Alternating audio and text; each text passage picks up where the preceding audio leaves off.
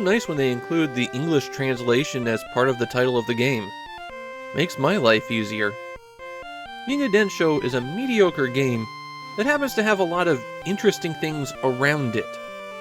There's quite a few firsts here. And starting off with the big one, this is the first game that is known to have been developed by Atlus. Atlus acted as contract developers throughout the 1980s, taking commissions from publishers and making games to their requirements. So it's possible that there's another uncredited game out there, but as far as people know, this is the first.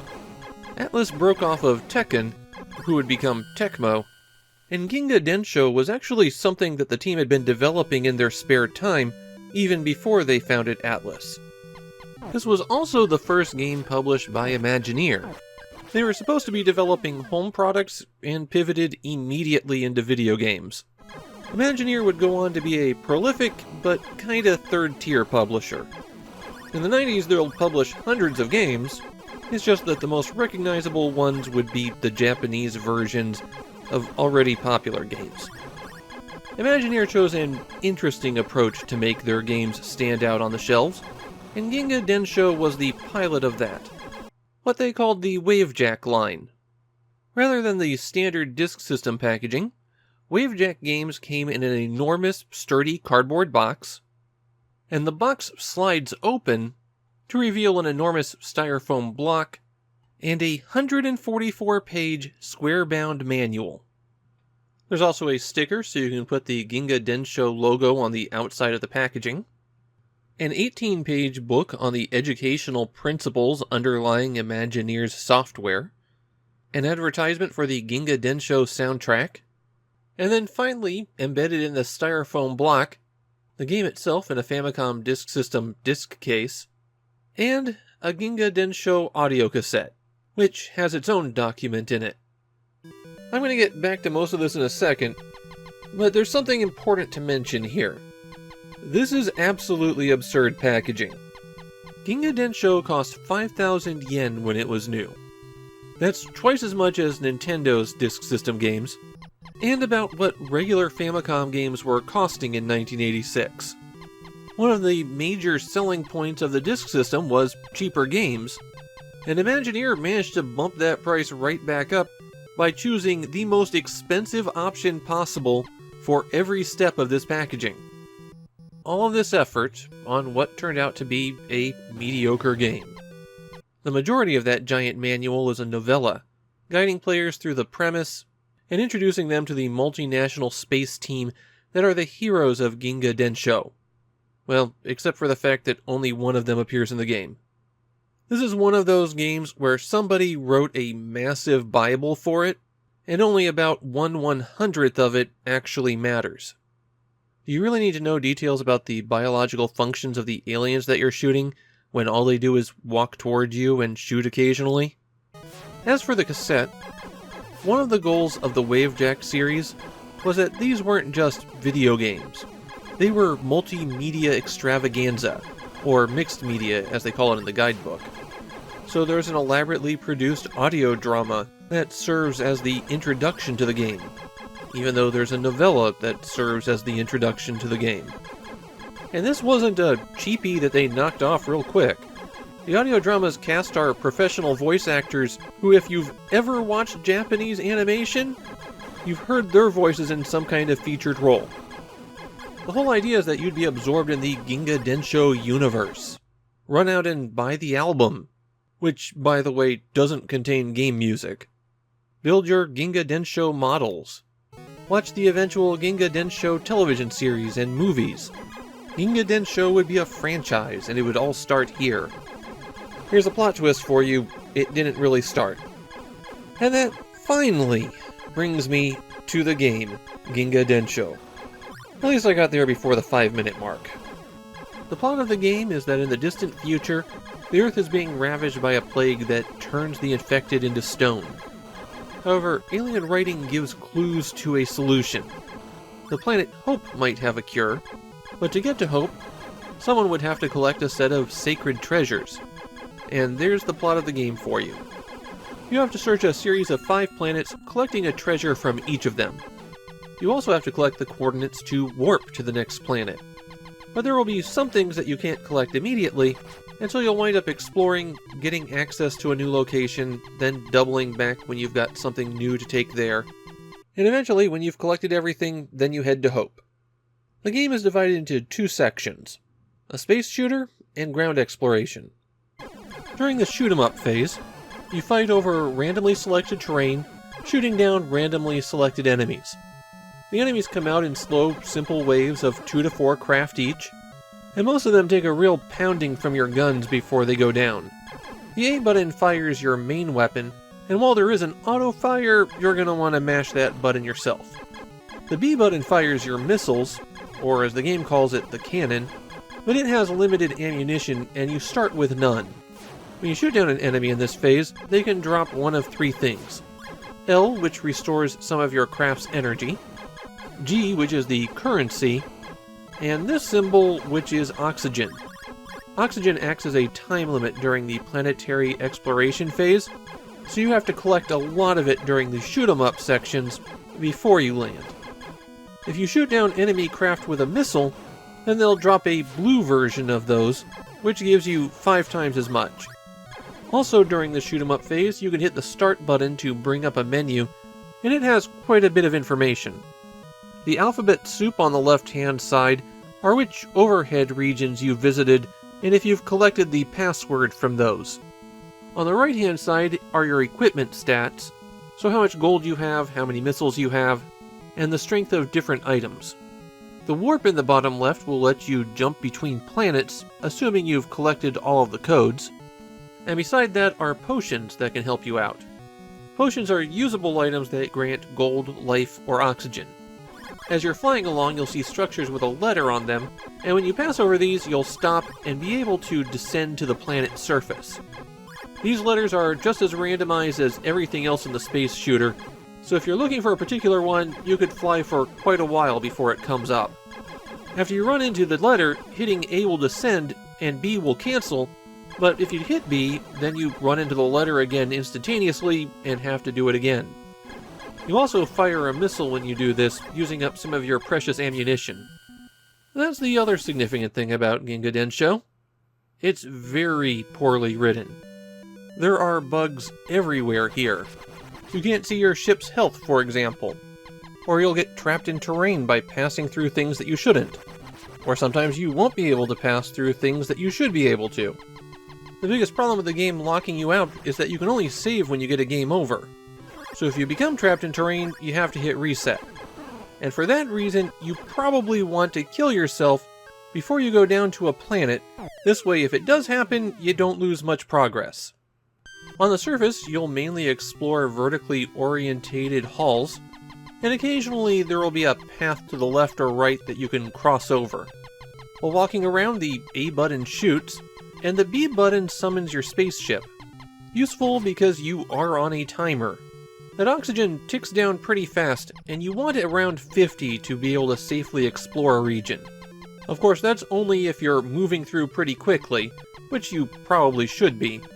If you're poking around and exploring, you're probably going to need a lot more air than that. The monsters that you encounter on the planet can drop things besides the health, gold, and oxygen that you've already seen. They can also drop missiles and potions. Because you are on such a tight time limit, you don't want to try to grind for anything on the planet. Just shoot them if they're in your way, otherwise keep moving. You also can't access the sub-menu while you're on the planet, so you can't use the potions that you pick up until you get back to your ship. You'll also find caves that you can enter, and these can contain shops, where you have to buy all of your power-ups. Or you might encounter a friendly alien who gives you a code. You might also find ancient writing, and this was one of the big features of Ginga Denshou. The idea was that you were supposed to use clues given to you in the manual and on the cassette tape to assemble an alien language so that you could interpret the messages that you would find around the game. Of course, these days, it's easier just to look up the solutions. And I'm sure that the people who played it back in 1986 probably just swapped answers on the playground rather than try to figure it all out. Another thing you can find while exploring the planets are these boss monsters. If you manage to defeat them, you'll get a permanent increase to your maximum health. When you're ready to head back into space, hit B to summon your ship, get in, and you're back at the shoot-'em-up section. Most of the game is going to be spent in the shoot-'em-ups, because you're going to need a lot of gold and a lot of oxygen, and that's really the only place that you can grind for it. And you're going to have to grind for a long time to get some of those power-ups. Some of the top-level items cost 8,000 G or more. That's a lot of spaceships you have to shoot down. Ginga Denshou sold about 100,000 copies at the time. To give you a little bit of context there, this was the very peak of the Famicom boom. You could fill a Famicom cartridge shell with dog crap and sell 500,000 copies. A few days after Ginga Denshou was released, the extremely similar Super Star Force was also released. Except that combination shoot-'em-up and exploration game played way better. Of course, Super Star Force was released by Tecmo, who Atlus broke off from. Well, there's no evidence of wrongdoing on either Atlus or Tecmo's part, but boy is that suspicious timing. Basically, a whole lot of stuff stacked up against Ginga Denshou, and 100,000 copies was a really underperforming game for 1986. In the hour that I played Ginga Denshou, I just about completed the first planet, and I was bored out of my skull. It was grind for 10 minutes to get enough oxygen to do an exploration section, then run through as fast as I could to grab the items that were there, but never really getting choked up by either the terrain or the enemies, and then repeat.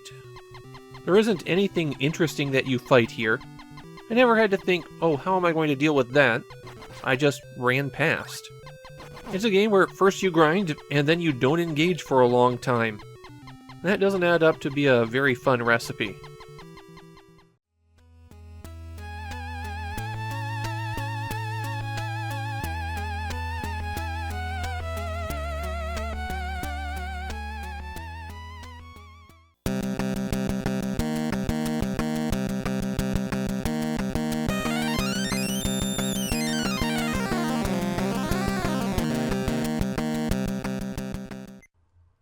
Super Star Force is an example of a trend that we've already been seeing the stirrings of. This is a let's slam a couple of popular genres together game. In this case, it's a basic Star Force style shoot-'em-up merged with a Zelda style action-adventure game. And you know in 1986 there's nothing Famicom developers liked more than hiding all of their objects throughout the game. So we've got a bit of that too. The full title of the game is Super Star Force Jikuureki no Himitsu, which to translate literally would be Super Star Force Secret of the Space-Time Calendar, which I think makes this the first game about time travel on the system. And as you might expect about something involving time travel, the plot gets really convoluted.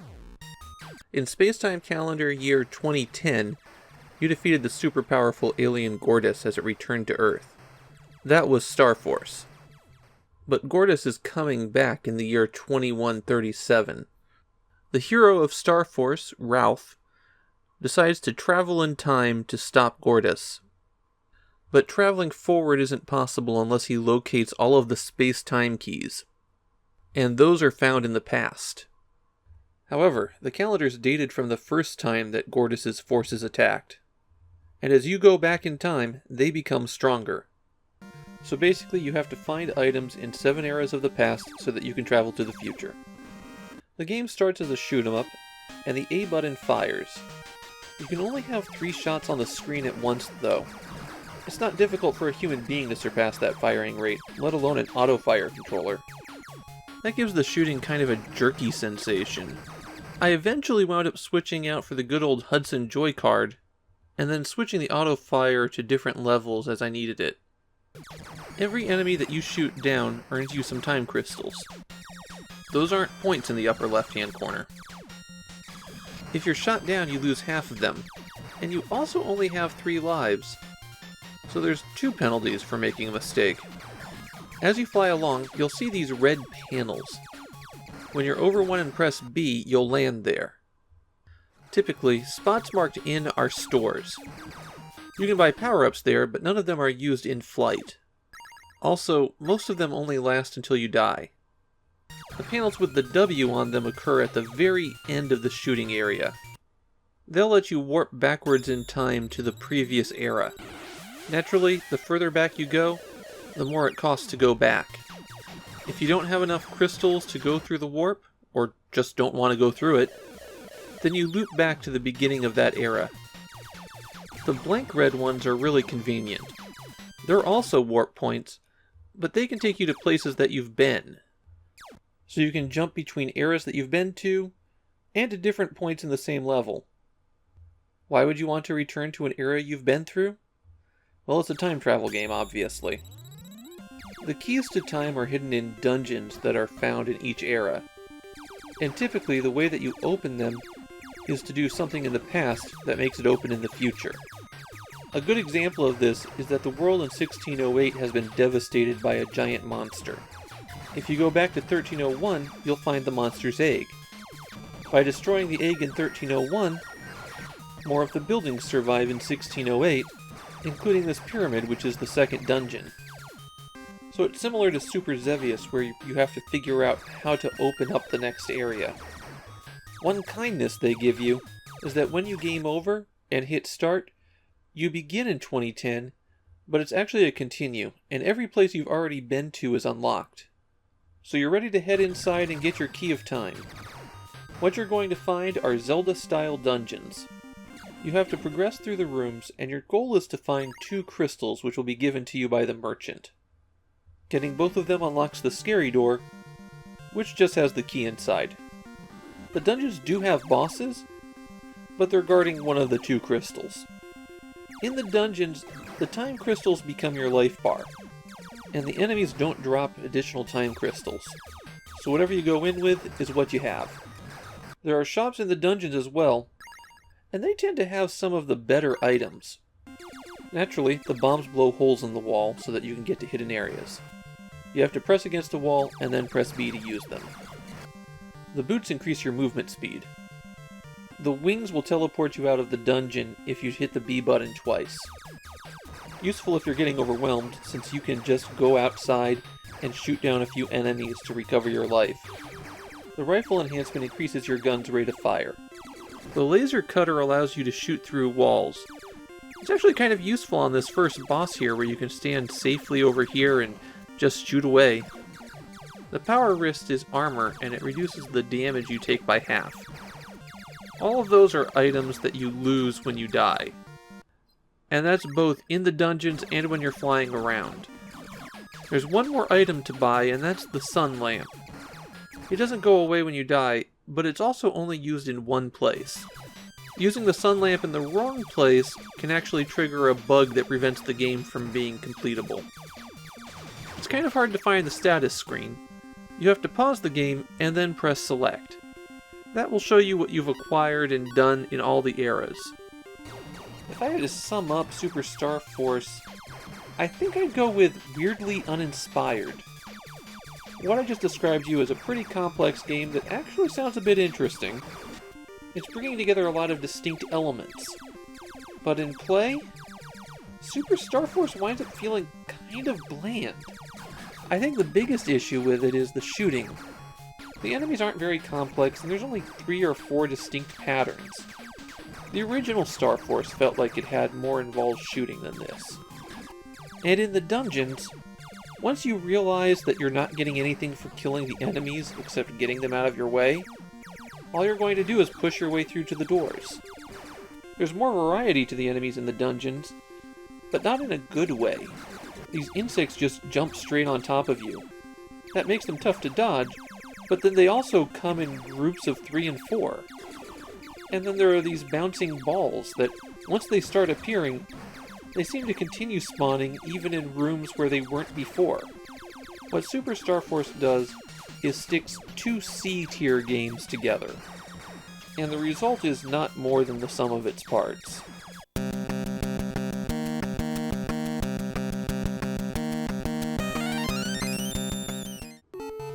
Before I can talk about Athletic World, I have to talk about the Family Trainer.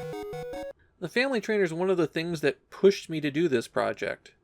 The Family Trainer, known in the US as the Power Pad, is a vinyl mat with 12 spots on it for kids to step on and use as a controller. It's kind of transparently a let's get kids to exercise as they play video games thing. The pad itself consists of carbon traces embedded in acrylic. One side has all the wiring, the other side only has these big circles where the pads are.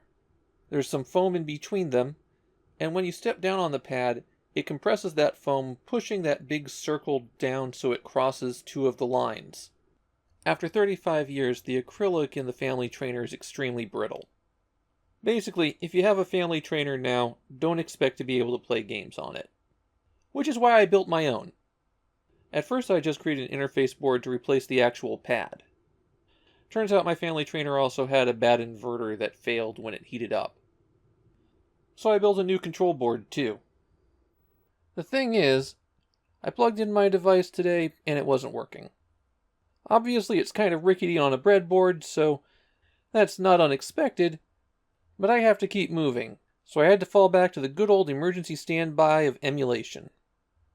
Athletic World was the pack-in with the Family Trainer. The game intended to sell you on how great this new peripheral was, and I think it represents it pretty well. It tells you right away that the Family Trainer is a terrible idea. Athletic World consists of 5 courses that you can run using the A side of the Family Trainer mat, and they all have you compete in a race against a turtle. In 4 of the 5 modes, you run along and have to avoid obstacles, while in the final mode, you just cruise down a river. The first option is Training, which just lets you select any one of the courses and play it on the easiest level. The second option is Beginner. You can enter your name and vital data before playing, but the interface is a mess. A and B cycle through the position, while Select picks the character, and Start just throws you into the game wherever you are. Beginner mode has you play just 1 lap of all 5 events. The final option is Expert, and that's what I recommend that you play on if you're going to play it at all. It adds more obstacles to each course, and if you complete all 5, then there's additional levels that you can go to. The first course is a road race. You just run down the road as fast as you can and jump over any fences that are in your way. I don't think they're actually hurdles. On Expert, moles will pop out of the ground and you'll have to step to the right or left to get around them. The second course is another road race. This time as you're running, boars will rush out at you, and you'll have to either jump over them or step around them. This is starting to sound awfully familiar. The third race has you running through a pyramid, and the challenge here is that sometimes you'll encounter slopes that you have to run hard to get up, or you'll just slide back. On Expert, there will be bats that fly at you, and you just have to time your running so that you go underneath them. Course 4 is the trickiest one. You have to run over water, but for the logs that are on either side, you have to hop on one leg. It's not just a lane this time. You'll have to sometimes leap over gaps as well. On Expert, you'll get frogs that you have to run under. Or hop under. The final course is a river raft. No running in this one. Once more, you have to hop over some obstacles, change lanes for others, and this time you have to duck under some things, and that involves just getting down low and putting your hands on the pads in front. On Expert, piranha will pop out of the water, and you'll have to duck underneath those. When you finish a course, you get a score based on how far ahead of the turtle you are. That's all there is to Athletic World, though. It's a simple game and very representative of what we're going to see from the Family Trainer series. Most of these games are little more than tech demos. The game's too easy if you don't play it on Expert, but I'm not sure the extra animal obstacles actually add anything to the game. It's virtually impossible to dodge the piranha, and I'm not even playing on the mat where I'd have to get low super fast when they appear. There's a lot of situations where I don't see how any player who's actually running could dodge what's happening. When you get bumped, you just get knocked down for a few seconds, and you have to stand in place until you're ready to move again. If you feel like you need to get a run up, you can move backwards on most of the stages. Even if the Family Trainer pads weren't fragile and and likely to break if you actually try to play the game with them at this point, Athletic World still wouldn't be worth it.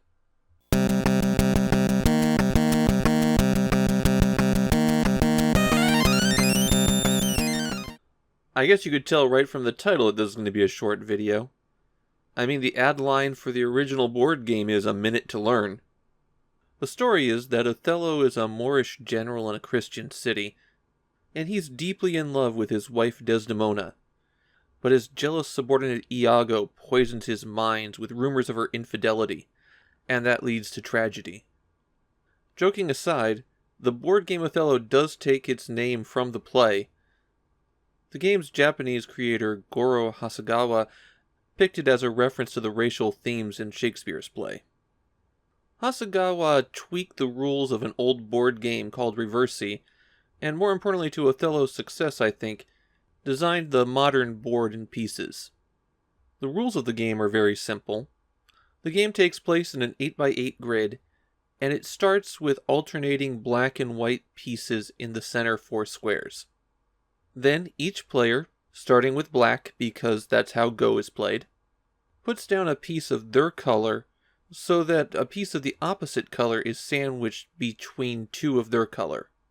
You then flip over all the pieces in between, and that makes them the player's color. If you can't flip any pieces, then you have to pass your turn. If both players have to pass, or if the board fills up, then the game is over, and whoever has the most pieces on the board wins. The board game was an enormous success, so naturally home versions followed. In fact, there's dedicated Othello systems, including ones by Nintendo and Sega. This particular version of Othello is actually the second release of this game. Othello was originally a Famicom Disk System game that later got a cartridge release. That's only going to happen 3 more times, and it's going to be very late in the system's life. The other interesting thing to mention about Famicom Othello's development is that it's the return of HAL Labs. We haven't seen them in quite a while, not since Lot Lot. They've actually been hard at work at a few other games over on the Famicom Disk System. This is the only Famicom game published by Kawada. In Japan, they're best known for making the knockoff version of Legos. We're definitely at the height of the Famicom boom now, with any company that can assemble a software team rushing in to try to get rich quick. So let's talk about how this version of Othello plays, and it's fine. Othello is not a particularly complex game, which made it a popular game to model in early computer science. And you can make a pretty robust Othello AI on not very strong hardware. The game isn't quite solved yet, but I think that's because AI research into it has kind of tapered off in recent years. Which is a roundabout way of me saying that the Famicom's AI is pretty good. Definitely smart enough to give a decent human player a run for their money. The difference between the level 1 and the level 4 AIs is how far down the move tree it searches before it settles on a move. Which means that the level 1 AI doesn't make bad moves.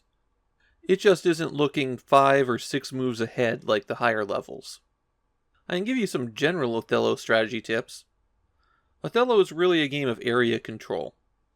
And regardless of the board state in the first 2/3 of the game, it's the last few moves that actually determine the score.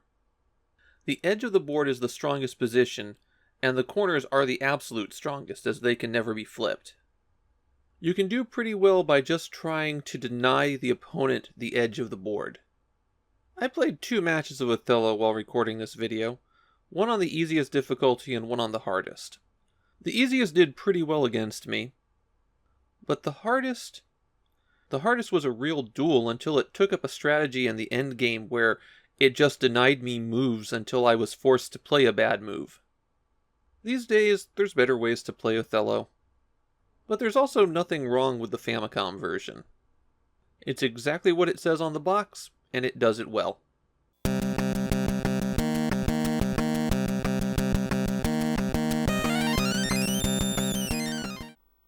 Meikyuu Kumikyoku is a game with a bad reputation. Not in Japan. In Japan it's well regarded. But the US version, Nilon's Secret Castle, tends to generate a lot of anger. and I think it's because this is one of those games that doesn't explain itself well. On the other hand, I like Meikyuu Kumikyoku a lot. I wouldn't put it in my top whatever Famicom game list. I just have fun with it. The title translates to Labyrinth Suite, and that's S-U-I-T-E Suite. There's supposed to be a musical theme to the game, but it's really only in the manual backstory and in the bonus stage. In the country of Epsilon, people can communicate just by touching each other, and music is magical. Milon, however, doesn't have those abilities. One day, a witch steals all the musical instruments in the country and kidnaps the princess. And Milon decides to save her. He gets some magic bubbles from a priest and sets out to the witch's castle. To reach the witch, Milon will have to explore the castle and collect 7 crystals. And exploring the castle is what I think causes a lot of people to bounce off this game. Since Meikyuu Kumikyoku is a Famicom game from 1986, everything in the game is hidden. Money is hidden in blocks, exits are hidden behind invisible doors, and shops with key items require that you push unremarkable blocks. You're not going to make much progress in this game unless you search diligently. That said, I don't think anything in this game is really hidden well. If you just fire your bubbles everywhere, like you probably should be, then you're going to find almost everything. And once you know the other tricks that the game uses to hide things, it becomes pretty easy to find everything. Meikyuu Kumikyoku is actually pretty generous when it comes to finding hidden items. The game is pushing you to explore. It's rewarding you for sticking your nose into the out-of-the-way places. This doesn't feel like it's trying to stretch the game out by being obscure. The action in the game is pretty good. Being able to rapid-fire the bubbles helps a lot with that, and Milon's jumping is up to the standard of Super Mario Bros. There isn't a run button, though, so instead Milon just has a lot of momentum as he starts moving. There's 17 distinct levels in the game, plus the castle exterior which links them. On the outside of the castle, there's normally no enemies, but these lightning bolts will appear if you take too long. Shoot enough of the lightning bolts and they go away, though. Initially, you can only go in the doors. And behind the doors you'll find levels, shops, or a boss. In a level, to complete it you have to locate a key and the hidden exit door, but just doing that doesn't help you on your quest. The key appears if you break a certain number of blocks, and there's multiple positions it can appear in. As for the exit door, you'll just have to shoot around until it appears. You break blocks by firing bubbles into them, and what you're typically looking for is money. This is a game where money makes the world go round. There's also a finite amount of money in the game, and that becomes a problem because you can put the game into a dead man walking state by spending too much. Money doesn't come back when you go back into levels. You can only collect each tile once. Each stage also contains a honeycomb, which will extend your life bar by 1. And there's this bee. Collect it and you get a shield that protects you from 2 shots. But because of the way the bee often appears, it can be pretty difficult to pick it up. Bopping some box from below will reveal a music box that leads to a bonus stage. There's only 7 of these in the game, so they don't appear in every single stage. On the bonus stage, your goal is to collect the musical notes. Getting the sharps is worth extra notes, and getting the flats takes away notes. Once the music is done, you get $1 for every 4 notes you've collected. One neat thing about the bonus stage is that every time you go into it, 1 more musical instrument is added to the song. Now that we've got some money, let's go into a shop. In the shop you can get hints that aren't really that great. You can buy a health refill, which is a terrible idea. The limited amount of cash in the game means that buying health refills might leave you without enough cash to get a required item. And then there are those items. Each one adds a tool to Milon's arsenal, and that means you're definitely going to want to get all of them. For the early ones, the shoes let you spring off certain blocks, and the potion makes you shrink when you get hit by a boxing glove. Unlike Super Mario Bros., being small in Meikyuu Kumikyoku is pretty helpful. The lamp lights up dark areas, but be careful not to buy it from the expensive shop. The vest will give you some protection from fire. The hammer will let you smash through some walls to get to secret entrances in the castle. And the saw will let you cut through some window bars. Once you've cleared the first 2 rooms, you're allowed to go to the boss. All of the bosses in this game have the exact same attack pattern. They jump up and down and shoot fireballs in an arc. Just blast away until they drop dead, and you get the crystal. The crystal upgrades your firepower, though it's kind of hard to tell the difference since the game scales with you. You only get 1 life in Meikyuu Kumikyoku, but if you can beat the first boss, you are allowed to continue. On the title screen after you get a game over, hold down left and press start, and you'll pick up in the room where you died. That brings me to one of the bigger problems with this game. You don't want to spend money to recover health. So what you'll have to do is collect hearts from enemies. And you start with very little life. So what that means is that you're going to be spending a lot of time standing in one place and shooting the same enemies over and over again to build up your health bar. Milon doesn't have any invincibility after he gets hit by an enemy, so it's really common to see your health melt away as enemies pound you. One of the more enjoyable aspects to the game for me is that a lot of the later levels are set up as puzzles. You have to think about how you're going to approach them, and keep an eye out for anything unusual. There's one more thing to mention about Meikyuu Kumikyoku. On the title screen, there's a number at the top. That's actually a meter for testing how quickly you can press the fire button. Hudson was making stuff that you could use to test your rapid fire skills at the time, and that ties in with those. Unfortunately, that was removed in the US version. So Meikyuu Kumikyoku is clearly not a game without its flaws. I still enjoy playing it though. This is one that I come back to from time to time. It's a real standout in the late 1986 Famicom releases.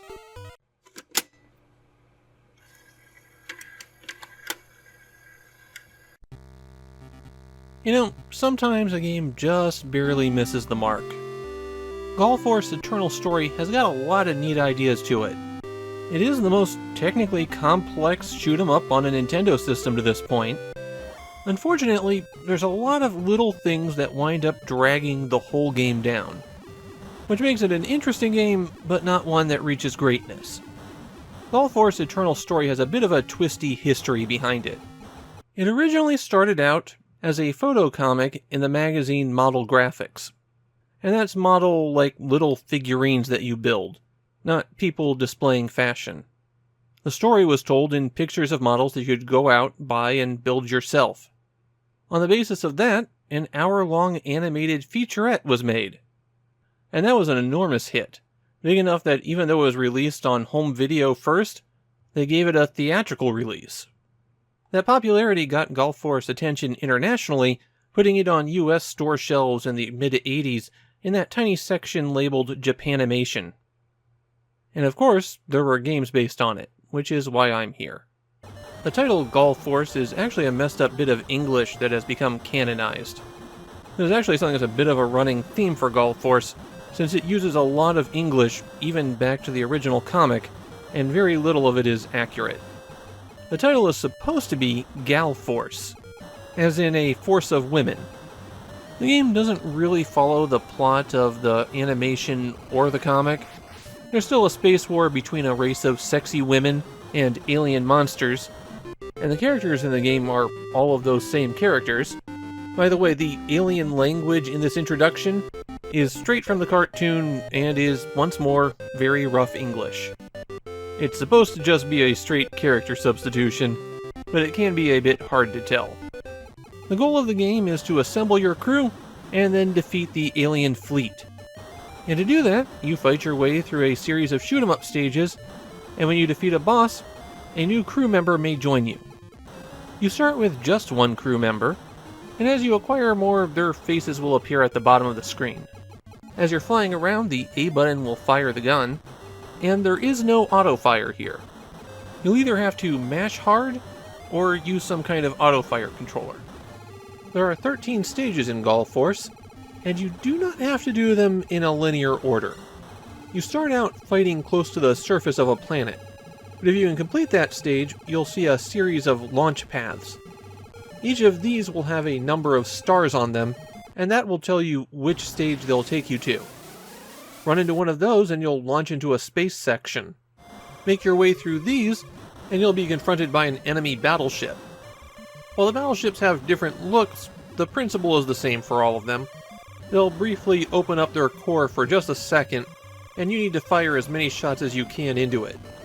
Take down the battleship, and one of your allies will join your crew. But if you're destroyed while fighting the battleship, then you advance to the next planet stage.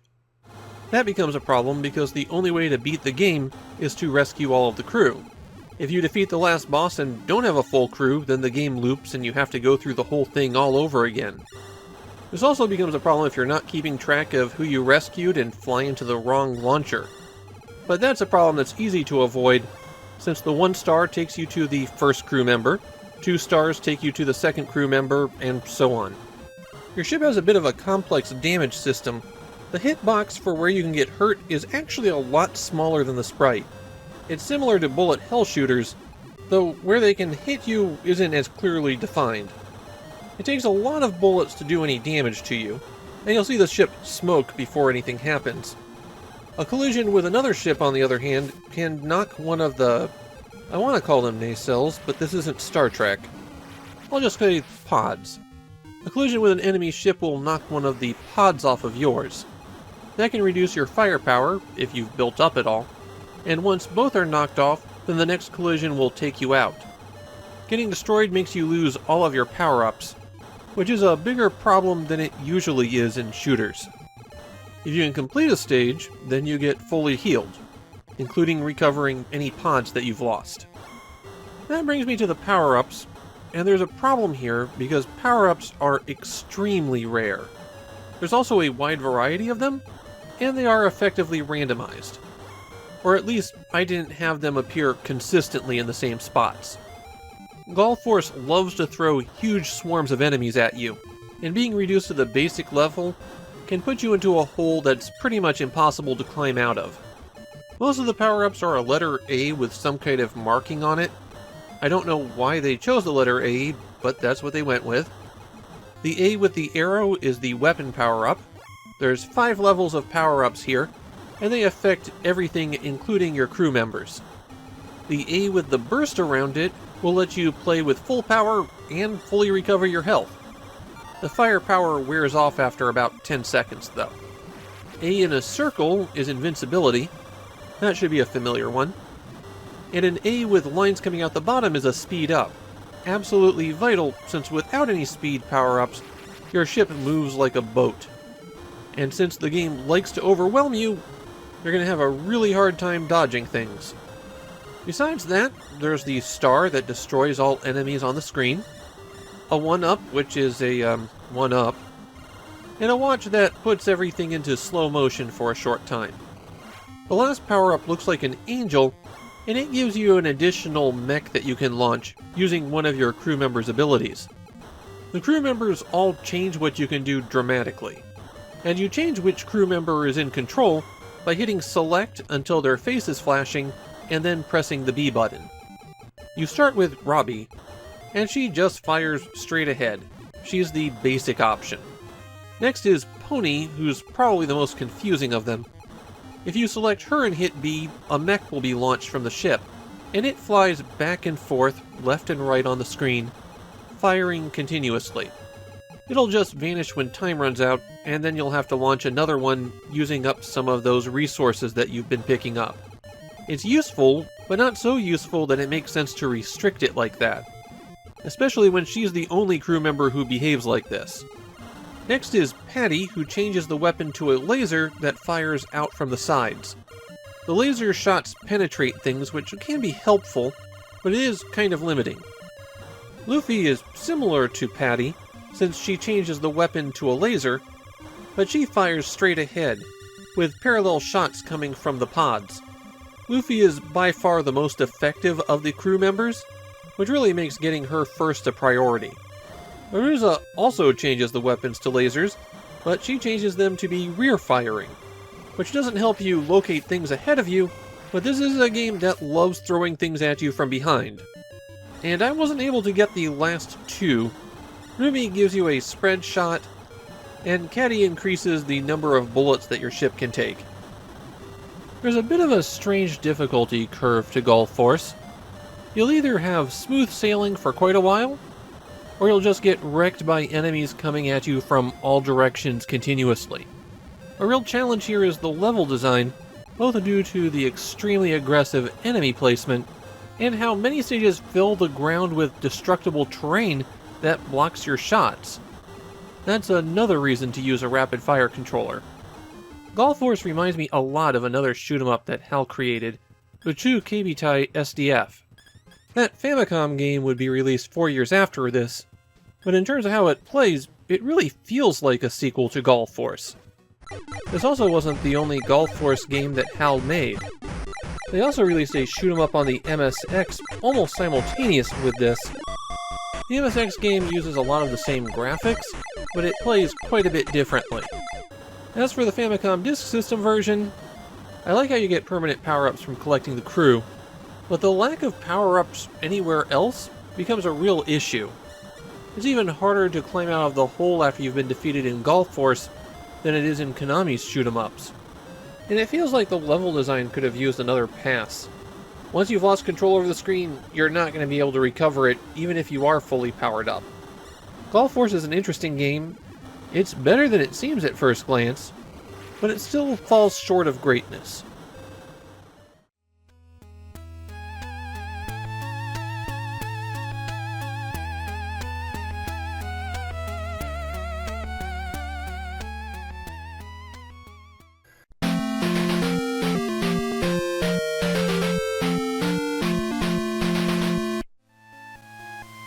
Dead Zone is the first adventure game on the Famicom Disk System, and as it turns out, adventure games prove to be the perfect genre for disc-based media. You've got a much higher graphics demand, while also being slow enough that the load times don't really interrupt the flow. We're actually going to see quite a few adventure games on here. Dead Zone is just the first, and actually the second. It's the second adventure game ever published on a Nintendo platform. The first was the cornerstone classic Portopia Renzoku Satsujin Jiken, a game so important that its effects are still being felt today. Dead Zone, on the other hand, was forgotten pretty quickly. It is Sunsoft's debut on the Famicom Disk System, and in 1986, Sunsoft was in the middle of trying to improve their games by directly challenging the industry leaders. Atlantis no Nazo for Super Mario Bros., and, well, Dead Zone for Portopia. Sadly, Dead Zone is not based on the Stephen King novel. The plot of the game Dead Zone is about a space colony engineer, that is, a person who builds space colonies, and his space colony engineer girlfriend are going to get married. But she had one last job to do. Soon, all contact is lost with the colony that she was building. He flies off to rescue her, and then gets shot down. That's where the story begins, though all of that backstory is in the manual. There's no introduction here. You just wake up in a trash compactor that has your spaceship in it. Dead Zone is divided up into 4 chapters, which are referred to as floors. And if you save and reload your game, you go back to the start of that chapter. Dead Zone is extremely short as far as adventure games go.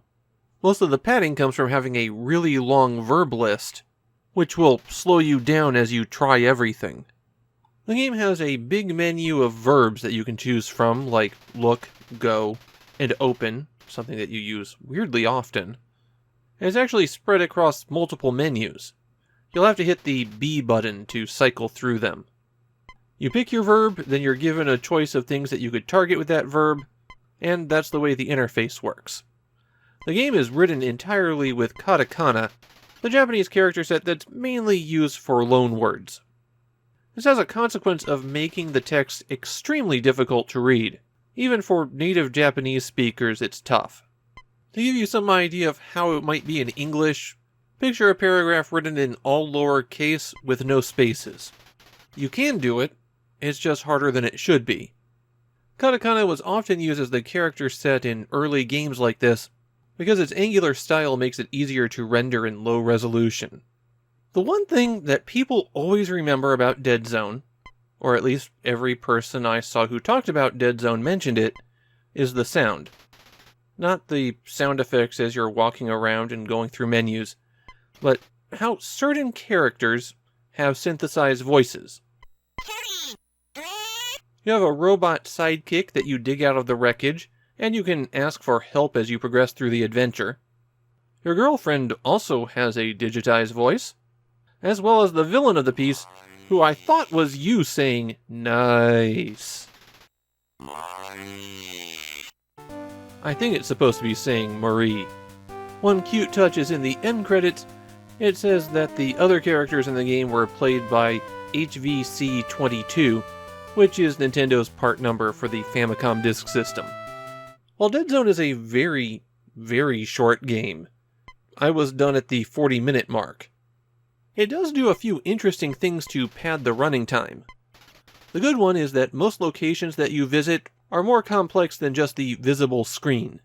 You'll need to look in all directions and up and down so that you can find what you need to.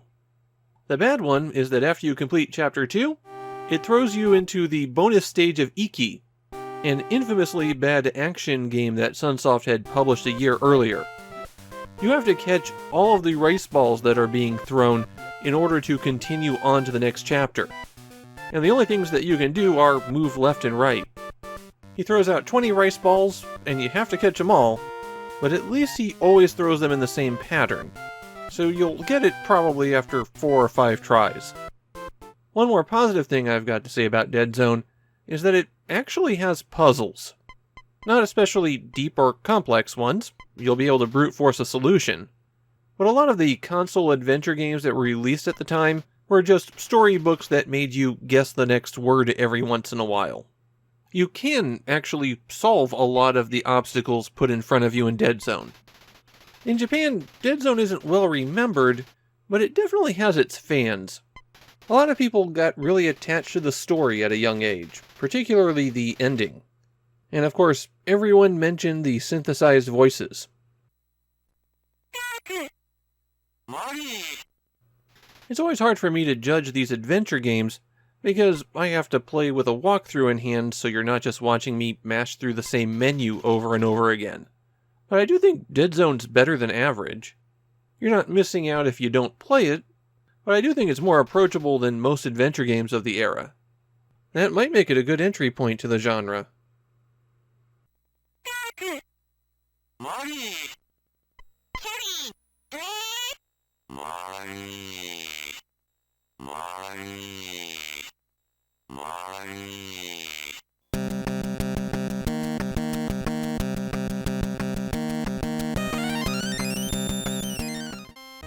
We've reached a big milestone here. Welcome to the 1986 holiday season. Those last 6 weeks of the year when everyone is desperately trying to get their games on shelves so that they'll be ready for the New Year's sales. And right now we're at the very tippy top of the Famicom boom, which means a lot of what gets rushed out onto store shelves in the next few weeks is absolutely dreadful. I could build a pretty respectable bottom 10 Famicom games of all time list just from the games released between November 21st and December 31st. There's a few bright spots, but we're going to be seeing a lot of garbage over the next few weeks. Which brings me to Aigiina no Yogen. 3 games were released on November 21st, and when multiple games are released on a single day, I like to arrange the episodes for them in a way that makes me comfortable. Not putting a lot of similar games next to each other, or putting an easy video on a day when I know I'll be busy. And in this case, I thought, I'm going to be playing so much bad stuff, let me put the game I like up front. And then I played Aigiina no Yogen. It's still the best of the 3 games, but I've reevaluated my position of kinda liking it. The title means Aigiina's prophecy. Aigiina was an ancient king who foresaw the coming of a dark comet. He helped everyone on Earth gather together their mental energy to destroy it, but he foresaw the comet's return. The Aura Star is the concentrated mental energy of everyone, and he broke it into 5 pieces so it couldn't be misused. Now, a young archaeologist named Jason has discovered the prophecy, and the time of the comet's return is near. So he sets out to recreate the Aura Star. There's a long introduction for this game, and I think that's more kanji than we've seen in a Famicom game to date.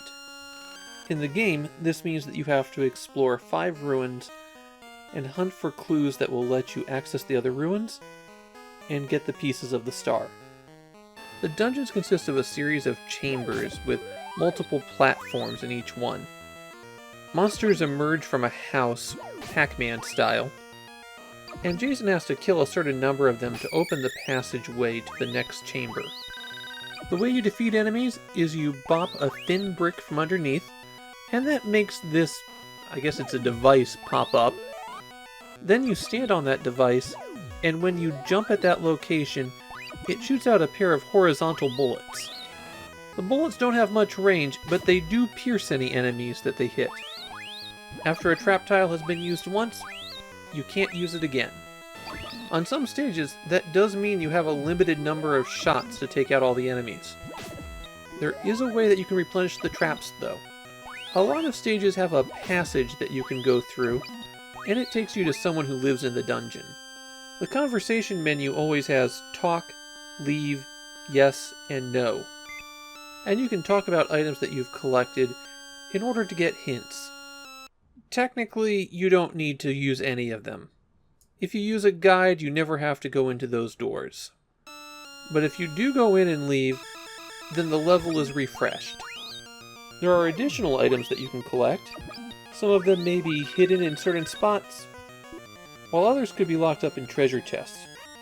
You have to get a key that will be dropped by enemies in order to open a treasure chest. When there's an item you want to pick up, you have to press down and A in order to get it. That's actually a problem because items will appear in mid-air, and it doesn't always register when you hit down and A while you're jumping over them. Some special items you hold on to until you use them. Things like this orb which kills everything on the screen, or this skull which gives you a field that stuns enemies. You can only have one type of special item at a time though, and you activate it by pressing A and B at the same time. That's especially weird because the B button isn't used for anything in this game. They've assigned multiple functions to the A button, but that combination button press is the only time you use B. I have one more thing about the controls to mention. You get a slightly higher jump by pressing up and hitting A. It's not enough to get you up another tier of platforms, though. A handful of the chambers are these puzzle rooms, where there aren't proper enemies, just these barricades. And you have to figure out how you can destroy them to get to the other side. These rooms also tend to have important items in them, so keep an eye out. If you lose all your lives and continue, then you start at the beginning of the dungeon, but any passageway that you've opened remains open, so you can just walk straight to the exits to quickly get back to where you were. This is a 1986 Famicom game, so everything is hidden, and in this case, you reveal things by doing the most obscure, weird stuff. Like bump your head into this brick a few times to make a secret exit appear. Or ram yourself face first into this tree while pressing A to make the passage appear. It's not as bad as it could be since the hints exist, but hiding these paths feels very disconnected from the gameplay. You find the person who gives you the answer, and then you do the weird action. The enemy pathing in Aigiina no Yabo is a real problem. The way it's programmed, they tend to trend downward, falling off edges all the time. Enemies rarely go up, and the result of that is you pretty much have to play in the bottom third of the screen. There's also going to be a lot of times where you're just sitting around waiting for enemies to approach your trap. On some levels, the game punishes this by shooting a stream of lightning if you sit still too long. It's not too hard to dodge it, though, and sometimes you don't have anything you can do except wait. If the enemies were a little bit more aggressive, or if there was a wider variety of pathing AIs, this might have worked out better. And there's one other big complaint. The jumping is pretty awful. If you don't come down on a platform just right, there's a good chance you'll pass through it.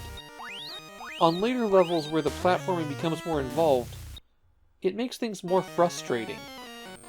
I kind of like the arcade-style action in Aigiina no Yabo.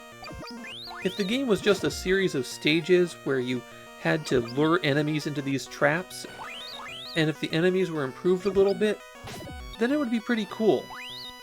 But the adventure portions of this game just don't work, and the end result is mediocre.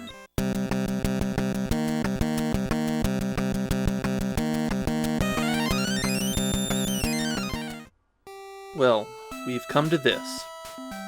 If you were to ask someone who was at least aware of the Famicom's existence what the worst games on the system were, there's a pretty good chance they'd say Ganso Saiyuuki Super Monkey Daibouken. Or at least Super Monkey Adventure. It's a game that's gained a reputation even beyond the weirdos like me who collect the system. And it's one of the 3 games that people will hold out as the absolute bottom. Now actually, I don't think it's the worst game on the Famicom. I think it's the second worst game. My pick for worst is almost as awful to play, but there's also some really unpleasant stuff surrounding the game. Super Monkey Daibouken is the first game from VAP, who were a video production company that did 3D graphics for commercials in the early 80s. Seeing the Famicom boom, they reassigned some of their staff to make a game.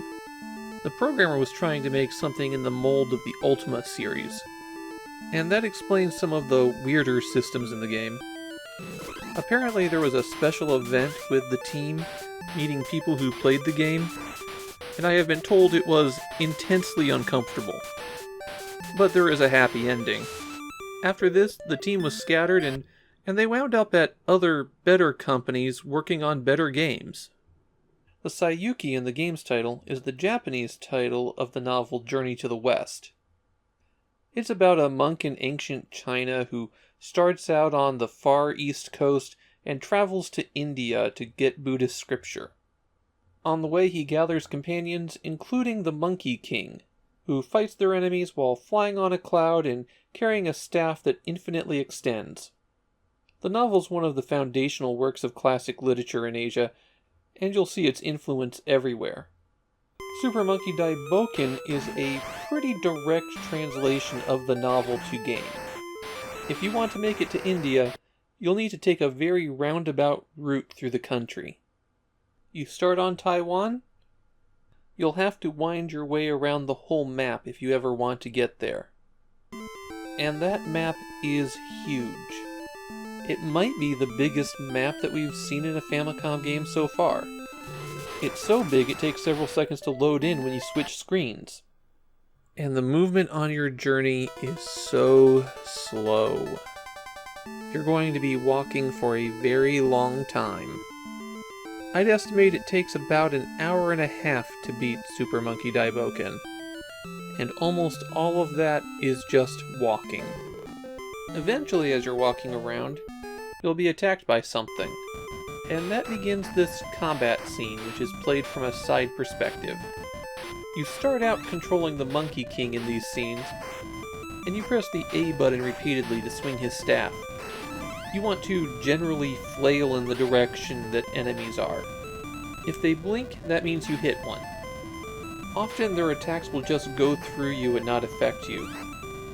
Also in combat, one of your companions may join in. They don't really do anything, rarely do damage, and you can hit them. So you know you really want them there.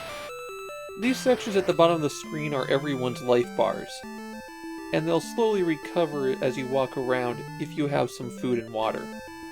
If you really want to use a companion in battle, you can hit start to switch out the Monkey King for someone else. You can bring in the monk, a pig, a kappa, or the monk's horse, which turns into a dragon. You'd think the dragon would be useful, but it drains away your food stores pretty quickly. Everyone else pretty much can't attack. so switching out your characters is a terrible idea. You don't start with the pig or kappa. You have to pick them up along the way. Also, while in battle, you can press A and B at the same time to summon your cloud to fly on. This can help you fight some flying enemies, but the flying enemies' hitboxes are even worse than the regular enemies' hitboxes. The cloud is most useful when you're fighting a giant because you have to hit them in the face to kill them. When there's no combatants left, you hit attack again and that ends combat. While you're wandering around, you might stumble across some houses. A lot of these have farmers who will give you some food and water, though sometimes that pot is actually medicine. If you were flying on a cloud when you entered combat though, you can't pick the items up, and hitting A and B to get off the cloud exits the scene because there's no combatants. Fortunately, you can just re-enter. These building clusters are cities. You won't get a lot there, but sometimes you do get a continue code. The continue codes are just button presses that you enter before you press start, and the game will pick up from that point. There's actually a lot of overlap in the codes. For example, A and B, A, then A and B continues at an earlier point than A and B, A, then A. It's not very well thought out. These stair steps are passages that lead to other places. Almost all of them wind up taking you backward, though. The real forward passages are often invisible, and you just have to stumble into the right square to make progress. Just getting out of the starting area requires finding one of those hidden passages. The other big structure you're going to come across are these gates, and you can only pass through them at certain times of day. The bar in the lower left is a clock to help you out with that. If some of your companions have died, you can travel to certain mountains where you'll encounter a phoenix that will revive everyone. And that's what you need to know to play Super Monkey Daibouken. I'm not going to have a lot of gameplay tips on this one because the gameplay really is just flail around wildly and hopefully something happens. I made it all the way to this giant in northwest China, where he finally took out the Monkey King, and then it's not like anybody else could attack, so that was game over. I have one more weird thing to mention about Super Monkey Daibouken. There's a hidden message in the graphics memory. Apparently it's possible to view it by tilting the cart and turning the system on, but I couldn't get that to work. The message is a crude bit of doggerel by the programmer. I'm not going to recite it, since I'd have to bleep about half of it, but you can read it at the cutting room floor if you'd like. Super Monkey Daibouken really earned its place as one of the champions of terrible games. It's ugly, it's physically painful to play, it's flaky, and if I have to hear that shrill music one more time, I think I might stab myself in my ear. It's also not very difficult, so if you want to go for the ultimate masochism run, it's certainly doable. I don't typically do this since this is a show about old games and flashing things comes with the territory, but this game has a sequence that seems like it was designed especially to trigger people. If strobing effects are a problem for you, give this one a pass.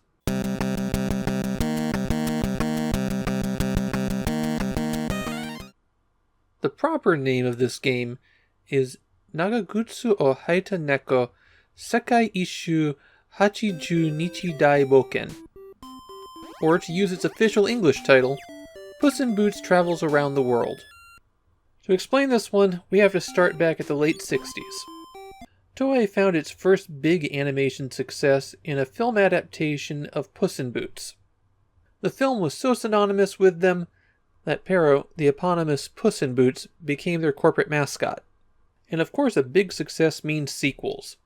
And in 1976, they put Pero into an adaptation of Jules Verne's Around the World in 80 Days. And that film was released internationally as Puss in Boots Travels Around the World. Honestly, it's a pretty awful movie. But here we are in 1986. Toei has a game division, so why not make a game based on that 10-year-old movie?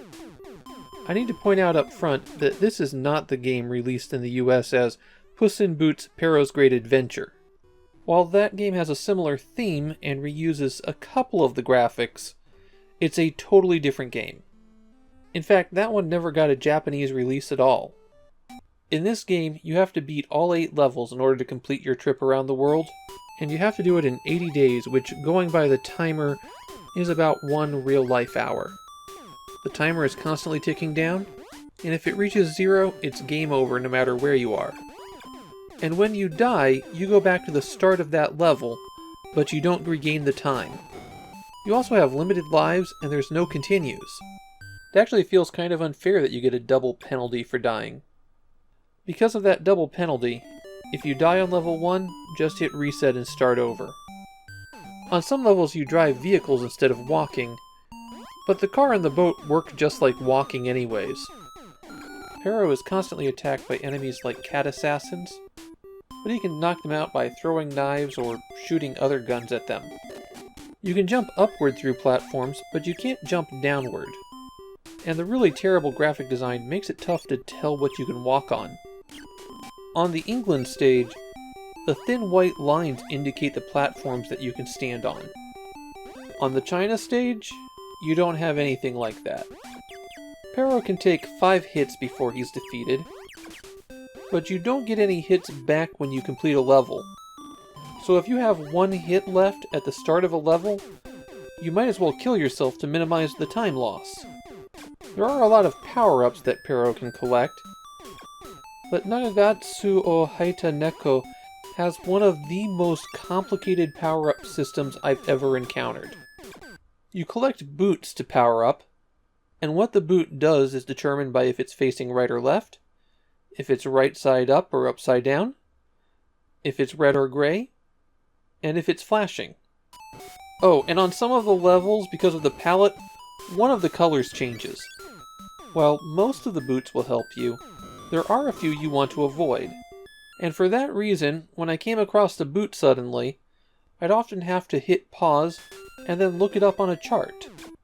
Skipping over the boots on that list that are self-explanatory, the shot up just lets you fire more quickly.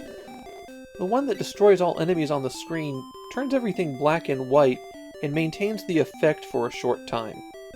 Of course, turning things black and white means you can't tell what color boots you're picking up. And the super speed and jump power-up is going to be one of your best friends. You can really rocket through the level once you have that. The end of every stage has a dragon, and you'll need to shoot it quite a few times in order to defeat it. It actually gets to be pretty tricky to jump over some of its fireballs, because you don't have a lot of fine control over your jumps. With the high jump, it's very likely that you'll jump over the first fireball and land on one that hasn't even been shot when you left the ground. The submarine on the 5th stage controls a bit differently. You have to repeatedly jump to maintain movement. Your torpedoes can take out rock formations, and there could be boots hidden in them. On the 1st stage, watch out for this bridge. If you stand in one place too long, it just drops out from underneath you. On the boat stage, it's possible to fire upward. Just press up and shoot. You can take out just about anything with a shot, including the lightning bolts in the storm. One more gameplay tip for you. On the Arabia stage, watch out because there's a lot of boots that drain your time. You could run down the clock really fast there. Nagagutsu or Haita Neko is an absolute miserable game to play. And I'm not just talking about the 15-second long song loop. It controls terribly, and enemies tend to swing between can't do anything and totally undodgeable. You could beat your head against the wall trying to complete this one, but why would you do that to yourself?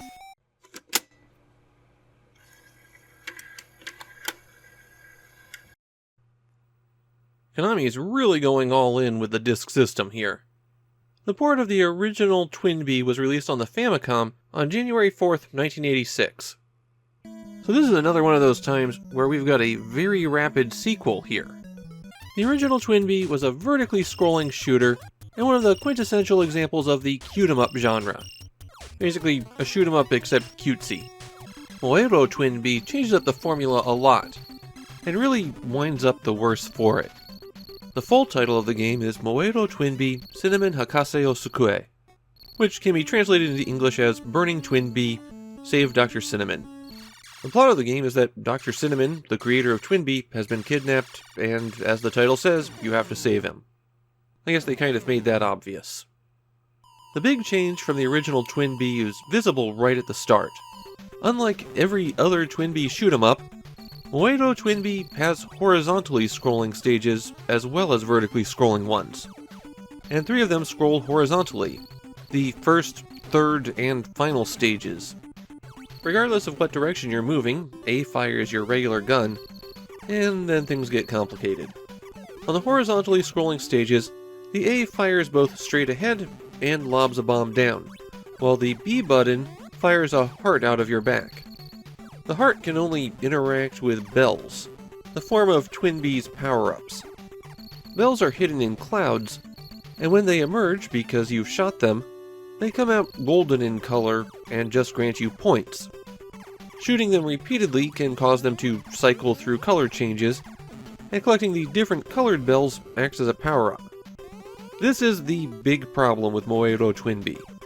The change in perspective from vertically scrolling to horizontally scrolling increases the difficulty of powering up dramatically.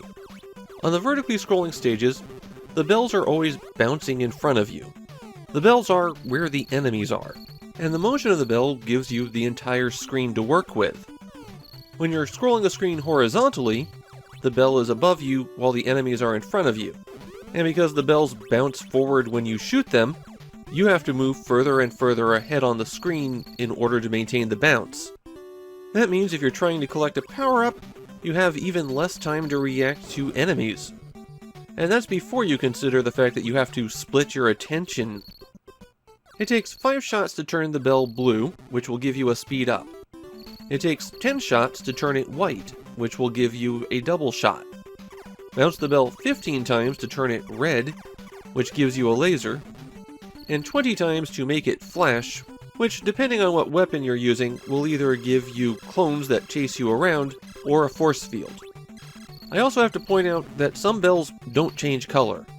They just lock in at gold and stay there. Which just makes it more fun when you have to put yourself at risk to get a power-up, and you just keep shooting one of those.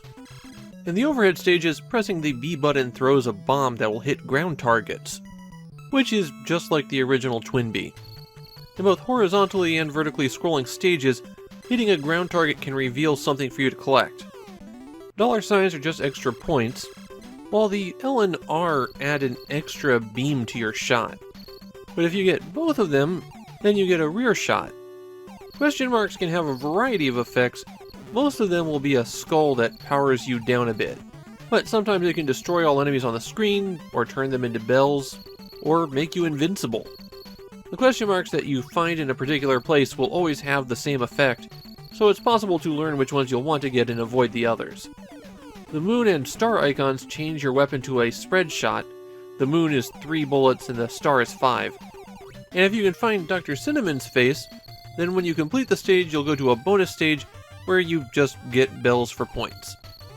On the vertically scrolling stages, it's possible for shots to take off Twinbee's arms. If you lose both arms, you can't throw bombs anymore, but you can also summon an ambulance by running into the cross icon, and it'll fix you up. Depending on what killed you, you could leave behind your spirit when you die, and if you move fast enough to collect it, you'll recover your power-ups. The thing that Moero Twinbee is really remembered for is the multiplayer action. And that's because instead of letting you just play 2 people and swap off and on, or even 2 people and you shoot through enemies simultaneously, Moero Twinbee has a 3-player mode. It's the first game on a Nintendo console to have that function. You'll have to get an additional controller and plug it into the expansion port on your Famicom, but then you and 2 buddies can try to shoot your way through the game. This does disable some things, like having chasing clones, but on the other hand, if 2 players link up side by side, they can get a powerful shot. Something I noticed while I was playing Moero Twinbee is that this game is hard. Konami will re-release this at the very end of the Famicom's lifespan on a cartridge. In fact, it'll be the last Famicom cartridge that Konami makes. And I didn't have this much trouble when I played that cartridge version.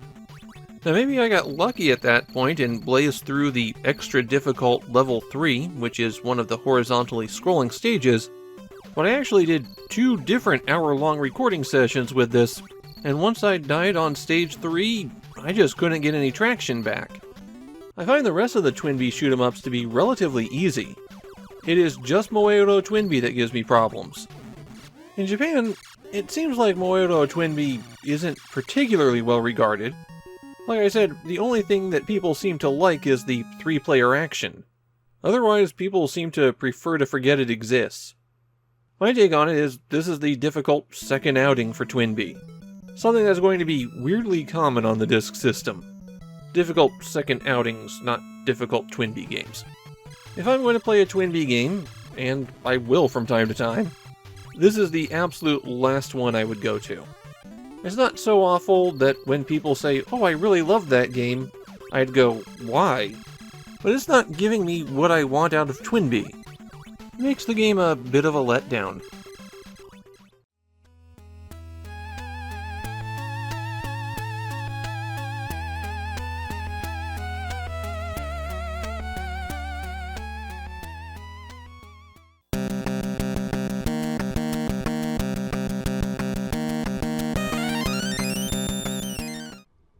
Ikari means angry, and that's definitely what this game will make you feel. It's the first Famicom game brought to us by K Amusement Rentals. As a game publisher, they seem to have vanished off the face of the earth after the Famicom era. The only things that you can find online about them are that they published Famicom games. Going by the name, it does make them sound like an arcade machine distributor. And since they published quite a few ports of SNK games, it's likely that there was some kind of relationship there, even though SNK is already publishing games on the system. Maybe they were the company that SNK dumped the bad games onto. Ikari started out in the arcades as a run-and-gun shooter in the style of Commando. Its big claim to fame was a rotary joystick, where you turned the joystick in order to aim. I actually found these systems to be pretty annoying in the arcade. In the home version, at least, you can just point yourself in a direction and shoot. And I think that's the last positive thing I'm going to say about Ikari. The story of the game is that Ralph and Clark have to trudge through the jungle to get to an enemy super weapon. Their names were changed to Paul and Vince in the US version, though I'm not sure that's an improvement. They'll gun down enemy soldiers by the ton, drive some tanks, shoot up some fortifications, and eventually reach a pair of super tanks that they have to take out. The Famicom version's actually much longer than the arcade version, and while the arcade version was considered to be very easy, the Famicom version is decidedly not. In fact, I'd put it in the top 3 Famicom games that are tough to beat without using a cheat code. But there is a cheat code, one of the more well-known ones too. When you run out of lives, but before the game over screen appears, press ABBA, and you'll continue exactly where you left off. The action in Ikari is slower paced than that in Commando, but they make up for it by being more annoying. You have a limited number of bullets. You can't just fire wildly or you'll run out. What you'll have to do is keep an eye out for these red guys, because when you kill them, they drop something. Similarly, bunkers and tanks may also drop some power-ups. Picking up the gun, or the gas can while you're on foot, will give you some of your bullets back. The F increases your bullet's damage, the L increases the range, and the S increases the rate of fire. Naturally, you lose all power-ups when you die, so you won't be holding on to any of those for very long. You also have a pretty large supply of grenades, and those grenades are actually one of the more annoying things in Ikari. Your own throw is pretty weak, but the enemy's throw is stronger, and their explosion radius is much bigger. There's a lot of situations where it's effectively impossible to kill an enemy grenader without getting killed yourself. If you get the B, then that powers up your grenade's explosion to be the same radius. The most important power-up for you, though, is the tank. Sometimes they'll just be sitting around empty, and sometimes when you blow up an enemy tank, a friendly one will be left behind. I actually found interacting with the tanks to be kind of tricky. You get in one by walking over it and pressing A, and you can get out again by holding down A and pressing B. And you'll want to get out when the tank is about to explode. But I often had trouble getting out of the tank again when it was about to explode. Sometimes the game just wouldn't respond. And even if you do get out, you might not have enough time to run away from the explosion. The tank's fuel is its life meter. When that runs out, it'll explode. Naturally, you can replenish the fuel by picking up gas cans. There's other power-ups that the tank can use too. The F turns the shot into a missile that penetrates things, and the B makes the explosion much larger. You can also aim the tank turret by holding down the A button and pointing in the direction you want to aim. Using the tank is really the only way that you can make progress in Ikari. And there's areas where if you lose it, then you're probably not going to survive. You can also get into a helicopter, though I got shot down immediately, so it didn't seem like it was much use.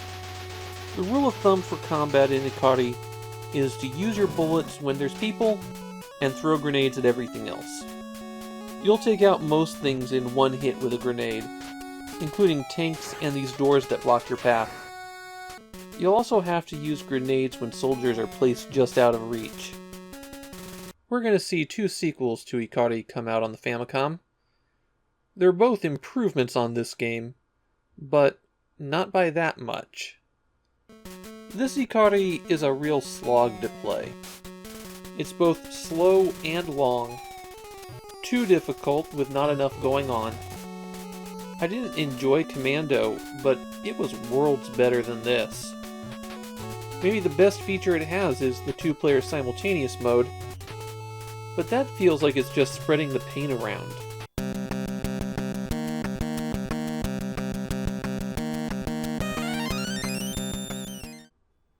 Mappy-Land feels like it's a little bit ahead of its time, taking the gameplay elements of a classic arcade game and extending them out to a whole new game is the kind of thing you saw on the Game Boy in the early 90s.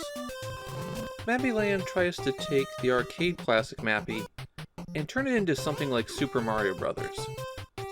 And the result just winds up being disappointing. Mappy-Land is a Famicom-only sequel to the arcade game too. It's a real sign of how Namco's focus is shifting. In this game, Mappy is taking some time off from policing and is romancing Mappiko, and eventually the two of them get married and have a son, Mappy Jr. The game consists of 4 worlds that have 8 levels each, totally different from Super Mario's 8 worlds with 4 levels each. Each world has 8 environments that appear in the same order. The backgrounds remain the same, but the layout of the platforms change. Similar to the original arcade game, which we talked about in episode 25, the primary method of getting between floors is bouncing on trampolines. And you can only bounce on them 4 times before they rip. If there's another trampoline below it, you'll fall down to that, but if there's a platform below you, it's fatal. Not all the trampolines in Mappy-Land rip. The ones that move in the jungle stage can be bounced on as many times as you like. Another thing carried over from the first game are the common enemies. The large cats called Nyanko, and the small cats called Yukis. They tend to not be very aggressive about pursuing Mappy, and a lot of their movements seem to be just outright random. This time Mappy does have ways to defeat them directly. You can pick up items while you run around the stage, and those get added to your item bar at the top. You can be carrying up to 15 things at once. Pressing the A button drops the item that's on the far right-hand side of the bar, which is also the most recent thing you've picked up. All of the items distract the cats, but not all of them distract the same cats. The Mewkies are distracted by the cat toys, which they'll stop to play with. The Nyankos get distracted by coins, which they stop and dance around. And both of them will chase after a fish as it bounces along. There's also environmental hazards on each stage that you can use to knock them out. The goal on each stage is to collect all of the special item for that world. On World 1, you're collecting pieces of birthday cake.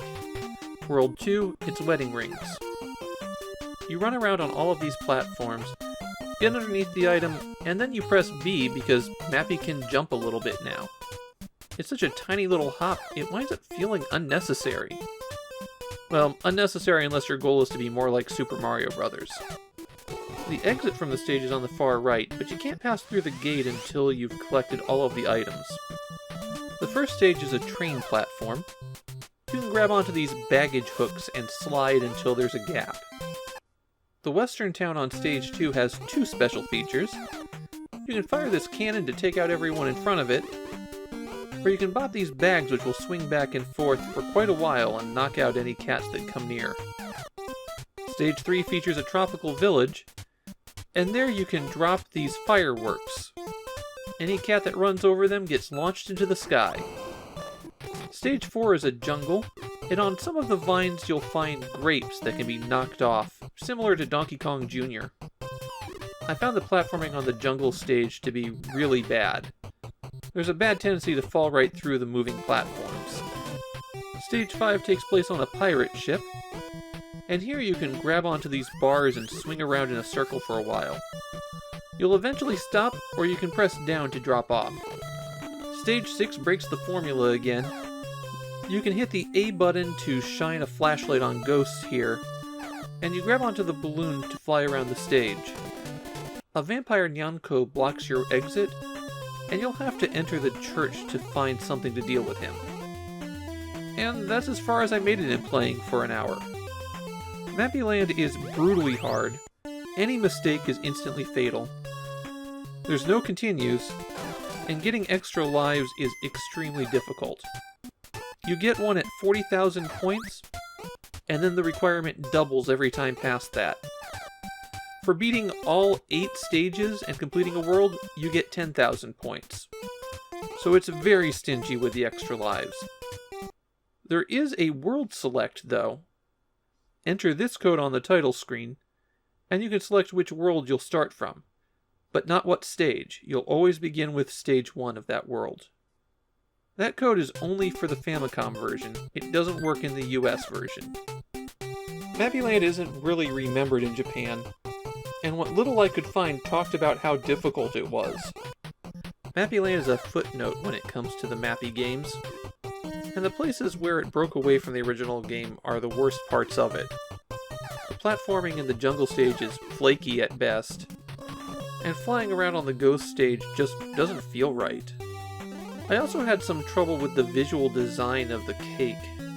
It doesn't stand out very well against some backgrounds, making it hard to spot. Fortunately, it always spawns in the same place, but in a game where any mistake is fatal, not having clear visual design is a problem. It shows up also on stages where there's a blocking wall. I had trouble telling these walls from the background. There's one more Mappy Famicom game that we're going to play, and it's a step up from this, even though I don't think it's the greatest game. I remember when I got Mappy-Land, I was actually pretty excited because I like Mappy so much. Breaking it out of the house and giving it different environments? Yeah, I could see how that could work. But in play, it's just not much fun. It's not the worst game we're gonna see. It's not even unplayable. It's just disappointing.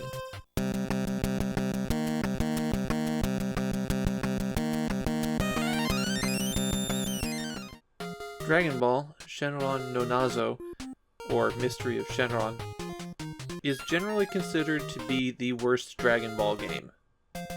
A genuine achievement considering how bad most Dragon Ball games are. I rank it among the worst games on the Famicom. Despite that, solely based on the game's license, this game sold 1.25 million copies and was the 26th best-selling Famicom game. I think this game more than anything cements Bandai's position as the LJN of Japan. If you're watching a series about obscure Japanese video games, you probably don't need an introduction to Dragon Ball. But just in case, the comic and cartoon tell the story of the pirate Monkey D. Luffy as he searches for the treasure left behind by the greatest pirate of all time. This game was made very early in the series run, and across its 14 levels, it plays out the story from the first chapter to almost, but not quite, the end of the Red Ribbon Army storyline. Not that you're likely to find out how it ends abruptly, since this game is almost impossible to play. There's a lot more luck than skill involved in your ability to get through it. The first thing you'll notice when playing is just how many cutscenes there are. Dragon Ball seems to have more dialogue scenes than the adventure games. These days they look really goofy, but I'm sure they were an enormous selling point at the time. Kids would see them and go, "I remember this bit." If you don't care, you can skip the cutscene by hitting select. Most of the game is played from a top-down view. You'll start out being able to just punch enemies, but with the right power-ups you can get yourself a staff. You can also jump in that top-down view, though I didn't find it to be particularly useful. The big challenge in Dragon Ball is that your life counter is constantly going down. It starts at 100 and ticks down every couple of seconds. Of course, it'll go down when you're hit by an enemy attack, or get bumped into by an enemy, and there's no invulnerability frame, so enemies can bump into you forever. That becomes a real problem in these narrow spaces where you can't hit them, but they're constantly hitting you. The maximum life counter is 150. Getting meat will increase that counter by 20 points, and a pastry will increase it by 100. Now you might think that since your life meter is constantly going down, that health pickups would be pretty common. Well, you're wrong. Any item you pick up is placed in one of these capsules that you have to break open, and the contents of the capsules is always random. Health up items just don't occur that commonly. The best thing you can do is get lots of capsules. Capsules are dropped by enemies you defeat, but you're more likely to encounter them in these secret rooms. On some stages there's doors, but for a lot of those rooms you have to walk into the right spot. Capsules can contain food, this black staff that gives you a longer reach on your attack, a red staff which will let you do a spin attack for a short time. In rooms where there's this swirling group, one of the capsules can contain a cloud that will carry you to the end of the stage. Not as helpful as it first seems, since a lot of the stages have extra requirements before you complete them. The turtle shells allow you to fire Kamehamehas by pressing the A and B button at the same time. But you can't do that until you're taught how to at the end of level 4. And there are also these panties that make you run faster, but it also makes your life bar go down faster too. The panties bring me to some of the more infamous things about Dragon Ball. The end of the first stage includes one of the most distasteful things in the series, as the old turtle hermit demands to see a 15-year-old girl's underwear. Admittedly, not as bad as the television show where he demands she gets naked. In the US, the game was released as Dragon Power, since nobody in the US knew what Dragon Ball was at the time. And they flipped the panties sprite upside down and called them sandwiches. They also gave Goku a haircut for the US version. Sometimes when you enter a room, you'll go into a side view. A lot of these are one-on-one fights against a boss, and to be honest, I haven't figured out a better strategy than flail wildly and swing at them constantly. Their attacks are kind of vaguely defined. A word of warning: if you have the staff, don't stand too close to them because you just won't be able to hit them. The hitboxes on both yours and their attacks are terrible. The other type of side view room has you looking for an item among breakable objects. You can smash things by hitting them, jumping on them, or jumping into them. Stage 1 has you meet Bulma and have to go off to find Master Roshi. The only trick with it is that you have to hit this rock for no good reason, because it turns out it's a turtle blocking your path. The second stage has a bunch of farmers being terrorized by a shape-shifting pig. You have to enter buildings and hit all the dummies until you find them. Eventually the pig will drop a key, and that will let you enter the final area. The third stage has you deal with the desert bandit Yamcha. And again, it involves searching through a lot of rooms for items. And that's as far as I got this time. While the game will let you continue, Continuing after the 7th stage brings you back to the start of the 7th stage. And as noted, getting through a level requires a bit of luck. I know it's possible to learn the game well enough to mitigate some of that, but why would I inflict that on myself? Dragon Ball isn't a game that encourages you to go back and try again. When you game over, it feels like it's because the game is bad, rather than because you aren't good enough. This is one that I hope to never have to play again. Naturally, this is not the end of Dragon Ball on the Famicom. There are 6 more games in the series, plus 2 crossover games. The rest of them use completely different mechanics. They're still not good, but they're better than this.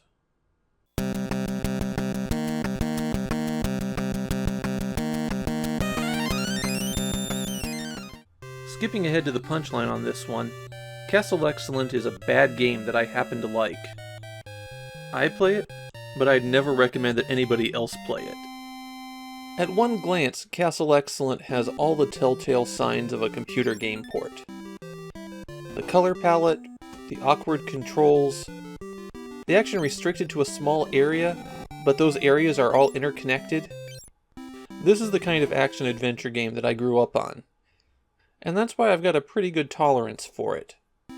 But anyone who wasn't playing that kind of game in the 80s, you're going to bounce right off, and for good reason.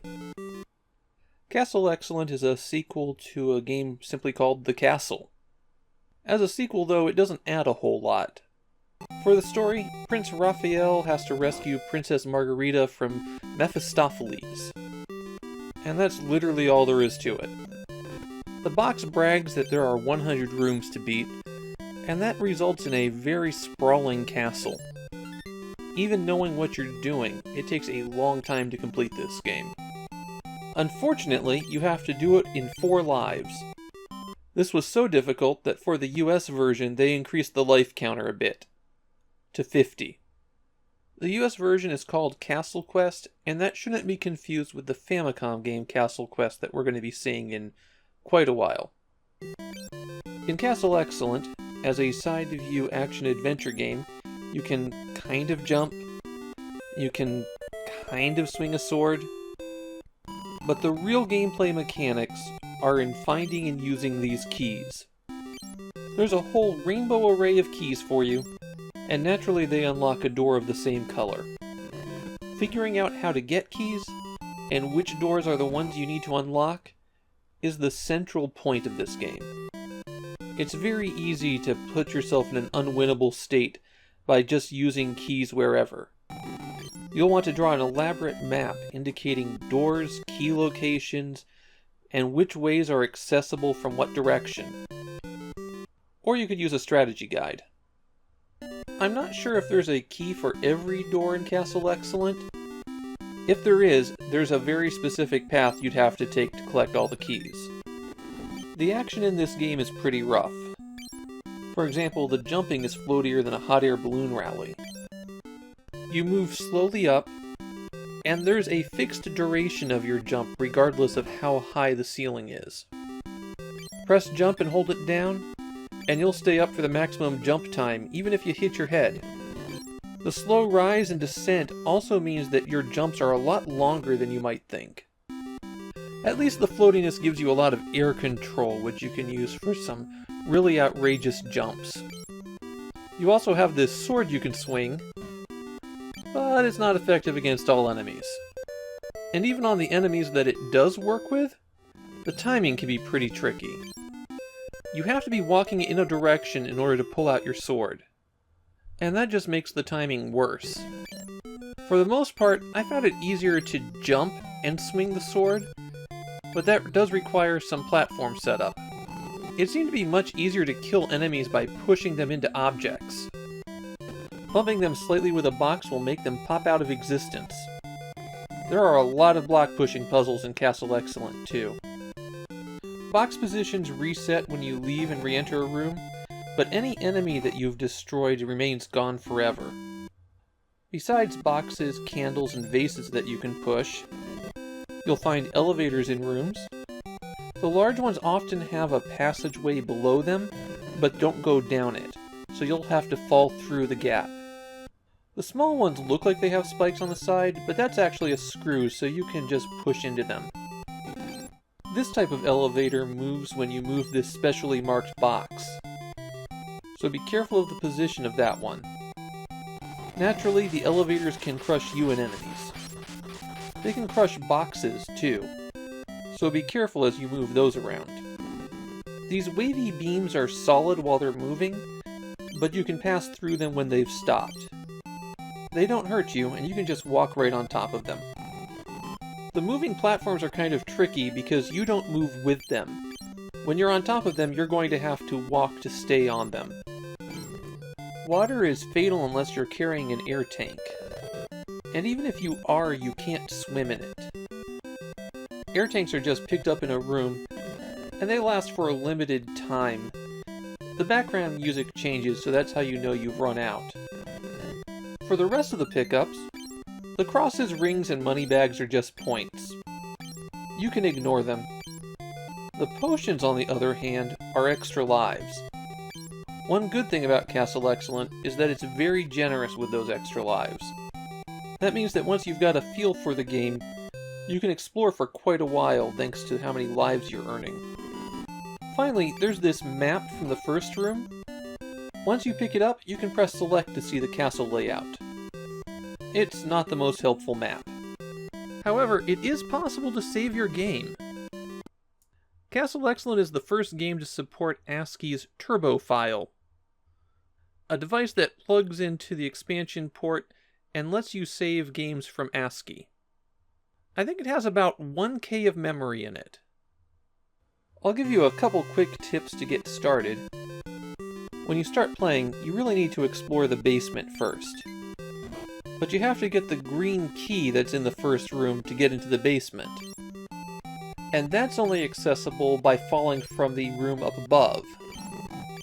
So if from the first room you go to the right, the bottom door will lead you to a blue key. You don't have to open the yellow door by it because you can go back the way you came, and that saves a yellow key for you.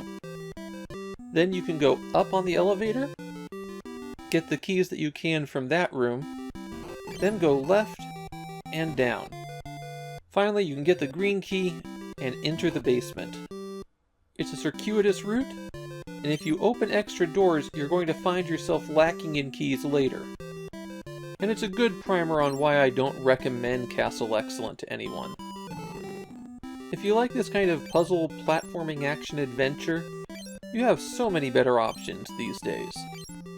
But maybe if you're a weirdo like me who cut their teeth on this style of game on their Commodore 64 or Apple II, you might just find something to enjoy in it.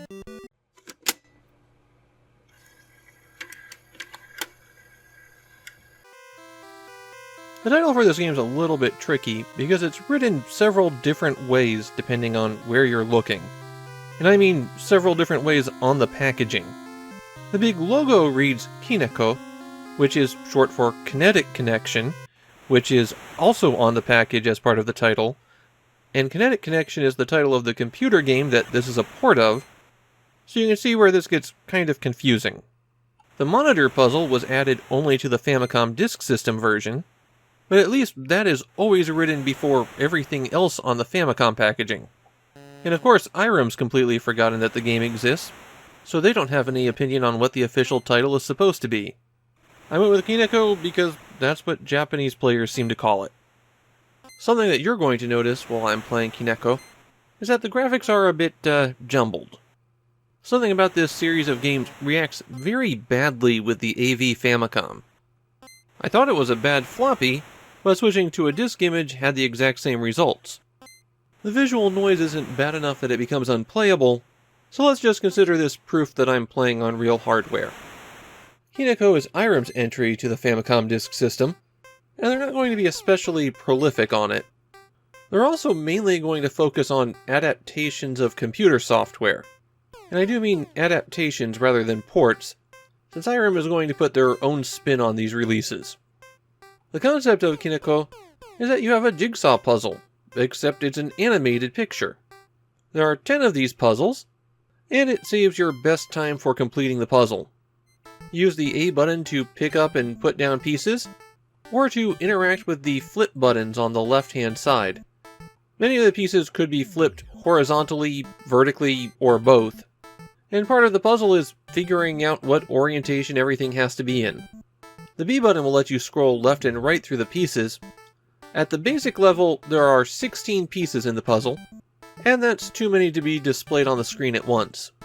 After you clear a 16-piece puzzle, then you can replay that same puzzle with 24 or 48 pieces. There are 10 puzzles in total. If you want to save your progress in a puzzle, you can hold down B and select, and you'll go to a save menu. As I mentioned, Kineko is a port of a computer game, Kinetic Connection. It debuted on the MSX earlier in 1986. But that version had a lot more puzzles, and let you have a lot greater control over the image. There's two important things to know about Kineko on the Famicom Disk System. First, it is absurdly difficult. The puzzles start off with nice big blocks that are easy to follow. You just have to pay attention to see which section the boat moves into next. But after you clear a few, the puzzles take a turn for the nasty.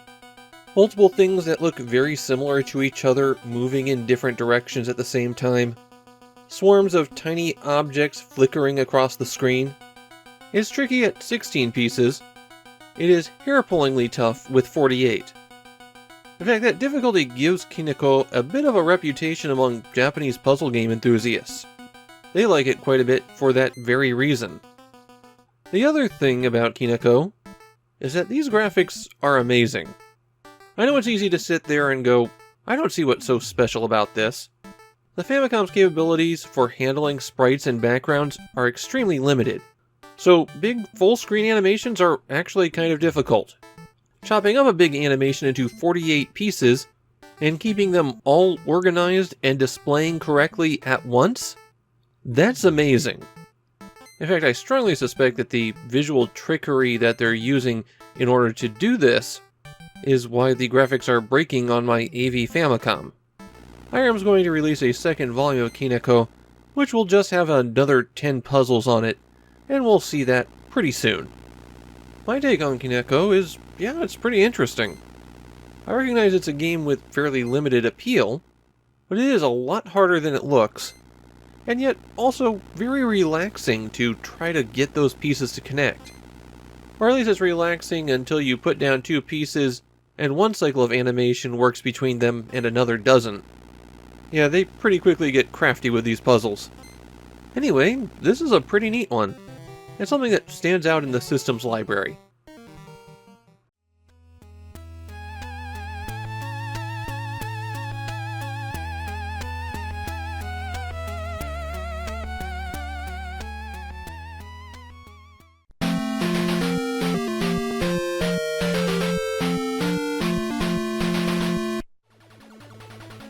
Zanuck marks the arrival of Major Developer Compile to the Famicom Disk System, and also marks the departure of Major Developer Compile from the Famicom Disk System.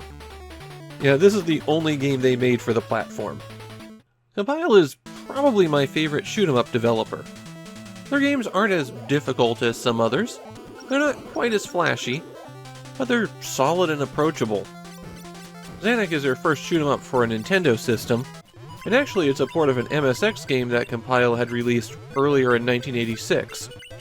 It was pretty impressive for an MSX game, but the version that people always go back to is the Famicom Disk System one. The plot of the game is that there's an ancient computer built by an alien race, and when humanity finds it, they double-click on the wrong icon. That is not a joke, that is the actual plot. Anyways, because somebody opened the Destroy the Species that clicks on this app, the computer starts wiping everyone out. Unfortunately, somebody made a copy of Super Advanced Spacefighter Plans.pdf before the invasion started, and now there's a chance that a single one-man craft might be able to penetrate the computer's defenses and put a stop to it. The title of this game is often incorrectly written as Zanuck AI, but the disc label, everywhere the title is written on the package, and Compile themselves, just call it Zanuck. The AI on the cover art is basically an aside telling customers, that Zanuck has an AI system built into it. No, not a chatbot. In this case, it's an AI system very similar to Xevious. As you're playing through the game's 12 stages, the difficulty dynamically controls based on how well you're doing. There's quite a few variables that go into this. Things like if you die, it becomes a little bit easier. If you fail to defeat a computer terminal within the time limit, it becomes a bit harder. Basically, it makes the patterns of the enemies in the game a lot more dynamic. It's a way to extend the game's replayability. The power-up system in Zanuck is complicated. Now the good news is, if you get destroyed, you might be back to the basic attacks, but the basic attacks are still pretty good, and the game is continuously throwing you power-ups for your main gun, so it's relatively easy to recover some strength even if you're not back to where you want to be immediately. There are no speed-ups in the game, which means dodging doesn't become harder when you die. That makes Zanuck relatively approachable. Not easy, just approachable. As you're playing, B fires your main weapon, which is always with you, while A fires your secondary weapon, which will change with various numbered pickups. There are 8 different sub-weapons, numbered 0 to 7, and you always at least have number 0. All of the weapons are capable of auto-firing, though you probably don't want to do that for a lot of the secondary ones. By default, the auto-fire speed is kind of slow, but there are ways to permanently increase that. The most common pickup that you'll encounter are orbs found in these flying blue boxes. The boxes typically come out in sets of 3, and usually one of the 3 contains an orb. On occasions there won't be an orb at all, but that's relatively rare. Orbs are used to power up the main gun, taking it from a single shot, to a double shot, to a triple shot. It takes multiple orbs to power up the gun, but not so many that you'll be struggling to get it powered up. The numbered pickups for the secondary weapons are often found in ground installations that you blow up. Something to keep in mind about the power-ups in Zanuck is that a lot of them float backwards off the screen. So if you shoot one of these things when it first appears, there's a good chance that you won't be able to collect the number. All of these weapons can be strengthened by collecting multiple of the same number, but that's one of those things that's easier said than done for a lot of reasons. First, the numbers are relatively rare, and with 8 different options, you could be waiting a long time to see your number come up. The other thing is that many of the weapons operate on a timer or have limited shots. Not all of them, just some of them. So that number has to come up before you run out. Weapon 0 is the all-range cannon, a rapid-fire shot that goes in whatever direction you're moving, or forward if you're not moving at all. As I said, this one's completely unlimited, and it's a decent weapon for any situation. Weapon 1 is the Straight Crusher. It only fires straight ahead, but also goes straight through just about anything, destroying it in the progress. It's a very powerful attack with a limited number of shots. Number 2 gives you the Field Shatter, a tiny force field focused on the front end of your craft. Enemies fire a few different kinds of bullets in Zanuck. The little spinning white ones and the missiles can be shot down by anything, but there are certain weapons, like the Field Shatter, that destroy the round bullets as well. Powering this one up will grant you total invincibility, so while it might not be your first pick on its own, if you know that there's multiple 2s coming up, then it can carry you pretty far. The Field Shatter is a weapon that runs on a timer, as is Weapon 3, the Circular. It's a relatively weak bullet that spins around your ship. It can destroy all flying objects, including the little bullets, but it doesn't hit anything on the ground, and the movement has enough gaps in it that things can get through to you. Number 4 is the Vibrator. Yes, really. This is a tricky weapon to use, because you have to fire twice. Once to launch the shaking circle, and then again to lock it into a vertical position. Once it's out, it has a certain amount of health that gets worn away as it destroys things. And once it's gone, you can fire it again. This one has unlimited shots. The challenge here is if you place it in a bad spot, then it's both not doing anything for you, and you can't reset it, so it just sits there moving back and forth, not really helping. It can be an effective weapon, it's also really easy to screw it up. Weapon 5, the Rewinder, is kind of similar to that, except it's a powerful shot on a yo-yo, shooting forward and tracking your ship horizontally, and then getting reeled back in when you press the A button again. This is a very effective choice that also has unlimited ammo. Number 6, the Plasma Flash is the most powerful weapon of all, with a few caveats. When this weapon strikes something, anything that's in the air dies immediately. And anything can trigger it. Enemy ships, missiles, bullets. It's a screen clearer. Even without hitting anything on the ground, that is extremely useful. But it also destroys power-ups, which means you want to use it very carefully when you have it, and it has an extremely limited number of shots, just 20, so you don't want to auto-fire this one. It's still a very effective weapon, just one that you have to be a little bit cautious about. Finally, number 7's my preferred weapon, the high-speed shot. It's a giant rapid-fire attack that arcs to the right or left as you're moving in those directions.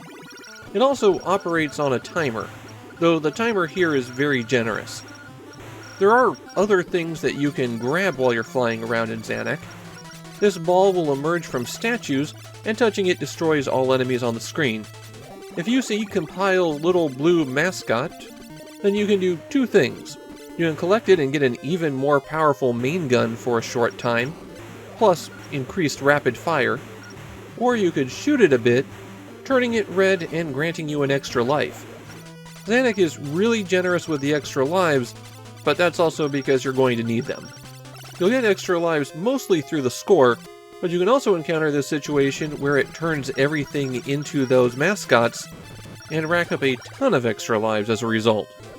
You can also find this fairy which will automatically destroy anything that appears on the screen, including bosses. All of the bosses in Zanuck are ground installations for the computer, and when you reach them, a timer will start.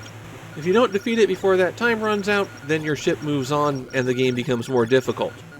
As you're destroying pieces of the installation, the remaining ones become more aggressive, sometimes to the point where they're firing so often that they're blocking all of your shots. I'd recommend taking out any of the round components first, just because when they go crazy, you pretty much can't get a shot through. Something that you might notice is that Compile tends to reuse a lot of their assets. Sound effects, fanfares, music, ship designs. If you've played a Compile game, there's a good chance you've encountered some of these before. When you get a game over, there is a continue code. If you hold down select and press start, then you'll pick up at the stage you left off at. At least until you reach stages 11 and 12. From there on, there is no continue.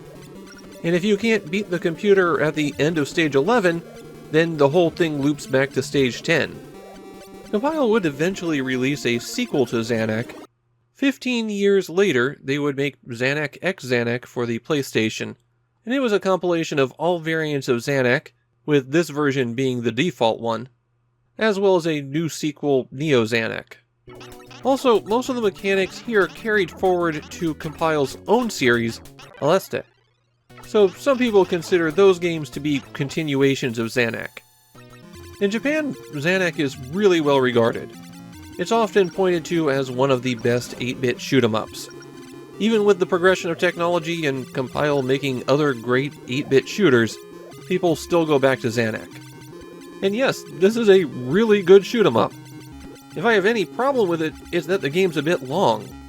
Almost all of the footage in this video was from one single play, and it took me 40 minutes to get to Area 9. This is a big game. Also, Stage 1 is weirdly long compared to the rest of the stages, but that's not really a problem. It's not my favorite Compile shoot-'em-up. It's not even my favorite Compile shoot-'em-up on a Nintendo platform. But it is a very fun game to play, and when it was released in 1986, this was the best shoot-'em-up you could play in your home.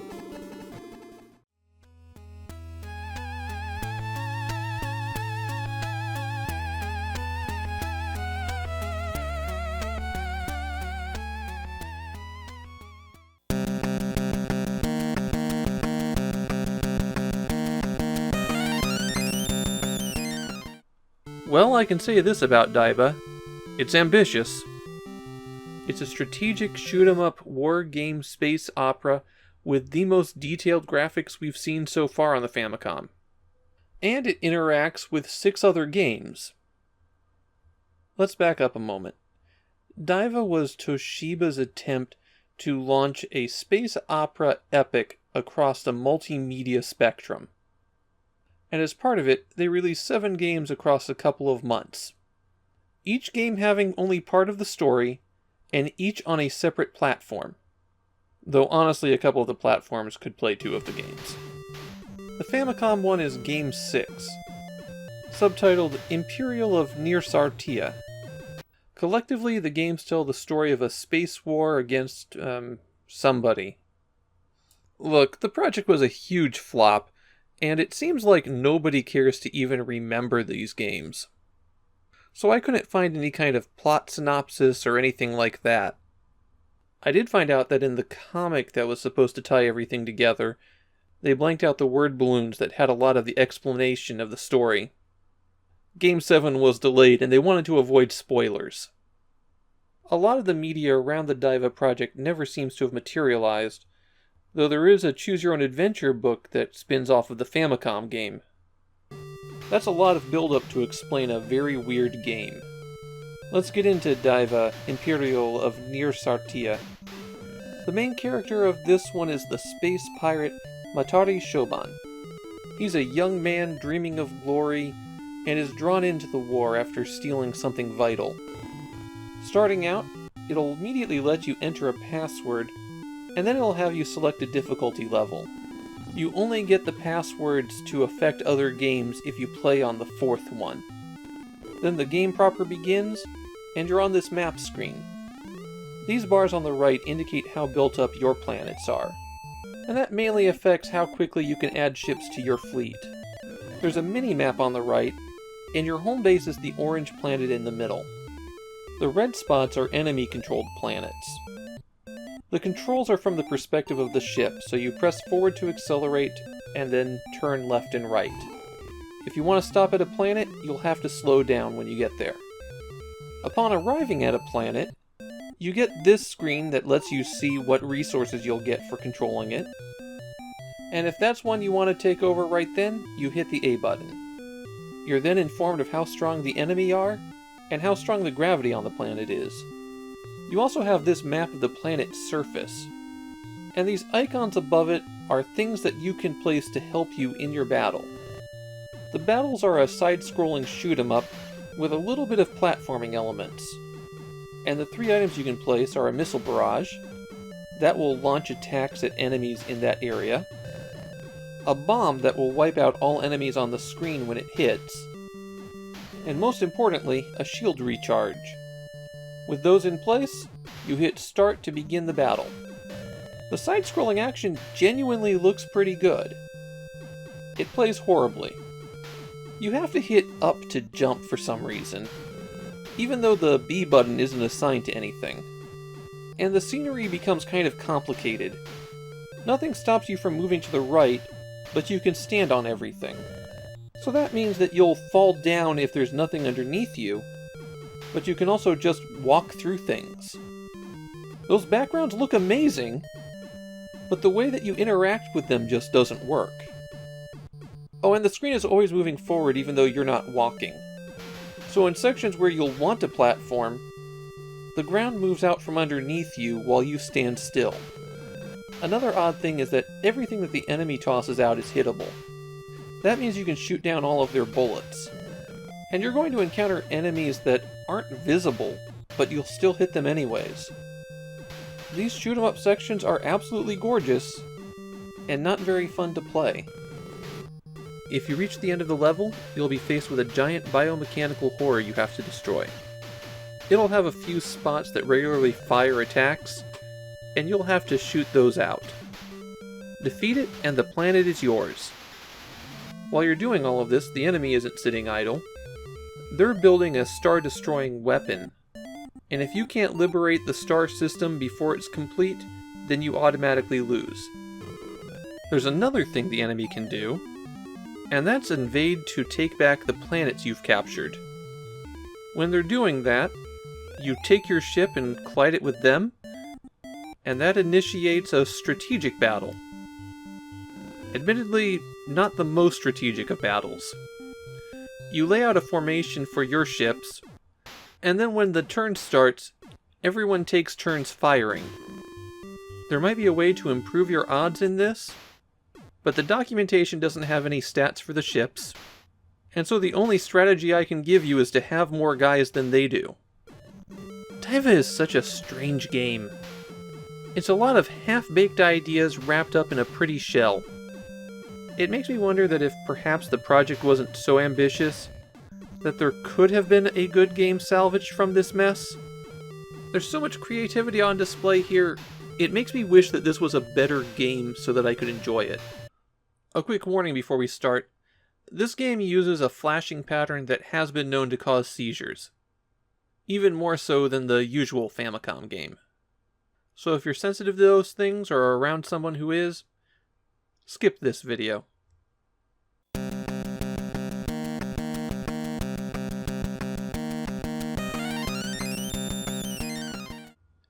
First things first, let it never be said that I don't give people what they want.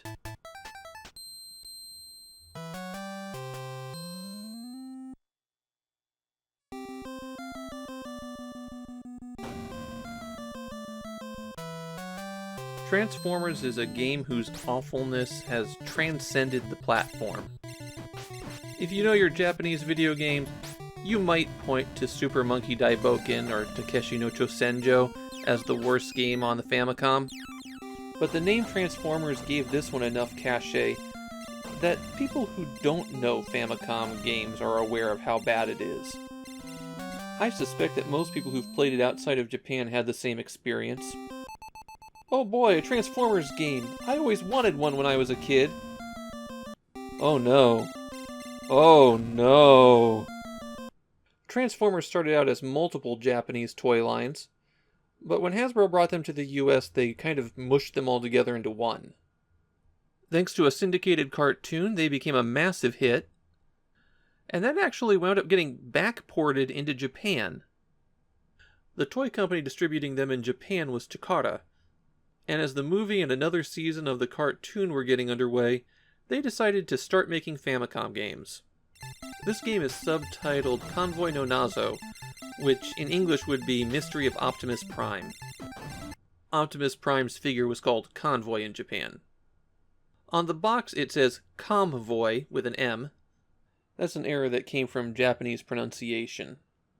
The game takes place vaguely in the time frame of Transformers the movie, where Optimus Prime has been destroyed, and Ultra Magnus is the new leader. If you collect all the letters to spell Rodimus, then he'll turn into Rodimus Prime, though I didn't get that far. I'll be generous and call the game a side-scrolling run-and-gun, but running's a bad idea, and gunning doesn't work very well. With the action, enemies tend to move in and fire on you rapidly, sometimes unavoidably. Theoretically, you could memorize where all the enemies are placed. In practice, the wrong enemies sometimes appear. Not every time, but often enough where you'll suddenly get attacked by something that wasn't there before. And there's a lot of randomness in the enemy attack patterns, particularly how they shoot at you. So let's say you're shooting back at them. Well, most enemies are positioned so that you'll shoot around them. And a lot of them transform when they're hit, so they keep coming at you. In fact, the best solution on the more flat and open areas is to transform into a truck and just drive past people because they can't reach you. You transform into a truck by pressing and holding down, you transform back into a robot by pressing and holding up. The big downside of the truck is you can't jump. Instead, the jump button is replaced by forward-firing missiles that go over people's heads. At least in truck mode you can shoot straight up. If you see a jet that's flying straight ahead, hitting that one will drop an item. The P's give you a spread shot, and that's really useful considering how tough it is to hit anything. The F gives you the ability to fly. Not that I can demonstrate it, because the one time it showed up in my playthrough, it turned on when I picked it up, and I hit the button to activate it, which dropped me straight into a hole. The B gives you a barrier that absorbs a few hits, The music changes when you pick it up, so initially it comes across like you're invincible, but it is a fixed number of hits.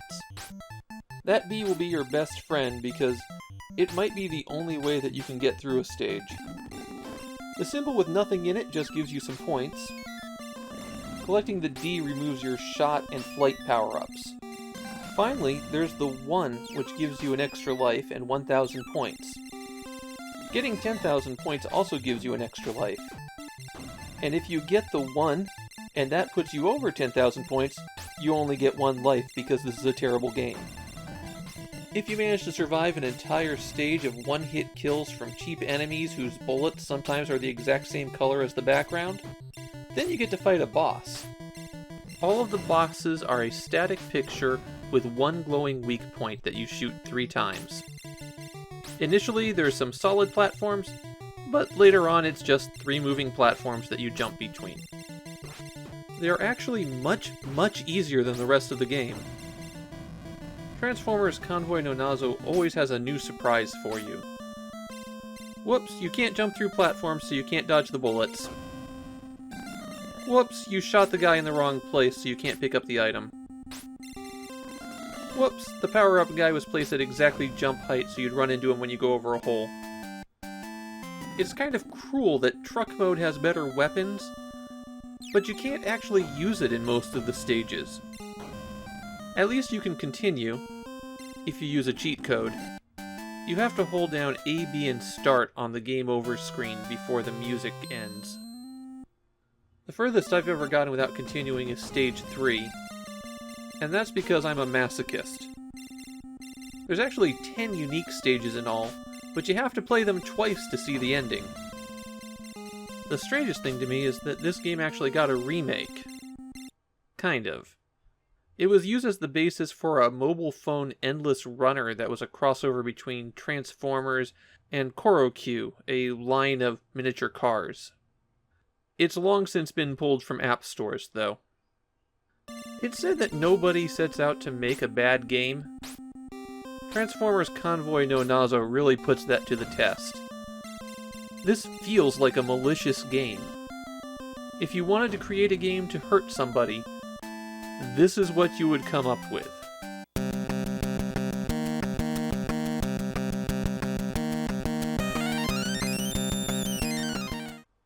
I think I've been doing this too long.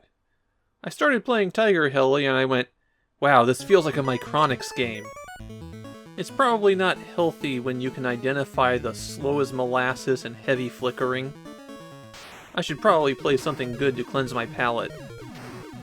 Tiger-Heli started out as an arcade game. It's mostly notable as an early work from shooter masters Toaplan. Though, to be honest, I don't really care for the arcade game. My local retro arcade is pretty sparse on shoot-em-ups, and even with thin pickings, I don't like going to this one. As a shoot-em-up, it's pretty straightforward. You just fly up slowly, and blast the really slow enemies that come out. It's almost entirely ground targets, too. There's no bosses, unless you count these big tanks that show up from time to time, and there isn't any kind of story. I have to assume you're the bad guy since you attack a lot of civilian targets. What Tiger-Heli does have, however, is a few distinct gameplay systems. You fire your main gun by pressing B, and there's no rapid fire with it. The A button drops a cluster bomb that destroys all nearby enemies. You can see the cluster bombs on your helicopter. They're the little red things on either side. If a bullet strikes you in the side and you have a bomb there, it gets knocked off. So they can be used to attack or defend. These crosses rotate through 3 colors: red, gray, and green.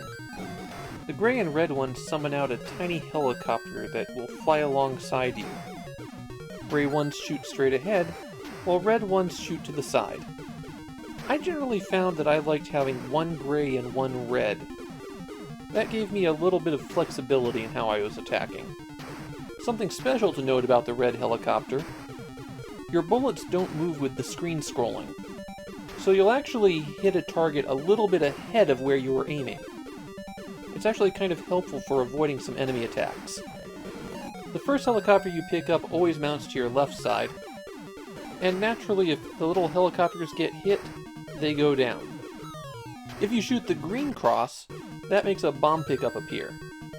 At the end of every stage, you get 5,000 bonus points for each mini helicopter and bomb that you still have. The other special thing that you'll see are these red spots. If you shoot them, it adds 1 to the total in the lower right, and when you get 10, you earn an extra life. I have a confession to make here. This is the least amount of gameplay footage I've ever taken for a Famidaily. And the reason for that is I completed 2 loops of the game. There isn't a whole lot different about later loops either. I'll admit I did use the continue code, which is holding down A and B, then pressing start when it says game over.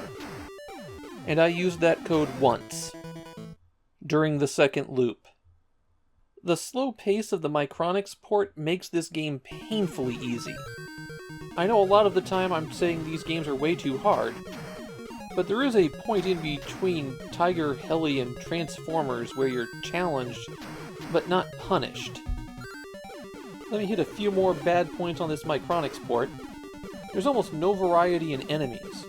You've got those tanks, you've got gun emplacements, and you've got the super tanks. And the super tanks don't even blow up when you destroy them.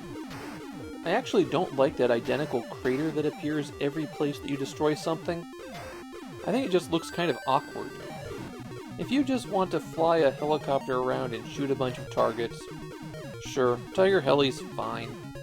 I think I could make a good argument that it's Micronic's best game yet. But there were better shoot-'em-up options already on the Famicom in 1986. You don't need to play this one.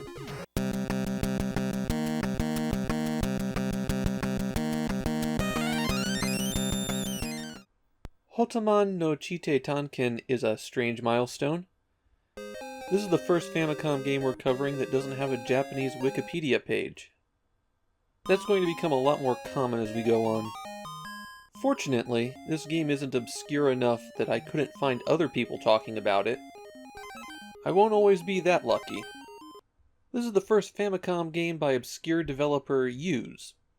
They were founded as a game company, and after a small set of Famicom games, they transitioned into adult material. The Chite Tanken in the title is actually a twist on the Japanese title for the novel Journey to the Center of the Earth. So I felt Expedition to the Earth's Core was a good way to convey that. But I've seen it also simply rendered as Underground Expedition. Hotaman lived in a village at the base of a volcano. They started having a series of earthquakes, and the village would be destroyed if nothing was done. As the best digger in the village, Hotaman goes to the Earth's core to try to fix things. What that means for gameplay is that you proceed through 15 stages where you have to locate 4 keys hidden in treasure chests, and then get to the exit door. The game loops after that point. So it's kind of a puzzle-ish action game. Hotaman has to drill into the soil to make paths, and some of that soil is more difficult to drill through than others. There's also these blocks that will completely obstruct your path. To deal with enemies, he has a laser gun, not an air pump. I don't know why you'd think he'd have an air pump. Anyway, enemies can't dig through the soil, so they have to follow the same paths that Hotaman is cutting. One advantage that they do have is that they can spawn anywhere. That becomes a real problem because they can do things like spawn on top of you. The 4 keys that Hotaman is searching for are always in the same 4 chests on a level. The levels are pretty sprawling, but for a lot of them it's not too difficult to keep track of. Similarly, the exit door always appears in the same place. Often it's very close to a key as well, so if you can make that one your last key to pick up, it's awfully convenient. If you take too long to complete a stage, then these lines of magma shoot up from the bottom of the screen. They'll block your path, and it's very likely that they'll make the level unwinnable. And you can make levels unwinnable a few different ways. Hotaman has 6 items that he can pick up that will help him complete the stage, and these are in very limited supply. Some of them appear in chests, some of them are in these eggs that you run over and wait a few seconds for them to hatch. And one of them just appears as you're digging around. I'm I'm going to start with the item that isn't an item. These strawberry-looking things are drill power-ups and let you move twice as fast through soil for a short time. It's used instantly when you pick it up. The rest of your items go to the toolbar in the upper left, each represented by a letter. You cycle through which item you're using by pressing the select button, and then you press B to activate it. The Z is a magma-proof suit which comes out of the eggs. With it, you can just cross the lines of fire. R is a new ruby for your laser, and it extends how far you can shoot. The ruby can be found in the eggs as well. S's are doors that block enemy movement along the path. The doors are found while you're drilling through dirt. F and G are used to manipulate enemy movements. The F is a fruit which draws enemies to it, and the N is garlic which drives enemies away. They can be found in chests or eggs. Honestly, I didn't see a whole lot of difference in the pathing for enemies when I used these items. The most vital item is the dynamite, which can be found out in the open. You can use it to blow up some of the rocks that block your path. But only some. Other rocks are indestructible. In fact, there isn't a tell to know which rocks you can destroy and which ones you can't. You just have to use trial and error to figure out where the paths are. Of course, since there's limited dynamite, that is an issue. All the items you've collected go away at the end of a stage also. So there really isn't a reason to collect a bunch. As annoying as those items can be, they're not the worst gameplay aspect of Hodaman.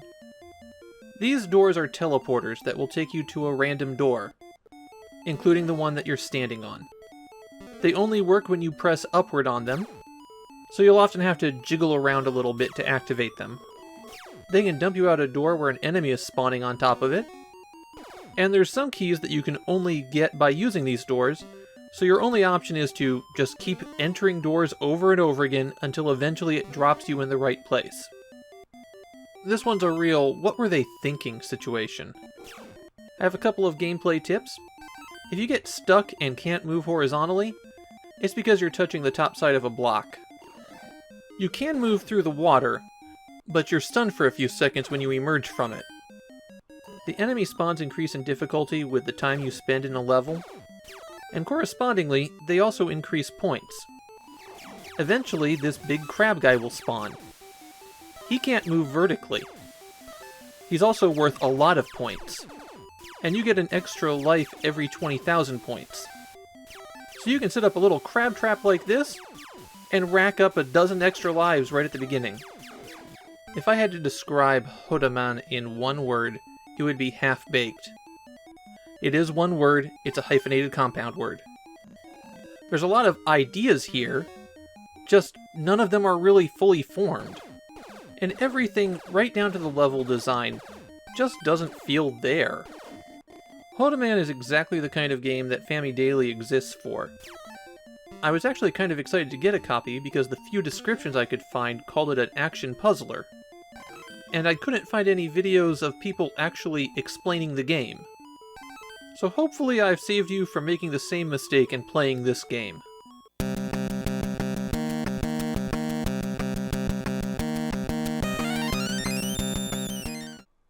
Well, here we are at last. Takeshi no Chosenjo is the most infamous game on the Famicom.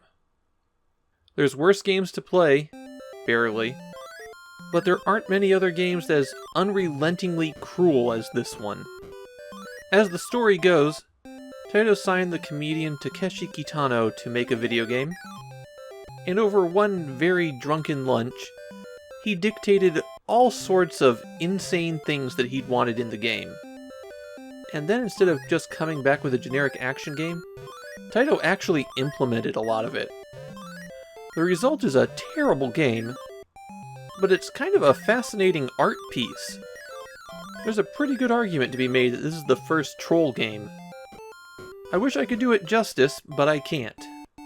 One of the most well-known segments of the game requires that you sing karaoke into the Famicom's microphone. And since I'm recording on an AV Famicom, no microphone. Decades later, Taito would modify the game for the Virtual Console release so that there was a button sequence you could push to make it use the controller instead of the microphone. You can find that out there, but I'm playing on real hardware with a real cartridge. So what that means is I come to a dead end about a third of the way through the game. It also means I'm spared the infamously bad hang gliding segment. So what is this game even about? Well, as near as I can figure, it's about Takeshi having a midlife crisis. He's a salaryman working a dead-end job at a failing company, who goes out every night after work to get drunk and gambles, comes home to a wife and kid that he hates, and over the course of the game, he tries to rebuild his life. Divorces his wife, learns to play a musical instrument, quits his job, and eventually just flies off to the South Pacific to go treasure hunting. Probably the most confusing thing in Takeshi no Chosenjo is that there's an absolutely huge number of options for you, and none of them matter. Only a very small number of things are actually what you do to complete the game. But you have 3 bars you can go to, and you can sample all of their liquor, but only at one, drinking one particular drink, enough times, do you get enough courage to go sing karaoke. You can depart Japan for almost anywhere in the world, but only one location actually matters.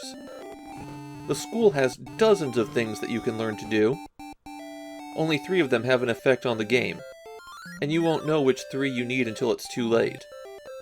You can also go get your hair cut, dine out at a sushi bar, engage in some off-track betting, play pachinko, which you're actually required to do, and you have to destroy the machine by screaming at it. Technically, you could win enough pachinko balls to get the item you need, but Takeshi no Chosenjo is a better model of pachinko games than actual pachinko games, since it's really a good way to just lose all your money rapidly. If you learn to play the correct instrument, and buy that instrument by getting enough pachinko balls, and then impress everyone at karaoke enough times, then you get one of the most infamous things in the game, a treasure map. It's a blank piece of paper at first, and you have to choose the menu option to leave it in the sun, and then wait for an hour. Don't press any buttons on the controller, just let it sit at this screen for an hour. With that, you can hang glide to the right island, and explore this cave system to find treasure. And that's how you win the game. The game does have a password system, at least. You can get your password at any time by hitting select and going to this option. For the controls, the A button attacks and the B button jumps, but there's a special property to the jump.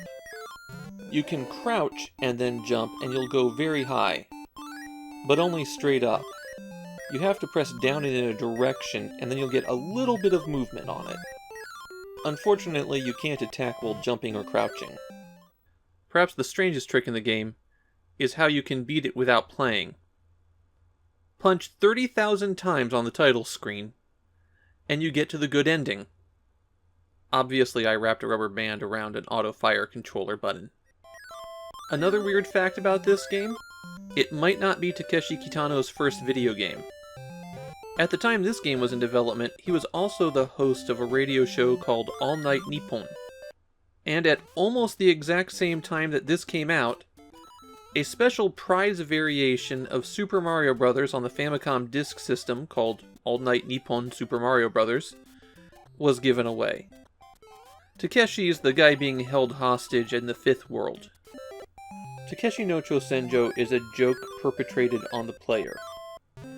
It's an elaborate piece of performance art, but I also feel that it's laughing at you rather than with you. Even setting aside how the adventure portions of the game set up barriers to try to prevent you from engaging with it, the action still plays terribly. If it was more straightforward, it still wouldn't be a good game. But it also wouldn't be the most memorable mess on the system. If you like the idea of a game that trolls you and plays jokes on you, I'd actually recommend Utsurun desu.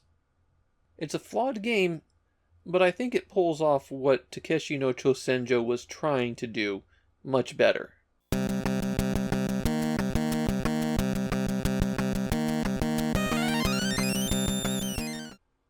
Pro Yaku Family Stadium is the Famicom game that upsets me the most.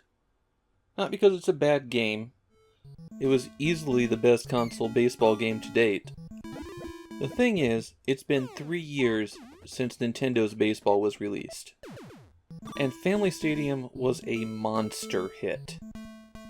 Over 2 million copies sold, the 9th best-selling Famicom game, and it's the game that initiates a gold rush for Famicom baseball. The sheer quantity of baseball games is one of the worst things about being a Famicom collector. I did a quick count on my collection a week or two ago. I have 21 baseball games for the system. I need another 20. And while in Japan they can't give them away, internationally, people rarely seem to list them. It's a little bit frustrating that I have to pay $7 or $8 for a baseball game, while in Japan they'd be free with another purchase. And Family Stadium is the author of that misery. If this game wasn't such an enormous success, and if Namco didn't follow it up with yearly releases that continued to sell overwhelmingly, then maybe I wouldn't have to buy so many baseball games. So what does Pro Yaku Family Stadium bring to the table? Well, the first thing you're going to see when starting a match is team selection. In previous baseball games, team selection meant picking what color uniform you were wearing. Here, they actually stand in for real baseball teams. I wound up playing 2 games of Family Stadium. In the first one, I went with the Hanshin Tigers, who are the baseball team from Japan that you might have heard of. And in the second, I went with the Kansai Railway team, which was actually a composite of a few teams. Then you get to pick your starting pitcher. And these are all actual players. You have 4 to choose from. Then the game starts and you have real baseball players with their own names. They have statistics. And they do perform a little bit differently based on those stats. Don't get the wrong idea though, this is still a very action-based sports game. It's just the guy who has 30 home runs is more likely to knock one out of the park. And the pitcher with the low ERA has a bit more control. But you'll still hit the ball every time if you press A right as the pitch is coming in. It's still a big improvement over the teams that consisted of nameless identical people. Another feature is that your pitcher gets tired. Over time their pitches get slower, they get a little bit sloppier with the ball, and you'll want to press start to call a timeout to swap them out with one of the other 3 pitchers in your bullpen. The game does have a fielding problem, something that I think no baseball game on the Famicom is ever going to get away from. The computer is perfectly able to position itself under any pop fly. You, on the other hand, have to make a guess based on some fuzzy context, and guiding off-screen players to where you think the ball might be. These problems go away if you play 2-player, of course. The best improvement that Family Stadium has over Nintendo's baseball is that close-up view for batting. It actually wasn't unique at that time. A few earlier games implemented something similar to it. That close-up view, zooming the action in on the pitcher and the batter, that makes baseball a much more playable sport in a video game. And this is something that everyone after Family Stadium is going to copy. This is just baseball, so I don't have a lot of gameplay details for it. There is one trick I learned, though. The AI is not the sharpest batter. If you throw a pitch tight to the inside, the batter will move back and you'll get a ball. Then throw a pitch to the outside corner of the strike zone. The batter won't shift his position enough to cover it, and you'll get a strike. And you can repeat this a few times to get an easy strikeout. Of course, once your pitcher gets tired, it becomes a lot harder to pull off. Up to this point, sports as a genre on the Famicom has been pretty limited. Just those Nintendo-published games. This is the moment when everything changes. And everyone is going to be trying to catch up with Family Stadium. It becomes a yearly series, coming out every year until the Famicom's end. But it's not like somebody in the 1980s would come up with the idea of just changing a few stats and selling the game all over again the next year, right?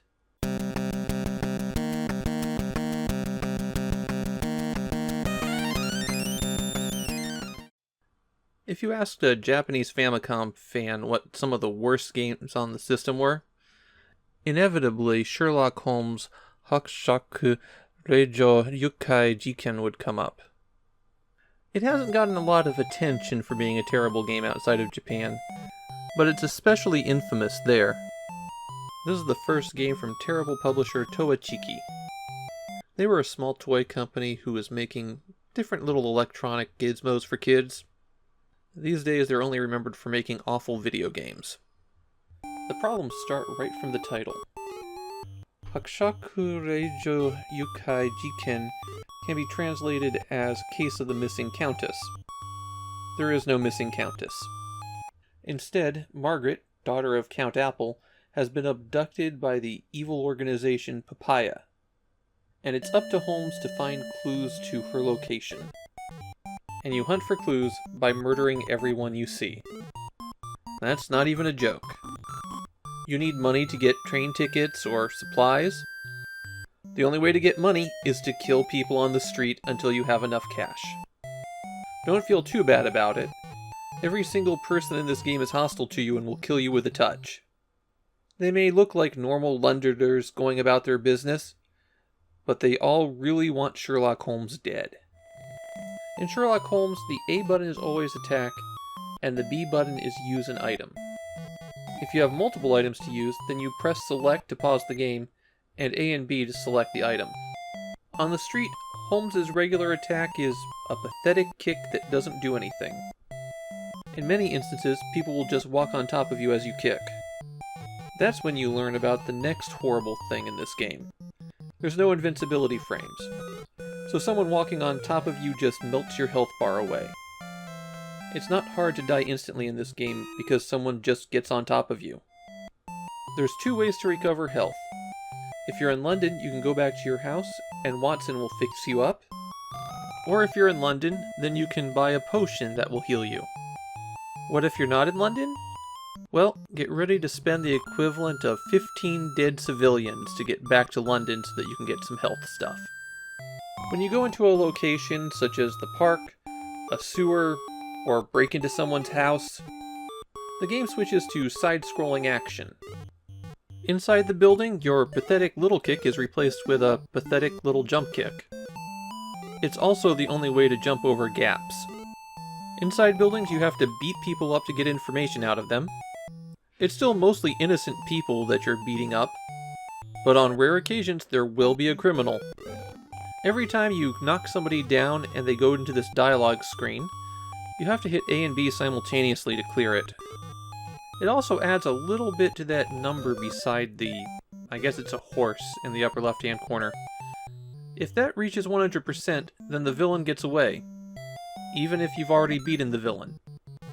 The very first thing that you have to do to even have a chance in this game is get your magnifying glass. Where's your magnifying glass? They're not going to tell you in the game, that'd be silly. What you have to do is break into this house, then go to this painting, and press up to search it. With the magnifying glass in hand, you can now search random objects in other side-scrolling areas. Okay, some of the criminals that you beat up will at least direct you to the general vicinity, but unless you're following a walkthrough, you're still going to have to do a lot of searching of random spots. I'm going to be up front here, I made almost no progress in this game. Because it's so easy to die, and so frustrating to actually defeat enemies, and so much grinding of cash involved to actually do anything, it's effectively impossible to engage with this game. You can continue at the game over screen by holding down start and select, which revives you with 1 hit point and half your money. Why would they even implement something like that? Okay though, if you hold down right A and B on the second player controller, then you can continue with half your health and half your money. That second player controller is a real point of contention with players. The manual tells you you don't need the second player controller at all, but the second player controller is required to solve some puzzles in the game. You also need the second player controller to access the passwords. On that controller, press up and A, and a password screen will appear. There's no way to exit the screen though.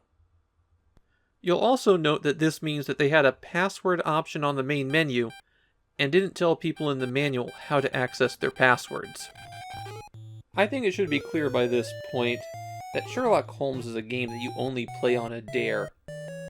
It's earned its reputation for being among the worst Famicom games. And somehow Toachiki goes on to make 2 more. At least those sequels are actually adventure games, so they're not quite as bad.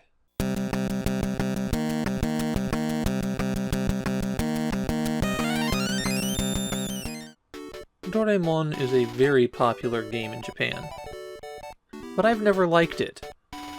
I don't find it as bad as some of the stuff we've been seeing lately, but I still think it's pretty bad. Still, I wanted to give it a fair shake for this video. When it came to Doraemon, I had to ask myself, am I out of touch? No, it's the Famicom fans that are wrong. If you're not familiar with him, Doraemon is a wildly popular cartoon character, popular enough that he was named a Japanese cultural ambassador. Doraemon is a robot cat from the future who is sent back in time with an enormous array of gadgets to try to help one boy not be such a loser. But Doraemon isn't exactly competent himself, and so between the weird sci-fi gadgets and the kids, hijinks ensue. There have been a lot of Doraemon games, though I think none had been released in English until 2021. This particular Doraemon game is based on not 1, not 2, but 3 different Doraemon movies. And the way that works is that there's 3 different styles of games here. A kind of action exploration game that's played from a top-down and side view. A shoot-'em-up that reorientates itself as you move through passages. And an underwater maze adventure game where you have to collect items and take them to the right place. The first section is based on Doraemon Nobita no Ushuu Kaitakushi, or Nobita's History of Space Pioneering. Doraemon starts out on an overhead map for this one, and you'll want to enter that first manhole immediately because you need a gun. Then you explore that overhead region, and you'll have to find hidden passages to make progress. There's a few out in the open, but they're dead ends. At least they generally have something useful in them. In this segment, collecting the milk bottles will let you fire an extra shot. The candy will heal you and increase the length of your life bar. And there's weapon power-ups that increase the strength of your shots. The other common item you'll find is dorayaki, which are a kind of sweet bun that's Doraemon's favorite food. Those refill his life to full. If you manage to find your way through that starting maze, you'll end up in this graveyard where the enemies become much more aggressive. These snakes in particular will dash in from the edge of the screen and hit you instantly if you're not ready for them. Oh, and if you die in this area, you could respawn on top of an enemy. Fortunately, this maze section is much smaller, and you'll soon find yourself at this boss. When you die, you go back almost to exactly where you were, unless you die at the boss. When you die there, you go back to the start of the graveyard area, which is quite a ways back. If you manage to defeat the boss, then it's on to the second zone. That one's based on the film Doraemon Nobita no Daimakyo, or Nobita's Inferno. This is the shoot-'em-up section of the game, and the major gimmick of it is that sometimes, if you're in just the right spot when the screen is scrolling, you'll wind up taking an alternative path. Sometimes you'll find a kid down there who will fly alongside you shooting at guys as well, and I'm told that sometimes there's weapon power-ups, but I've never seen one. It's very difficult to activate those side paths if you don't know that they're coming. You'll be on the back portion of the screen dodging bullets when a path shows up, and by that point it's too late to get into position. It makes the shoot-'em-up section intensely frustrating. It's also broken up into segments, each with their own individual boss. And this boss is not great. You have to shoot him in the eyes, which he's shooting out of, and your bullets hit his shots. And his shots are a continuous stream. Really, your only option is to go right up to his mouth, and then fly up to shoot him in the eyes when he starts firing upward. Though when the screen starts scrolling again, watch out because you'll run right into him. Assuming you survive the shoot-'em-up, You'll wind up in this underwater maze action-adventure area. It's based on the movie Doraemon Nobita no Kaite Kiganjo, or Nobita's Underwater Castle of Demons. Your big goal here is to locate keys to these treasure chests, some of which will contain the kids you want to rescue. And to do that, you'll need to pick up items and carry them around by pressing the B button. For example, this hoop is a portable hole that lets you go through certain walls. And this talisman is necessary to destroy certain monsters that pop out of boxes. In this area, collecting the diamonds destroys all enemies on the screen. This section isn't nearly as hard as the shoot 'em up. Your primary difficulty is going to be mapping out the whole area so that you can get the right items. Like most Hudson games, there is a continue code. On the Game Over screen, press in any direction and hit Start. There's also a stage select. On the title screen, you just press Select, and that rotates through what world you start at, and then you hold down A and B and press Start. So you'd hit Select twice to go to World 3. I'm actually kind of weirdly impressed with Doraemon. Instead of making a bad game with a Doraemon movie license, they made 3 of them. Really none of the 3 playstyles works well. In the overhead view of the first world, the screen only scrolls when you're really close to the edge so that monsters keep hitting you. In the second area, the hidden passages are all but required, while also being very difficult to access. The third world might be the best of them, but it's still a pretty weak game. Did you just wander into the wrong room? Oh well, you're dead. Like I said at the beginning, this is a beloved game in Japan, but I think it's beloved because of the character, not because the game is any good.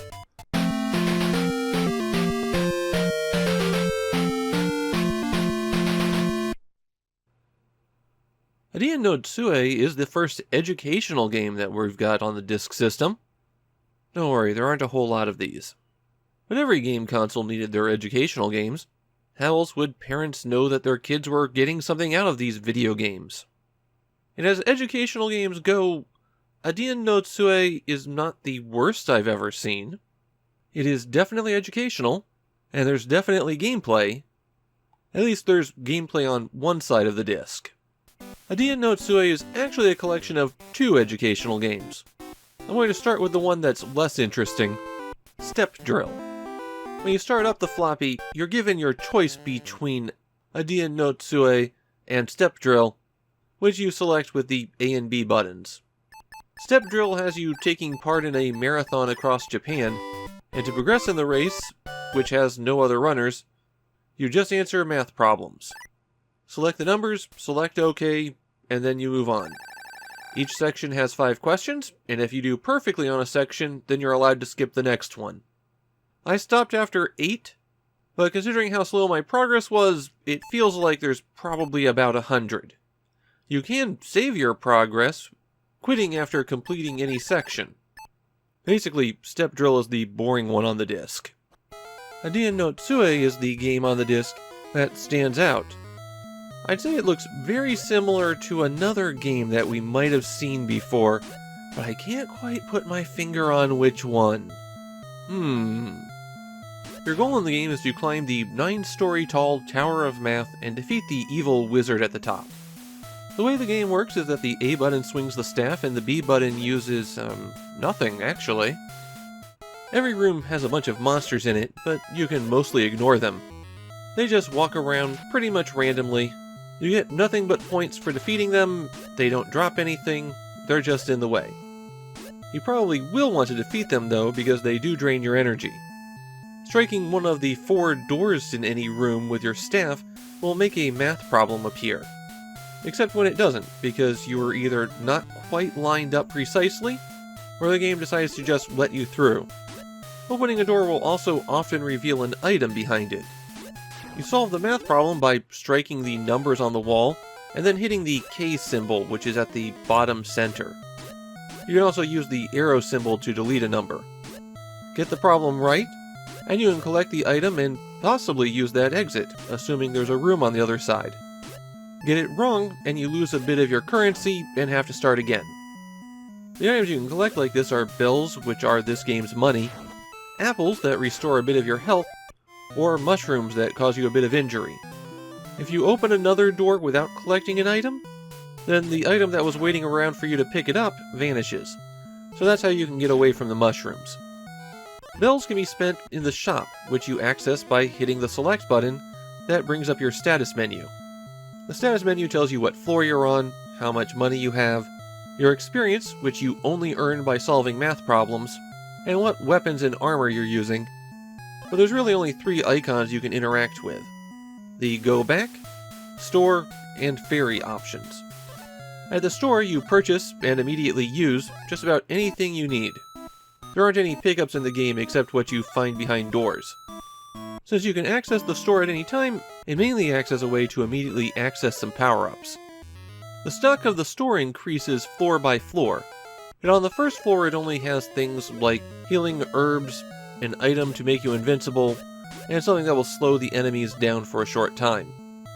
They also have a flute that will let you summon the fairy. Starting on the second floor, you can find equipment in the shop. Shoes that will make you go faster, a replacement staff that will let you have a ranged attack, that kind of thing. Using the flute from the status menu lets you bring out the fairy, who just lets you buy hints. If you were playing in 1986, you'd probably need this because this is one of those games that hides everything. But these days, watch a video on YouTube or something. There are 2 ways that you advance from floor to floor.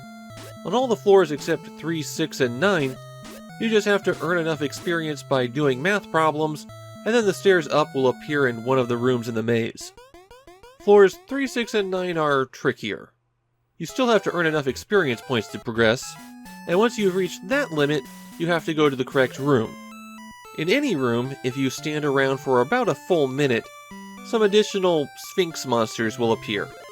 They're not really more difficult than anything else, they're just there. If you are in the correct room, and these Sphinx monsters appear, and then you defeat them, then a few seconds later a boss monster will appear. And once you defeat them, then you advance to the next floor. There's only one problem with this. The action in Aigiina no Sue is awful. I mean, really awful.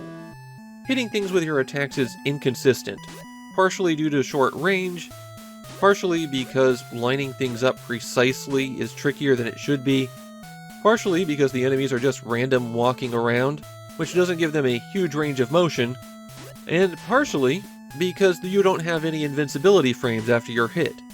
Come into contact with an enemy and your health just vanishes. These enemies will charge at you if you get into a horizontal plane with them, and because they'll sit on top of you, they tend to be fatal.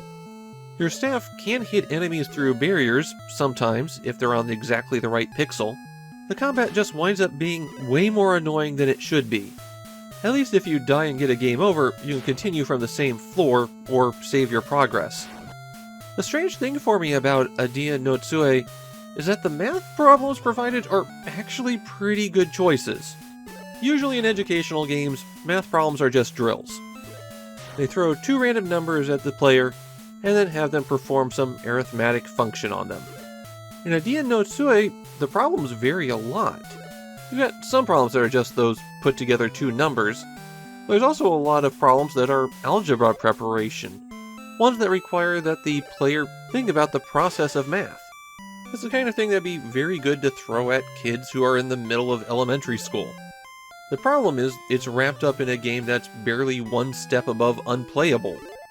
There's a tagline on the cover of Aigiina no Sue that translates to, "Become smarter when you fall in love with this game." Thing is, I can't find any Japanese players who fell in love with the game. Though I did find a few who were scarred by how unfair the combat was. Educational games are often disliked, and are rarely something that anyone wants to go back to, but Aigiina no Sue doesn't even seem to hold nostalgia for people.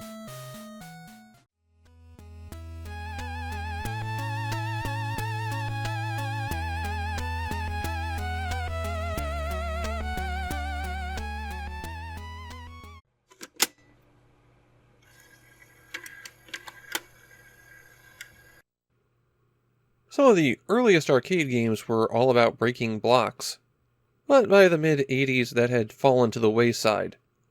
At least until Taito revitalized the genre with Arkanoid. Arkanoid was a major hit, and so it was quickly cloned by other companies. The thing about Konami's Nazo no Kabe is that it managed to beat Arkanoid home. Taito won't release their Arkanoid, which had a special controller, for another 2 weeks. Without the paddle controller, Nazo no Kabe doesn't quite live up to Arkanoid's standards, but it's still a pretty good example of that kind of arcade action. The plot of the game is that on a distant planet, humanity is dependent on a computer to regulate their life support systems, but the computer has decided to self-destruct, and the only way to stop it is by smashing a ball into bricks until it stops. Like all the ball and paddle games, your goal is to smash all of the bricks on the stage, and then advance to the next one. Sometimes there's a special monster or obstacle that also has to be smashed before you continue. You hit A to launch the ball from your paddle, the ball often breaks what it hits, and you have to keep it in the air by moving the paddle underneath it. You can speed up the motion of the paddle by pressing and holding B. Power-ups can be dropped by enemies, and these fall to the bottom of the screen so that you'll have to collect them with your paddle. Many of them have effects that have to be activated with the A button. There's a cross shot that lets you take shots with the ball, a little explosion of bullets around it. This one has limited shots. Another one with limited shots are the missiles. You fire these from your paddle, and pressing A once launches, and pressing A again detonates.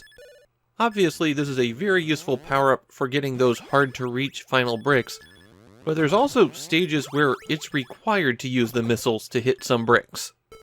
The double ball icon will let you launch a white ball out of your paddle. You can keep that one in play even after you've picked up other power-ups, but if you lose the white ball, then if you haven't picked up another power-up, you can just launch it again. The round ball icon means that your ball will pass through bricks instead of bouncing off of them. It also instantly destroys the special bricks that require multiple hits. That would be the bronze-colored ones. The silver ones cannot be destroyed. The little ball with the parachute causes the ball to slow down a lot. The ball speeds up over time, of course, and this sets it down to below the default speed. Collecting a stopwatch will freeze all enemies in place for a few seconds, though obviously the ball doesn't stop because you wouldn't want the ball to stop. The final power-up extends the length of your paddle. Useful, but kinda bland compared to the others. Sometimes enemies will drop extra lives. The icon for this changes with what stage you're on. And then there's Konami Man. Konami Man is confusing. He flies in from the top of the screen, and when you collect him, the stage will end instantly, and the stage counter will increment by 1. This is a lie.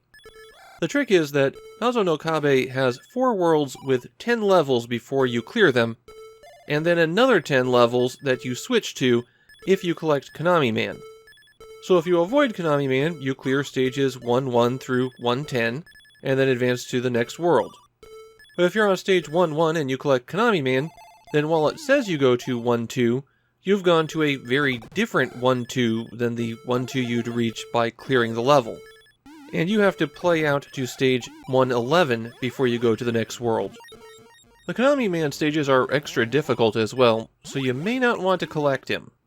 Something useful to be aware of is that when you save your progress in this game after you get a game over, you can choose to play any stage that you've cleared. So it is possible to go back and play through those stages that you skipped over. There isn't a secret, better ending that you get for doing all of the stages, though you might need to peek into them in order to beat the game. When you beat the World 4 boss, regardless of which difficulty track you're on, you're prompted to enter a password. And if you don't know the password, then you have to play the game over again. Bits of the password can be found on the sides of stages. Colliding with the wall in just the right spot will break terrain around it, and that will reveal a letter. If you can figure out the 13-letter English phrase, then you get to see the end of the game. The stage design in Nazo no Kabe is the game's biggest weakness. It doesn't start out too bad, but by the time you hit World 2, every stage has some bricks that are shielded just right, and it takes a series of perfect shots to clear them out. Because of the way the ball rebounds and how things get eliminated when they're hit, It's not uncommon for the ball to get stuck in a place where you can't do anything.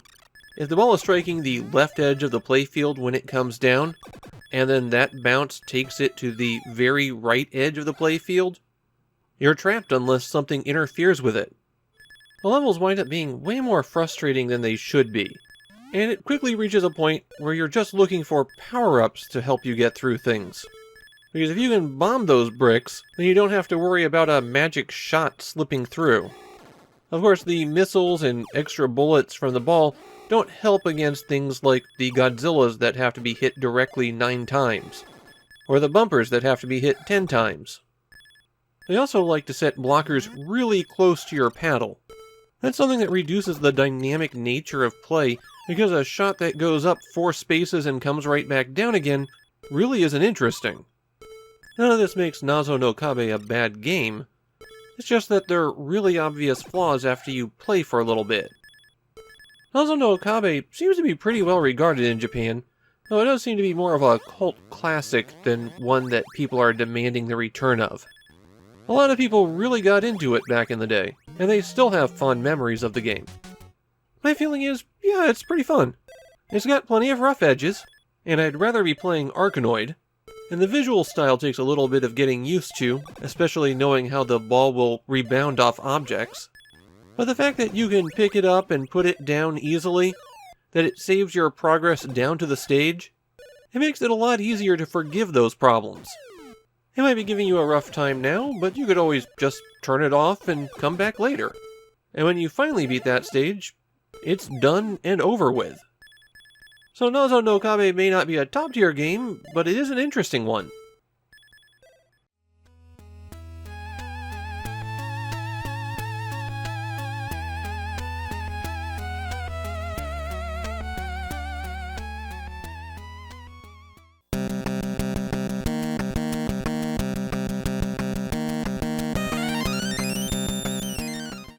Let me tell you a story about myself. When I was young and fiddling with the Commodore 64, like all kids who had a Commodore 64, I made some of my own games in BASIC. One of those was a maze game where there was a 10 by 10 by 10 cube, and you'd go from room to room, fighting monsters in each spot that you go to, and trying to find your way to the end of the maze. Well, as soon as I started playing my creation, I quickly realized that 1,000 effectively randomly generated rooms was a terrible game. There's just too much and it's all the same. So that idea went away and I went on to make something else. I'm bringing this up because the creators of Masho didn't learn that lesson. Masho, better known as Deadly Towers internationally, is a very large game. I don't have an exact size, but every dungeon has about 200 rooms, and I stumbled into 4 different ones. There's also an enormous interconnected castle, and 2 other special kinds of dungeons. When it's all totaled, Masho is a game with thousands of locations, and about 20 of them are significant. The story of Masho, which translates roughly as Hell's Bells, is told in a very lengthy introduction. What it comes down to is you have to climb 7 towers at the evil fortress and destroy the bells at the top. The first thing that you're going to encounter is that there aren't a lot of paths on the outside of the fortress. Instead, you'll have to find the dungeon entrances and make your way through those to other portions of the fortress. All of the entrances to dungeons are invisible. In fact, anything that links regions is invisible. So the shops in the dungeons are invisible. The exit from the dungeons are invisible, and you can't get out of the dungeon the way you got in. So you have to search those 200 rooms for the invisible exit. There were several times that I stumbled into a dungeon that I didn't want to, and then couldn't find my way back out. So let's move past the fact that the game is impossibly large and also impossible to navigate. If you do manage to locate a store where you can buy equipment, you're going to need money for it. And to do that, you're going to have to grind. A lot. Of the time I spent recording this footage, about half of it was grinding for cash for equipment. The best thing you can do is locate a room in a dungeon with one of these multi-part sphere monsters, and stun lock it as soon as you come into the room. exit the room, re-enter, repeat, roughly 80 times to get enough cash for your starting equipment. But be careful you pick the right spot to do this, because sometimes when you enter a room, monsters spawn on top of you and just drain your life away. Could be worse, though. The monsters could appear on top of you when you enter a room in an outside segment, instantly knocking you off the edge of the building and killing you. And Orlando's got nothing on the enemies in Masho. And when you die, you have to go back to the beginning and have all your money reset. So you get to march through all those connecting dungeons again. At least there's a bug that works in your favor with the game over. The health upgrades also respawn when you die.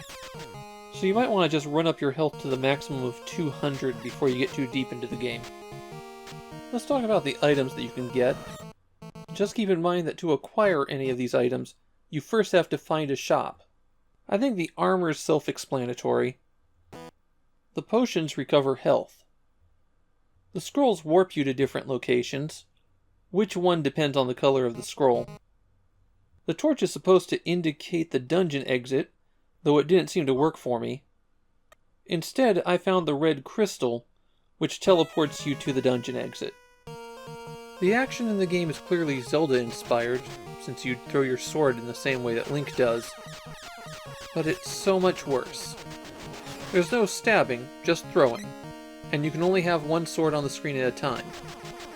If you miss, you're in pretty big trouble. But if you hit, the enemy is stunned for a second. And you can throw a sword again immediately after the last one hits. So the appropriate tactic is to throw a sword and then run up. As the first one hits, you can keep throwing them faster and faster again. And then sit there for several seconds because most of the enemies take a huge number of hits. It's easy to get hurt in combat, and it's tough to heal. Getting a heart recovers 10 health, but enemies can do a lot more damage than that. The easiest way to get health back is the same way that you grind. Those tower enemies can drop multiple hearts, and you can just re-enter the room until you're full again. Of course, that doesn't help you when the knockback sends you ping-ponging among multiple enemies. It's been 4 or 5 years since I played Masho, and when I sat down to play it today, I started out thinking, well, it's not good, but if you play with a guide, it's not the worst thing ever.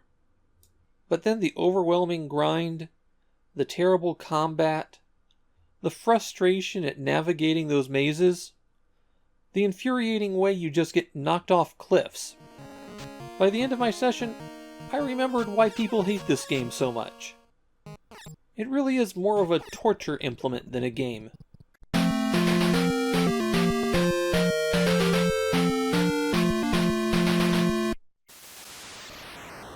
Breeder is a bit of an unfortunate title here.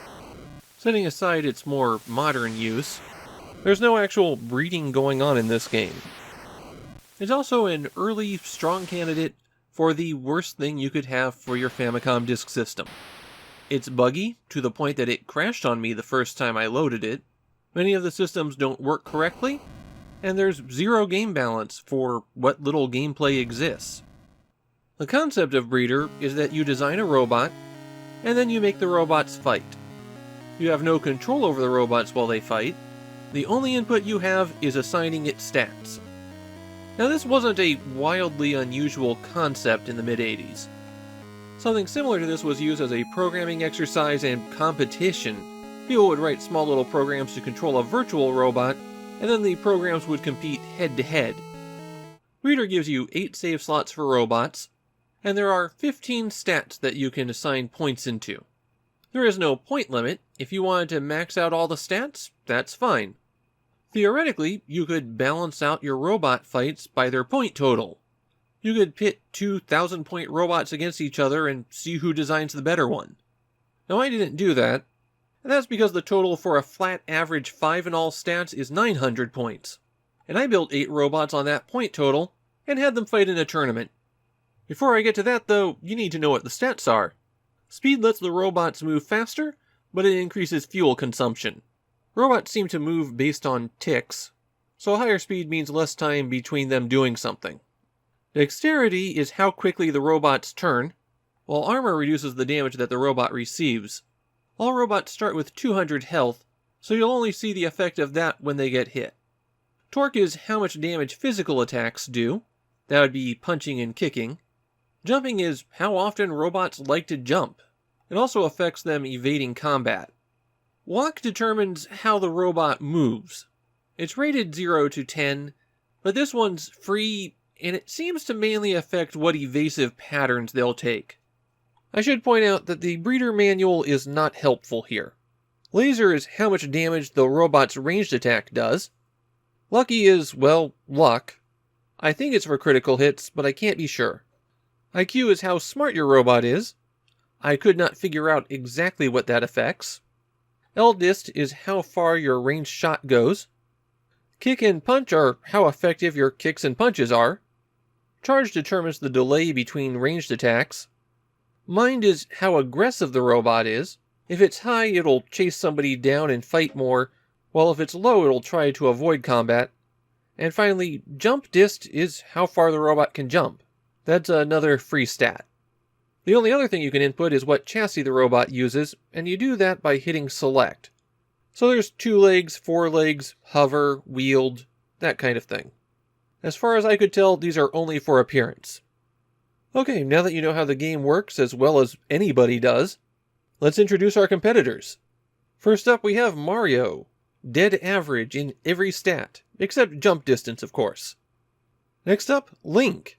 Link has maxed out physical attacks, effectively no ranged attacks, strong armor, and is a bit of a lunkhead. Then there's Samus, spec'd out for ranged attacks. Not much for movement though, probably used to rolling into a ball to get around. Fresh from making sweaters, we have Teacher. Super lucky, kind of smart. Doesn't like to jump, but otherwise all around. Then we have the veteran of hundreds of RPGs, the people's champion, They've opted for a speedier build with some strong lasers. Fresh from Transylvania, we have Belmondo, a physical powerhouse who's got a bit of a stiff jump and still has a few ranged options available. Takamaru has to move fast to stay ahead of the ninjas that he regularly faces, and he's got the swordsmanship-derived power, but he also has a bit of a glass jaw.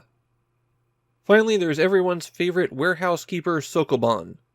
He might not be the fastest, but he can push a box around a corner easily, and he's got plenty of torque in that motor from shoving things. That's the field of competitors, and here's the bracket for the single elimination tournament that they are taking part in. I'll give you a few moments to call your bookies and place your bets. After you save your game from the main menu, you select the 2 robots that you're going to fight. Round 1, Mario vs. Link. There are 2 ways for a fight to end. Either one robot runs out of hit points, or they run out of fuel. And this match is a good example of how this game goes so wrong. Mario and Link effectively aren't hurting each other. Instead, it's just a long match where Link just burns out his fuel way before Mario does. It took 4 minutes and 51 seconds for this fight to resolve, as nothing happened the whole time. If you want players to be building their robots and getting excited to pit them against each other, something exciting has to happen in the match. And unfortunately, most breeder matches are going to wind up like this. Mario advances to the semifinals. In match 2, it's Teacher versus Samus, and Teacher is just dominating in this match, maybe due to that high luck stat. Samus is on the ropes, spending most of the match just running around the arena aimlessly. Samus is down to 13 health while the Teacher is over 150. But then Samus gets behind Teacher, unleashes a barrage of super missiles, and it's all over. This was the most exciting match that happened the entire tournament. And that's just a complete bizarre turn that it suddenly took. It's versus Belmondo in the 3rd match, and this match showcases another major problem with Breeder. Melee attacks are worthless. Even assuming robots will ever come together, which is a big assumption, they almost never do any damage, even if you have the stats pumped up all the way. The only thing that matters in Breeder are ranged attacks. Anything else is just throwing points away. Has the better ranged attacks, and completely dominates the match. The Takamaru vs. Sokoban match is another long one. Neither of them really affect each other, and so this drags on until one of them runs out of fuel. The informational display during combat is totally worthless since you have no control over anything. The health of each robot is displayed at the top, along with the distance between them. The icons indicate what action a robot is taking at any given moment. The circle with the line tells you what direction the robot's moving in, and you've got their fuel count. Takamaru runs out of fuel first, but doesn't die because the game is incredibly buggy. Sokoban does die when it runs out of fuel, thus Takamaru's the winner, I guess. Don't cry for Sokoban though. According to the game stats, it won 2 matches that it never played in. In the first match of the semifinals, it's Mario vs. Samus. Mario slowly whittles down Samus's health, and there's no miraculous turnaround this time for Samus. Mario eventually takes the match. In the vs. Takamaru match, takes advantage of Takamaru's glass jaw, rapidly chewing through his opponent. So in the finals, it's Mario vs. Finally a match with a bit of action, as this one quickly becomes a slugfest. And by slugs I mean laser shots, because the punches don't do anything. It's Mario that lands the killing blow, taking the entire tournament. What I've given you here is not just watching Breeder, it's also the experience of playing it. Except it's even more boring because I cut to the exciting bits. And I'm using exciting very loosely.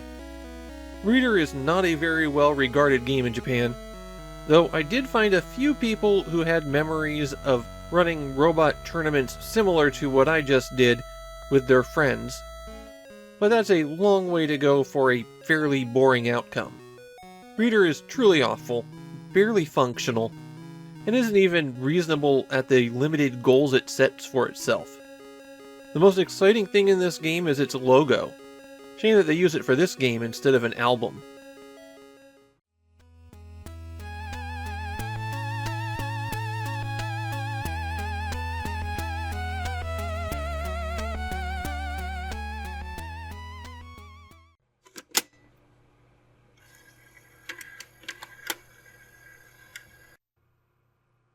Suisho no Dragon is another Japanese game where the title's a little bit unusual. It's written as though the title should be Suisho no Ru. They indicate that the character for Ru should be read as the English word dragon, and in fact that is how the commercial says the title. Suisho no Dragon is the first Famicom Disk System game from Square and their Disk Original group, or DOG. DOG is a bit of a dog. The concept was that a lot of small developers would pool their resources and publish on the Famicom Disk System that way. These small developers had had some success on computers, and were looking to break into that big console market. The big problem for DOG is that virtually everything they publish on the Disk System bombed. Sometimes it was because the game was truly dire. We're going to see a lot of dogs from them. But for the most part, I think they just got pinched by the smaller than expected market for Famicom Disk System games. Square was taking on extra financial risk as the head of this group, and DOG put the company in a bad financial situation. To give you an idea of how fast things went bad, we're currently looking at December 15th, 1986. In the next 7 months, Square publishes 8 games under the DOG label. And then they all but abandon the Disk System to go back to cartridges in August of 1987. Things are happening very quickly here. Suisho no Dragon is an adventure game, and the plot is given in a comic that was included in the box. The plot is that some high school students get some fancy space jalopies, and while they're doing donuts in the Earth's parking lot, they encounter a crystal dragon that scatters them all. You play as Hugh, and as the game starts, you wake up on the spaceship of the mysterious Eugene. That's this woman here. And Hugh is determined to figure out what's going on with that crystal dragon and locate his friends. The interface in Suisho no Dragon is a little bit confusing. You might look at it and go, okay, icons along the top of the screen, you've got a pointer, easy peasy. But that's not how it works. You have to point to the object that you're going to interact with, then press and hold B, and hit left and right to select the icon you're going to use. Then hit A when you've got the action and you're pointing at the right spot. If you want to change locations, then after you've selected Move, you cycle through the area's exits by pressing the B button. And if you want to use an object from your inventory, Then you hit up and down to select the item that you want. And there's no backing out of any options either. So if you select the disc icon, then you are either saving or loading, but you have to do one. From left to right, the icons are move, look, take, talk, use, open, interact, drop, and save or load. I don't know why the use icon is giving you a thumbs up, but it is definitely a choice they made. Suishou no Dragon is an extremely short game. If you know where you're going, and you have a little bit of luck on your side, then completing the game takes about 20 minutes, and that's including the load time for the disc. The game is basically divided up into 8 small sections, and if you die at any point, then you go back to the start of that section. There are a few points where you'll have to wait for an event to occur, but it doesn't take that much time or effort to get through those parts. Suishou no Dragon is remembered for exactly one thing, and it's not the surprising quantity of pretty good-looking art. It's remembered for a fake trick that was inserted into a video game magazine.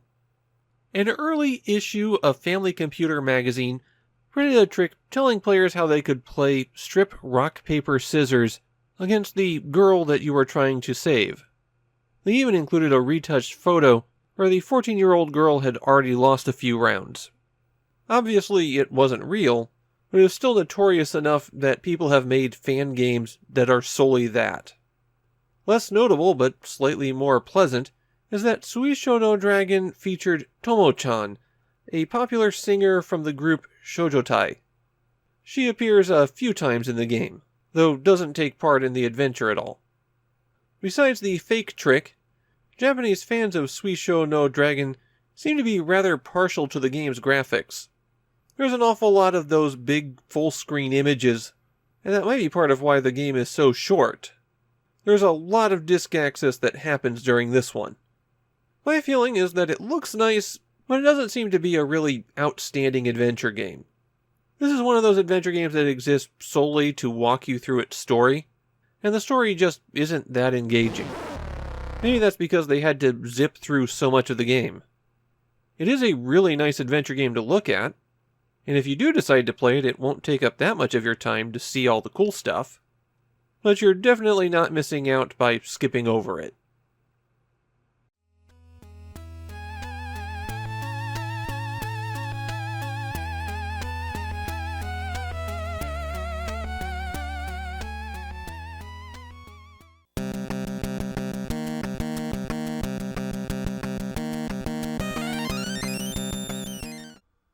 I actually really like Metro Cross. As we're closing out 1986, this kind of simple, pure arcade game is fading from the Famicom. And I say that knowing that in about a week we're going to have 2 more. Metro Cross is a simple game. It's only going to take me 2 or 3 minutes to explain the whole thing. But it's also a lot of fun. Well, fun if you don't mind incredibly difficult arcade games. Metro Cross started out as an arcade game, and it feels like there weren't any concessions made to the home player. But it also feels like there isn't a whole lot of difference between the arcade experience and the Famicom experience for this one. The concept of the video game is that you're a runner in a futuristic death sport. All you have to do is get to the end of the obstacle course before time runs out. If you don't, you're electrocuted. You can see the length of the course at the bottom of the screen, and getting in your way are hurdles, these green zones that really slow you down, giant soda cans that will roll you flat, holes that you can fall into, and jets that send you tumbling through the air. You're going to have to either run around or jump over these obstacles. If you jump and land on one of them, you'll tumble, but you can recover by hitting the jump button while you're in the air. None of them make you lose a life. The real threat is how obstacles slow you down. If you run a perfect race, and if you dodge every obstacle, you still might not have enough time to reach the end. So you have to pick up a few power-ups on the way. Well, maybe not pick up. These blue soda cans you want to stomp flat, because they'll stop the clock for 2 seconds. You can also kick them for extra points. You can kick them multiple times for escalating points, or you can still stomp on them after you kick them. The orange soda can gives you a speed boost for 5 seconds, or you can still stomp it flat. If you stomp enough cans, then this boot appears, and picking it up makes you invulnerable for about 15 seconds. You can run flat out through all the obstacles that way. The skateboard's a neat addition. You can't jump while you're on it. Hitting the jump button gets you off. What the skateboard is good for is getting through those green zones. It doesn't lose any speed while rolling through those. The springboard is a mixed blessing. Time your jump just right and it launches you forward at high speed. Mistime it, and you're launched in a high arc that slows you down. The third stage requires that you bounce off a lot of springboards consecutively, and it's the hardest stage of the first half of the game. The key is you have to jump just a little bit after you get on the board. So while you're on it, but before you reach the halfway mark. In case it wasn't obvious, Metrocross is incredibly difficult. There is a continue code, just hold down A and press start, but it only works every 4 levels. And the reason for that is every 4th level is special. There's nowhere near enough time to complete it, but all of the leftover time from your previous 3 stages is added to that. So if you don't do well on the previous 3, you're going to be in real trouble on that 4th. And that's it for me. I'm out of things to say about Metrocross. Okay, I guess I haven't mentioned the poor sprite color choice that makes the guy look like a streaker, but I think you can see that for yourself. Metrocross has the feel of an arcade game from 1982, but slightly updated, which makes a certain amount of sense for 1986, but we weren't really seeing that kind of thing at the time. The worst aspects of Metrocross is that you do kind of have to memorize the course to be able to do well. The difficulty just ramps up too much. I've gotten further before, but I really got blocked by course 6 this time. Still, I know I'll revisit this one again. It's not one of my top tier games, but it's one I enjoy.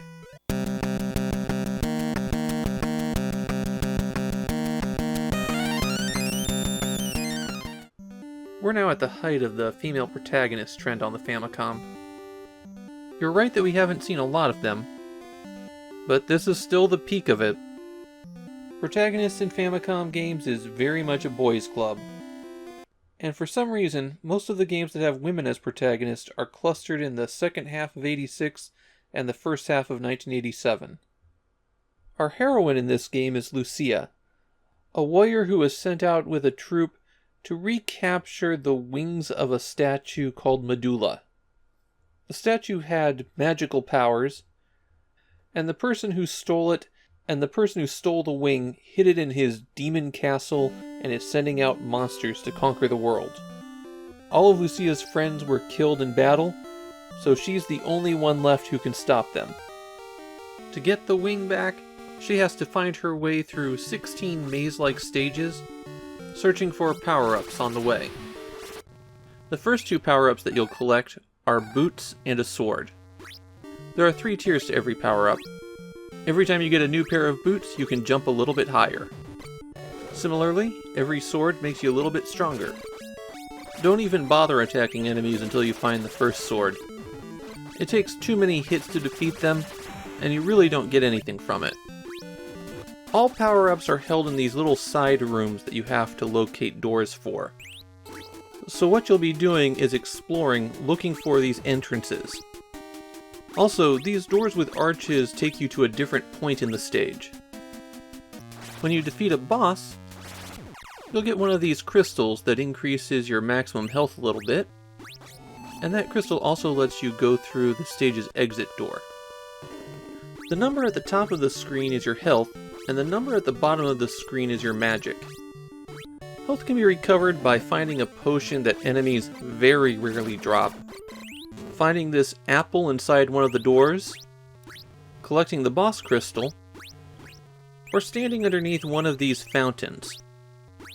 Magic is recovered by collecting potions, these scrolls, or by completing a stage. One weird thing about the magic, you won't find any until the 4th stage. You'll find magic power-ups, your maximum magic will keep growing, but you can't use it until you find a magic item.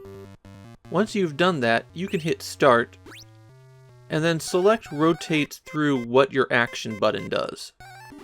A jumps, and B fires off whatever attack you've selected. There's 6 magic spells that you can use, though by stage 10 I had only collected 5 of them. The flame sword works like your regular sword, only it shoots a burst of flame out the tip. It's very cheap to use. The magic bomb was my go-to for dealing with more annoying enemies. It shoots out a certain distance, and then explodes up and down. Good for nailing vertical guys. The bound ball is supposed to bounce around, but I can't really tell from it. It can be pretty high damage though. The shield ball surrounds you with a swirl of those balls.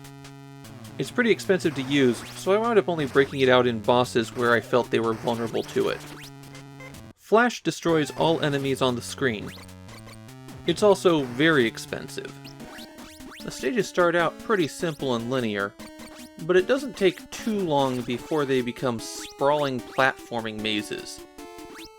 There's a lot going on in them, and it's entirely possible that you will miss a permanent power-up. There's a solution to that though, and that's the continue code. When you game over, you have to hold down select and then press start to continue. But instead of just continuing where you left off, it gives you a stage select.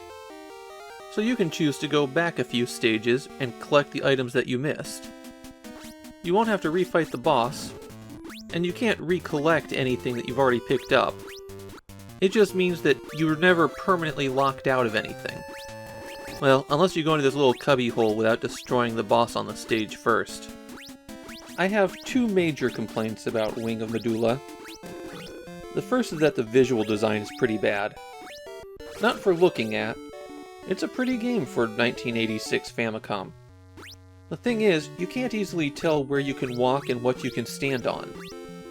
With these bridges, you have to look at where the ropes are rather than where the bridge is. And the caves in the outdoor levels blend in with the background. You can jump on these pillars, but not these. And you can walk through some blocks when you're lower than their level, but not others. The visual design makes the gameplay confusing. The other major complaint is how enemies constantly spawn. It's not that big of a deal in many places, but there are some spots like these bridges where the constant flow of enemies prevents you from being able to jump. For some reason, the sword only hits one enemy at a time, so if 2 are coming right on top of each other, you only hit one of them. And you stun lock whatever enemy you hit with the sword, so you can sit there swinging constantly until they fall over, or until another enemy runs you down.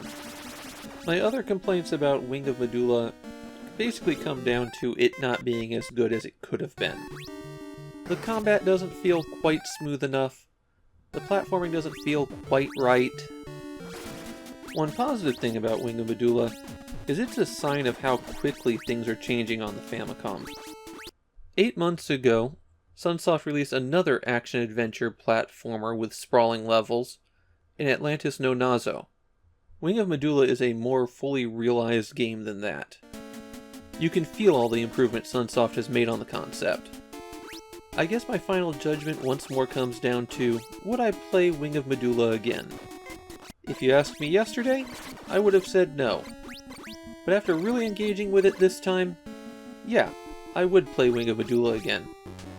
In fact, if I didn't have to edit this video and move on to the next game, I'd go back and try to finish it right now. I don't think I'd play it again after I finished it, but I want to finish it.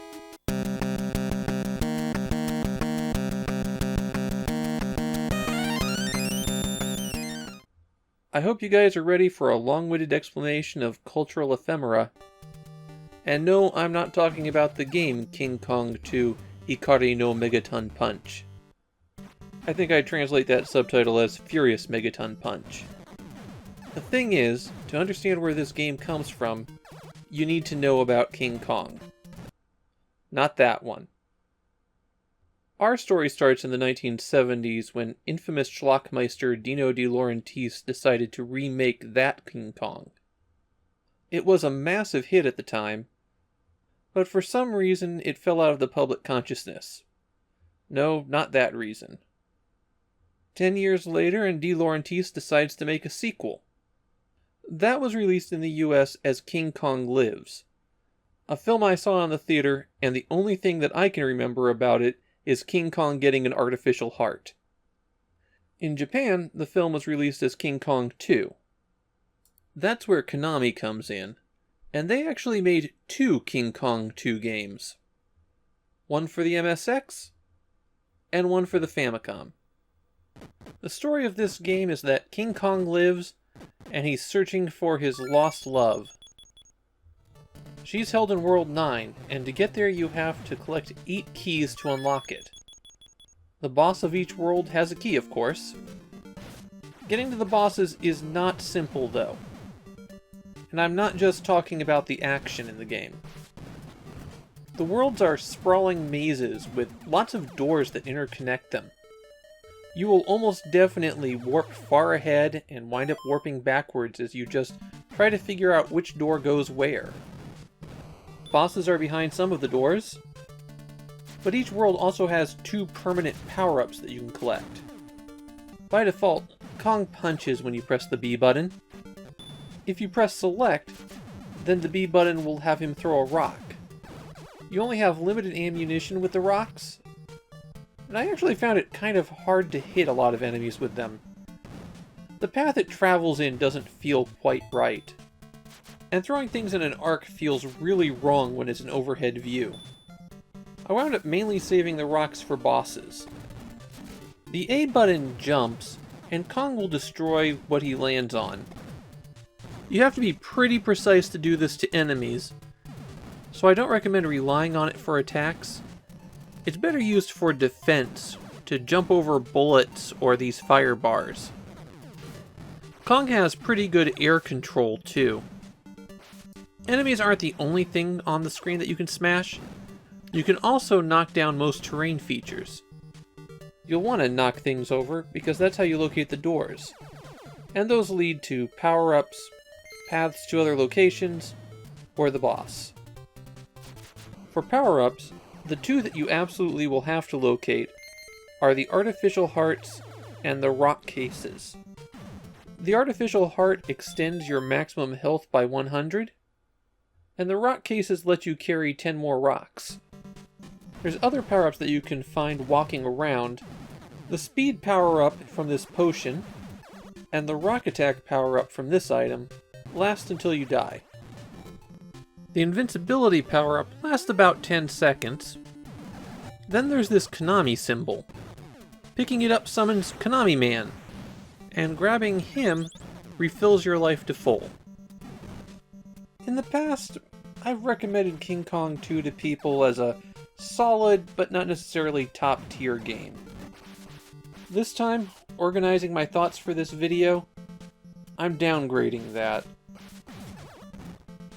King Kong 2 has a real flow problem, for the lack of a better word. The first 20 minutes to half hour that you'll play are pretty easy. You'll have to smash everything to try to find doors, and you'll probably spend a bit of time figuring out which paths you can follow, but you're not going to be challenged. The enemies are simple, they don't do too much to you, you can jump over obstacles easily, and then the game takes a sudden turn to the cruel. Suddenly you're constantly bombarded by attacks, you've got aggressive enemies everywhere firing rapidly. You can't stop some of the off-screen attacks from constantly coming after you, and there's not much you can do to prevent it from all whittling away your life. And the difficulty on those sections feels more unfair than anything else. You'll have swarms of things hitting you as soon as you enter a screen. It winds up feeling like not much fun. And it doesn't help that the rest of the game is comprised mainly of knocking over every item on the screen to look for doors. It's not the worst game in the world, or even an especially bad game. It's just kind of mediocre. And we know that Konami can do better than this.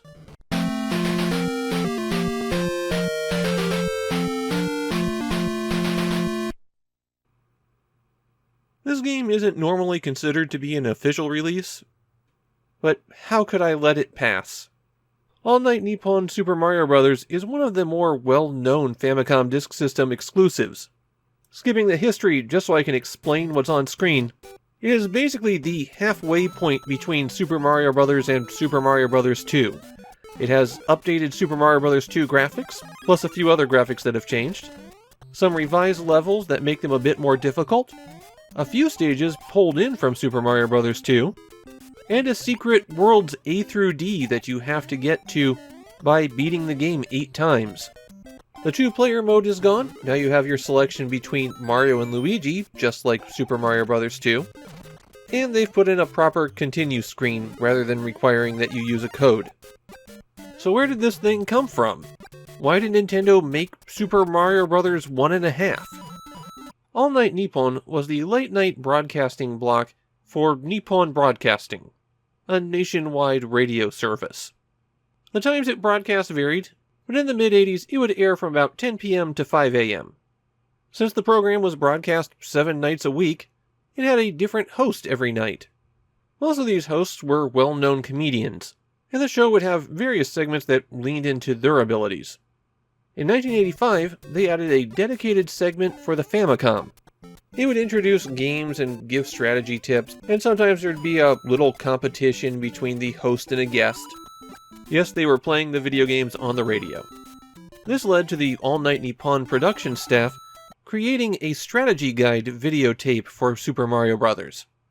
Also included on that tape was a novelty song that finally gave the Super Mario Bros. Theme some official lyrics. This cooperation led to a contest, or what was intended to be a contest, where the prize was a special version of Super Mario Bros. Themed around All Night Nippon. On December 15th, All Night Nippon announced the giveaway. Send in a postcard, and you could win one of 2,000 copies of All Night Nippon Super Mario Bros. The next night, they announced that the response was so overwhelming that they were going to sell copies. And starting on December 20th, which was also the deadline for the drawing, you could buy a copy at Nippon Broadcasting Music Center. How many copies were sold that way is a little bit unclear, because while we know that there were 3,000 copies initially sold over the counter like that, they also did 2 more runs of the disc. So there's probably around 15,000 copies in existence, give or take a few. But the limited availability as a giveaway and a specialty souvenir item available from exactly one shop has made All Night Nippon Super Mario Bros. Into one of the most collectible Famicom Disk System games.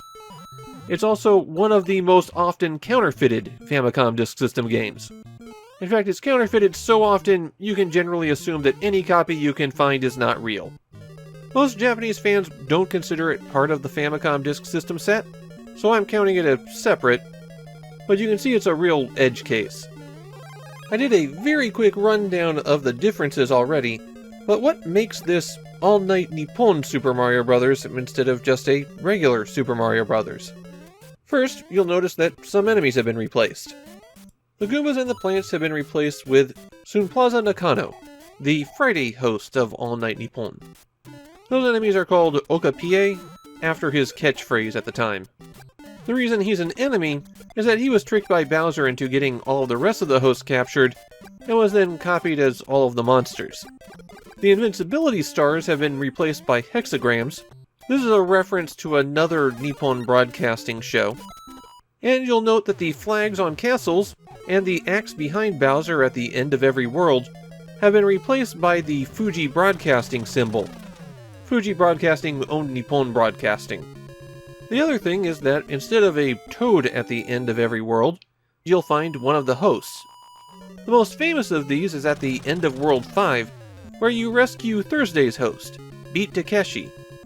Takeshi's own game, Takeshi no Chosenjo, was released on December 10th of that year, and this probably would have been a better video game debut for him.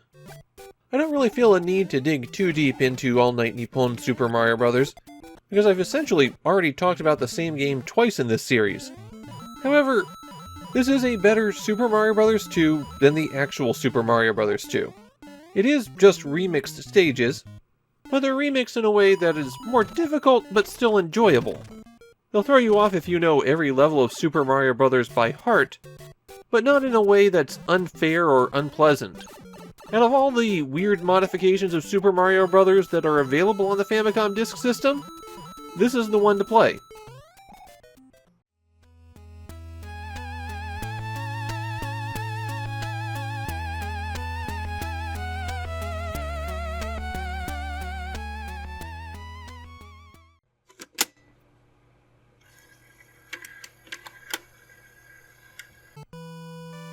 The really funny thing about Deep Dungeon is that this is the most successful game that Dog had. The game is pretty bad, but it hit at just the right moment to pick up some sales, and as a result, this Famicom Disk System original got ported to computers. The rest of Square's Disk Operating Group's output stayed where it was. To give you a little bit of context for why Deep Dungeon was so popular, at this point, RPGs on the Famicom consisted of Dragon Quest, and that's it, Dragon Quest. Dragon Quest II will be out in a month, but right now no one's really identified just how big RPGs are going to be on the system. However, RPGs were already huge on computers, and by late 1986, the RPGs in Japan had settled into two distinct flavors. The overhead ones that were leaning more into action, and the dungeon crawlers, more than anything else directly inspired by wizardry. As a genre, these consisted of first-person dungeon crawls, with the player exploring a maze of twisty passages all alike, and fighting the occasional monster in turn-based combat to get experience points so that they'll become stronger, and money so that they can buy better equipment.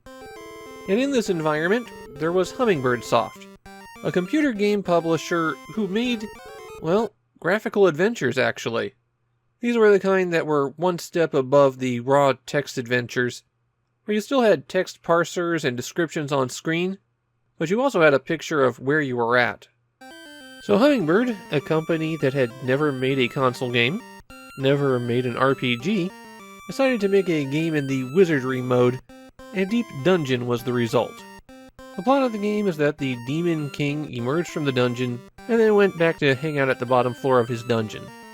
As a generic adventurer, you get to try to go to the bottom of the dungeon to stop him. It is not the most creative of stories.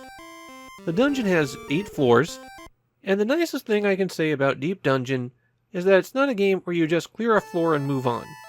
Your path to the Demon King will require going back and forth, finding items to open new paths, and the dungeon is actually a bit of a 3D maze, with stairs doubling back on you. Now that said, the floors aren't especially large. Every floor is a 32 by 32 square, and this isn't one of those situations where walls exist between the squares that you walk on. Walls and doors occupy a full square, so that space gets taken up awfully fast. It also isn't a persistent dungeon. You don't make permanent changes to the environment as you go. So if you find a treasure chest on a floor, then leave that floor and come back, that treasure chest will be there again. In fact, you have to take advantage of that to make any progress at all in the game. As you're walking around, you use the D-pad to move, and you press the B button to enter the menu of commands in the lower right. From top to bottom, there are attack, items, run away, investigate, and talk. All of the commands are available at any point, even though most of the time it'll be pretty obvious what you want to do. For items, any equipment that you purchase is used automatically, and you have a pool of bread and water, which are your health recoveries and antidotes. There are also other items you can get that when you use them, they cast a spell of some kind. Those items are really pricey, so I didn't get them while I was playing. You start out in the town talking to the king, and the town itself is just a menu, where you can go to the inn, an item shop, weapon shop, armor shop, or go into the dungeon. If you enter any of those establishments, you meet... oh boy.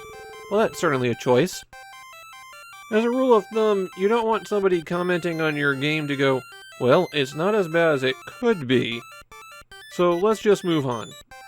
When you encounter an enemy in Deep Dungeon, which is surprisingly rare, you have to choose from that same menu of commands, and mostly you'll want to attack or run away. There's a bit of randomness in how long it takes before an enemy reacts, so it's very likely that you'll get multiple attacks in before an enemy strikes you. Something to keep an eye out for in the dungeon are piles of junk just sitting on the floor. When you search these, you'll either find treasure, or you'll find an enemy. And honestly, either of those is pretty good for you. Early on, you kind of need both. Especially since the encounter rate is about one fight every 60 seconds. Yes, it's on a timer rather than being triggered when you move through squares.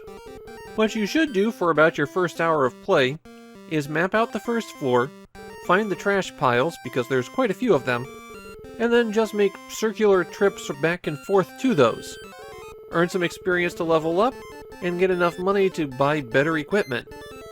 You'll encounter some people in the dungeon that you can talk to, but sometimes they'd rather attack than chat. That's fine, just more experience for you. You can save your progress at any time by pressing select to bring up the save menu, and then use the start button to choose to save. Yeah, they've got a really weird mix of interface concepts here.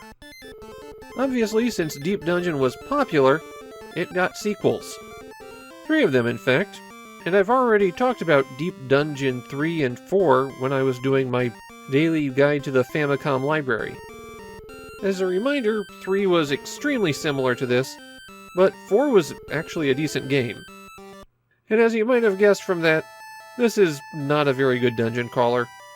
With just one character, and the only thing you can do with them is get more hit points and buy better equipment, it doesn't really feel like you're making a whole lot of progress.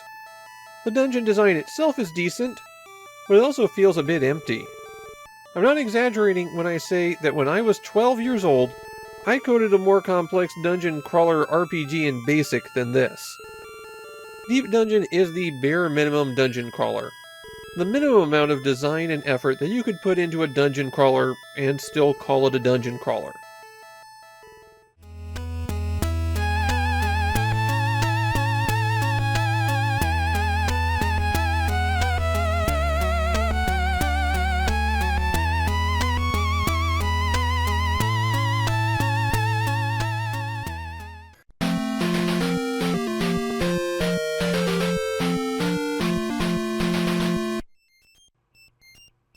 Usually, I record footage for about an hour.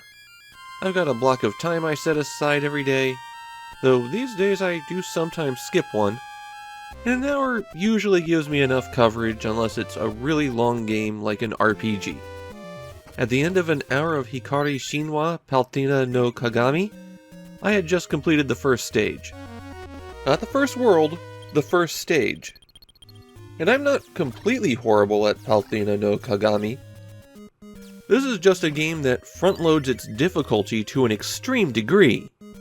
I also wound up recording another hour and a half to have some varied footage. The Japanese title could be translated as Light Myth, Paltina's Mirror.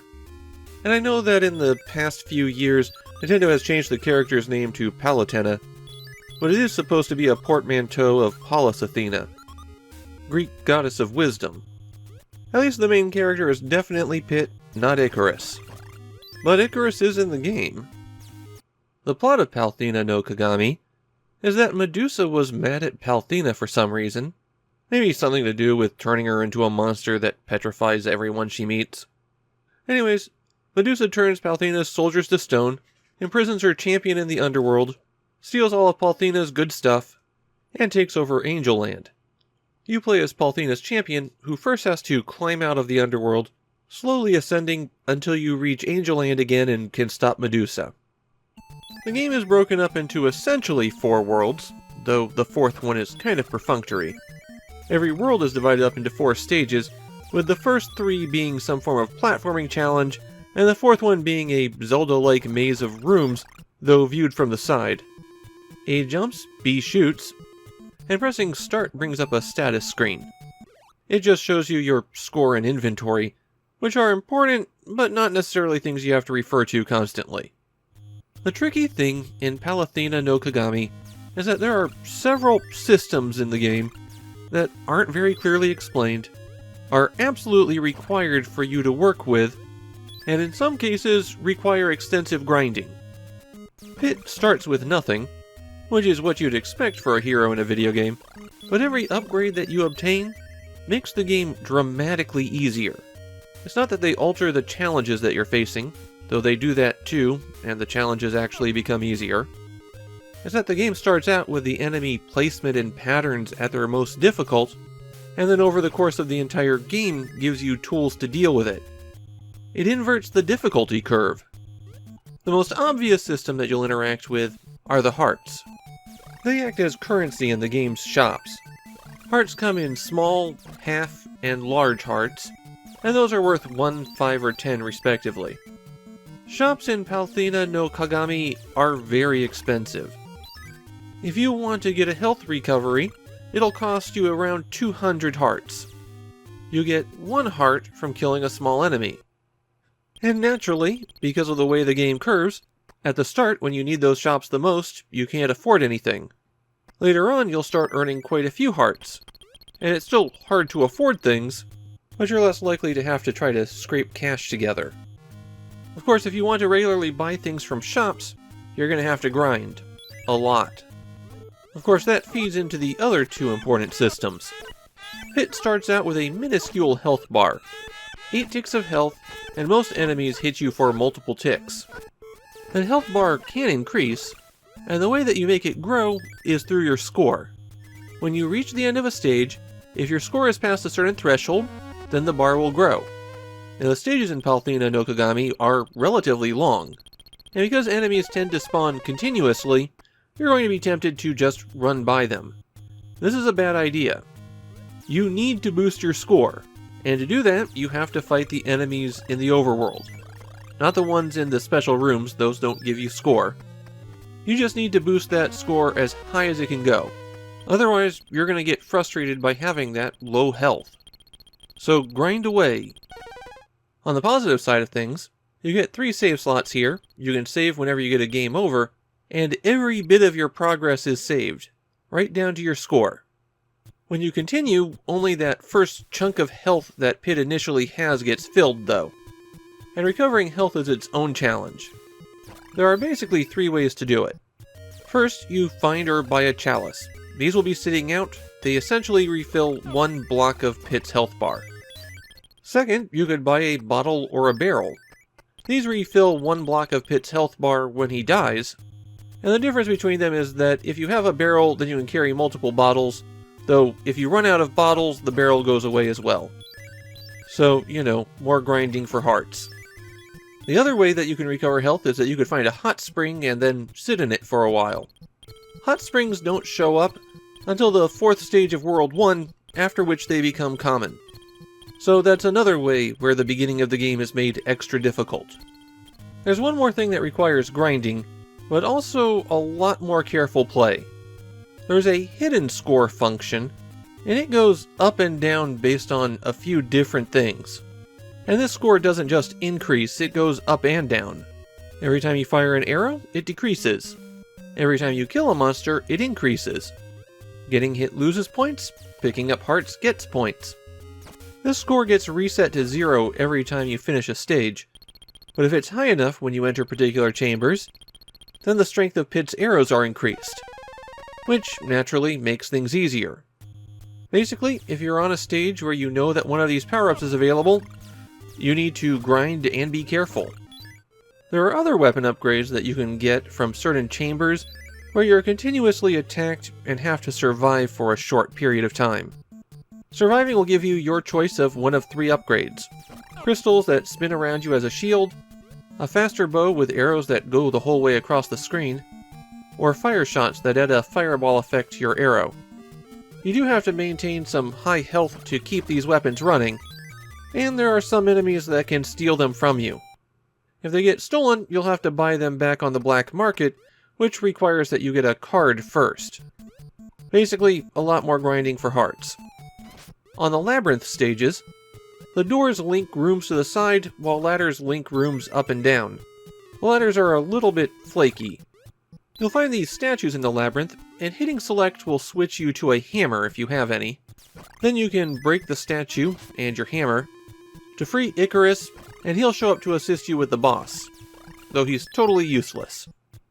You can buy them in the shop, and they're actually the only cheap item in the game.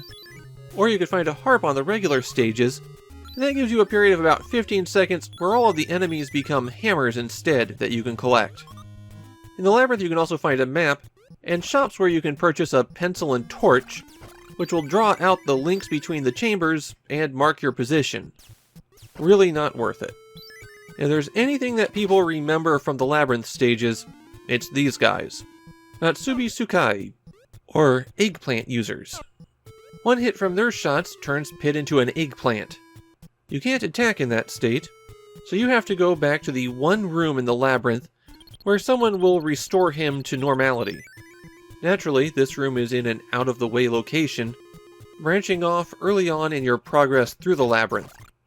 So when you get hit, you basically lose all of your progress.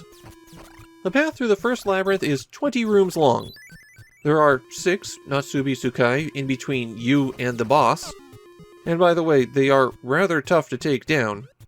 And the nurse that will restore you is located 4 rooms away from the start.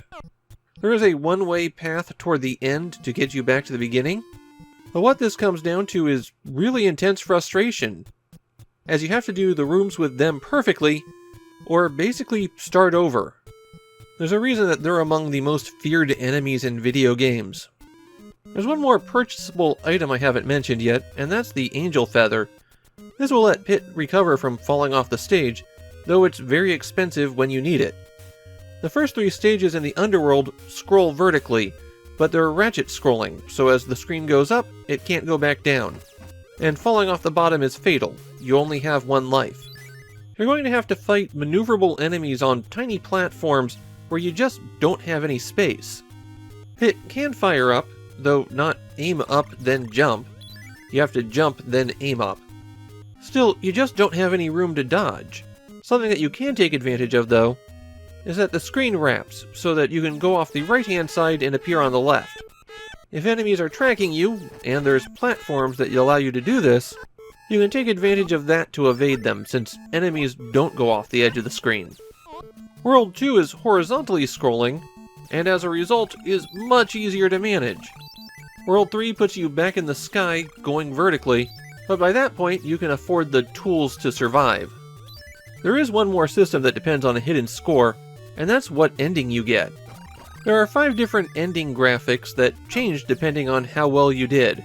Some things that factor into it are how many times you had to continue, how many weapon power-ups you got and kept, and of course, all of your other scores. Palthena no Kagagami was followed up by a sequel, or at least a sequel on the Game Boy. There was one catch with it, though.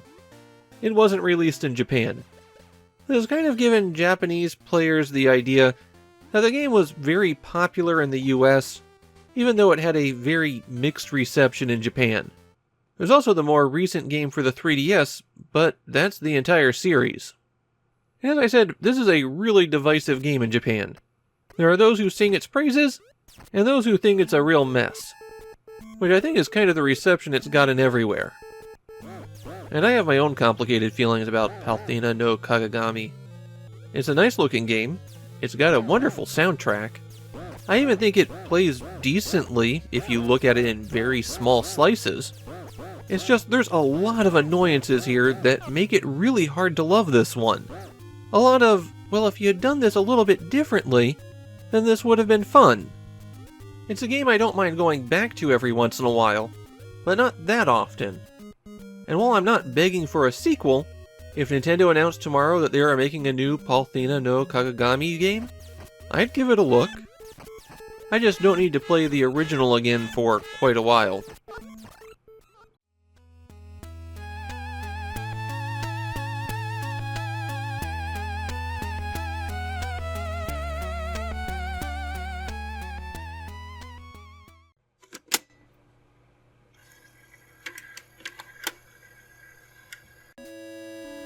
I've been known to make fun of European computer games. In the mid-80s, Japanese game developers were building the console industry, creating action games that worked in the living room. In the US, computer game developers were pushing the boundaries of technology in their strategy games and simulations, and leading the way with RPGs. And over in Europe, they were doing their own thing. I'm mentioning this because although Night Lore is based on one of the UK's cornerstone computer games, they don't deserve blame for this one. This painfully awful port is all on Japan, or Tosei and Jalico, both of whom were making their disk system debuts, and both were still in that phase where they were dumping out anything fast and cheap. This is what the original Night Lore looked like. It was developed by Ultimate Play the Game, and whose staff would quit a few years later to form Rare. It pioneered this isometric view used for platforming, which would become weirdly popular with European games.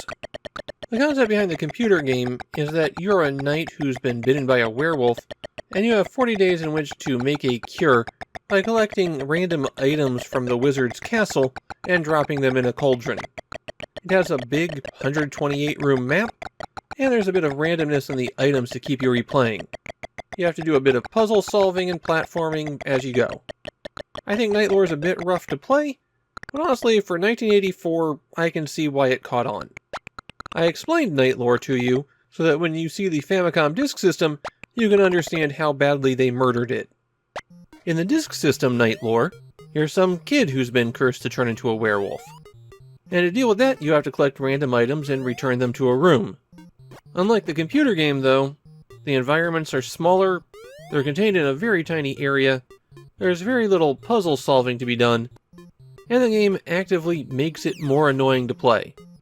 The first big issue is the control scheme. Since the disk system Night Lore continues the isometric perspective of the original, you have to move your character on diagonals. To handle that on the disk system, they want you to rotate your controller 45 degrees. So up makes you walk to the northwest, left goes to the southwest, and so on. Hitting the B button will make you jump, and you always jump a fixed distance, and the A button will put down any item that you currently have selected. There are 10 items you can find, but they all do the exact same thing, so I won't bother describing them. You have 3 inventory slots, and if you walk over an item and the selected inventory slot is full, then you just discard what was there and take the new item. You can rotate through your inventory slots by pressing select. Pressing A will put down whatever is in your active inventory slot, and it'll act as a platform, lifting you up a little bit. That's useful for getting to out-of-reach places, and bypassing most of the challenge in the game. Why go through the complicated platforming challenge when you could just drop an item and climb up? When you find the room to drop off the items at, there will be a little guy in the corner, and he'll be flashing what he wants. Take that item and drop it in the center of the room, and he'll change to a new item. Do this enough times, and you'll advance to the next stage. Every stage only has 11 rooms, 1 room for each item, and 1 for the drop-off point. There's a couple more things you need to know about the drop-off point. First, it's the only thing that I found that's affected by being in werewolf form. You turn into the werewolf when night falls, and the transformation to and from causes you to get stuck in place for several seconds. That can make you vulnerable to things that are wandering around. When you're in werewolf form and go to the drop-off room, then the magic chases you down to kill you, and you can't drop the item off. You have 80 days in which to complete each stage, and time flows very quickly. You won't be able to get through 2 rooms without transformation. What that means is that you're going to spend a lot of time hanging around outside of the drop-off room, waiting to turn human again.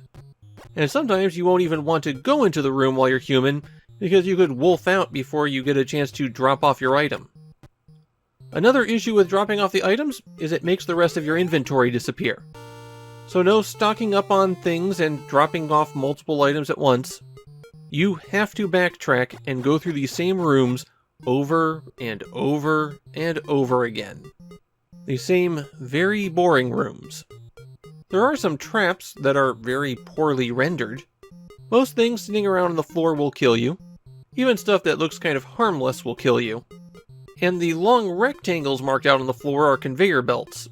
You have no way of knowing what direction they're going in until you step on them, though. And the squares on the floor are pits, but those don't kill you, they just drop you off in another room. With the absurd amount of backtracking, it takes a very long time to clear a stage.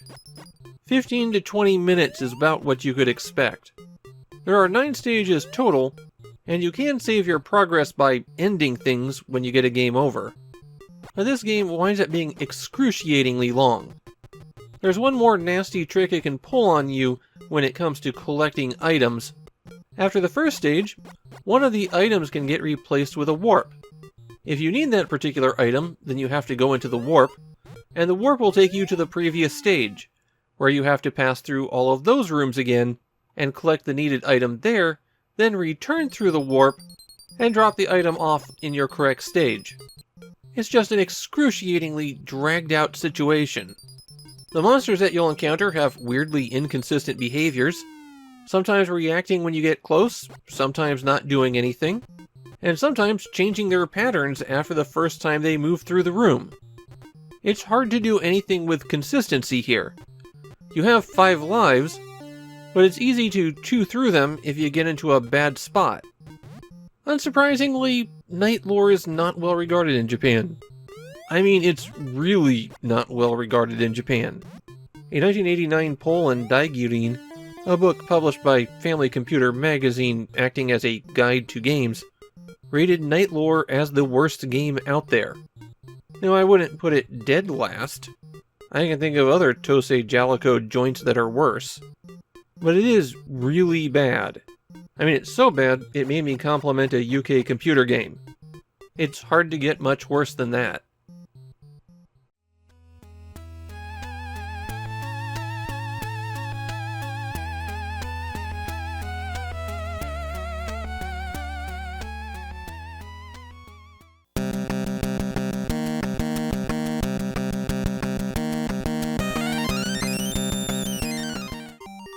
Up front, I've got to say it, this is the best game that DB Soft made. You remember DB Soft, right? Beloved creator of Volgarde 2, Zuno Senkan Golg, and Woody Poco. They really are a lower-tier Famicom publisher whose reach was constantly exceeding their grasp. I mean, just look at Layla. Clearly a side-scrolling run-and-gun, but the box tells me it's a maze action game. The game is about grizzled 17-year-old space veteran Layla, who's going to take out the asteroid base of a mad scientist. The scientist has also abducted her partner, so she'll need to rescue them along the way as well. The first major thing you need to know about Layla are the weapons. There's lots of weapons. All the green crates hold a collectible, and most of those are going to be weapon pickups. The pistol has unlimited shots, but it starts out very weak. However, every time you collect a pistol icon, its weapon strength increases by 1, and it can increase in power 30 times. The machine gun is a good all-purpose weapon. Just hold down the button and take your shots. And ammo is plentiful enough that you don't need to worry about relying on it. Grenades are kind of obvious, though they do have one special purpose that other weapons don't. They're the only weapon that can hit something below you. Sometimes you'll need to blow up a square beneath you to continue. The flamethrower is only really useful against living things. It also has a pretty short range. The axe is the single most powerful weapon, but ammo for it's pretty uncommon. Save it for bosses. It can take out the first boss in just 1 hit. The bazooka is useful against robots, but not against living things. The shots don't explode with it either. The beam saber seems like it might be good, but it's not especially strong, and there isn't a lot of ammo for it. It also doesn't affect bosses. The one thing it does have going for it is that the shots penetrate enemies. The last weapon is the barrier. Ammo for it is rare, and it counts down while it's active. You're totally invulnerable while using it, though. You can also press B to turn it off, and that makes the barrier shoot out to attack enemies. There are also a couple other things you could pick up. The roller skates make you run faster, and you can collect up to 10 of those. The question marks are a little bit more confusing. If you get them when your hundreds place is an even number, then it's just worth points. If you get them when the hundreds place is an odd number, then you get your life refilled. And speaking of refilling your life, every enemy in the game drops sweets which you can use to recover some health. Okay, you've been running down this tunnel for a while and you've reached the end. Where to now? Well, these tubes are elevators, and they could go up or down. Sometimes you've got a choice of either direction. They can be kind of tricky too. Sometimes after you've just gone up, you can keep going up without progressing through the area. Sometimes they lead back to an earlier area. And for these split level ones, they teleport you between the top and bottom area. It's the elevators that give Layla the maze action that the cover promises. You have two objectives in each level. First, you want to recover this data disk. You have to collect one of those from all 8 levels in order to get the good ending. Second, you have to locate the boss and defeat them. Once you've beaten the boss, you can exit the asteroid and shoot your way through a bonus area to get to the next level. You can miss picking up the disc, but when you reach the next stage, you can pick what stage you want to play. So you can always go back for them. That password is also used for continues. You only have 1 life in Layla, but if you've reached the second stage, you can hit select to bring up the password menu, and it's already filled in with your previous password. Just be careful not to hit start, because that will send you right into a new game. One of the more annoying things in Layla is that a lot of the times you'll find your path blocked by bricks. You'll have to shoot them out to find a path through. Sometimes the brick will be a hidden teleporter, and you'll have to stand on it and press up or down to go on. If you linger too long on a screen, this tornado shows up. It'll kill you pretty quickly, but you can destroy it. Finally, Layla has a pretty variable jump height. Not only does she jump higher if she's moving, you can press down and then hit jump, and she'll go higher. It's useful for jumping into tight spaces. I want to like Layla more, but I find the shooting in the game to be a real mess. Enemies often come in at levels that are either just above or just below where you can hit. That tends to slow the action down a whole lot. The variety of weapons initially seems cool, but I don't think they're really differentiated enough. Everything except the axe and the grenade is just shoot straight forward. On top of that, the jumping and platforming is still kind of clumsy. Especially when you either have to get a run-up on some things, or you have to stop and use that crouch jump. Layla's a situation where the ingredients are all there for a special game, but they never really come together. That said, it is a bit of a cult game in Japan. Not especially popular, but it has enough of a following that cartridges are hard to pick up. It's the most expensive game we've talked about so far, with copies generally selling in the 4,000 to 5,000 yen range. It's a steep price to pay for a game of this quality.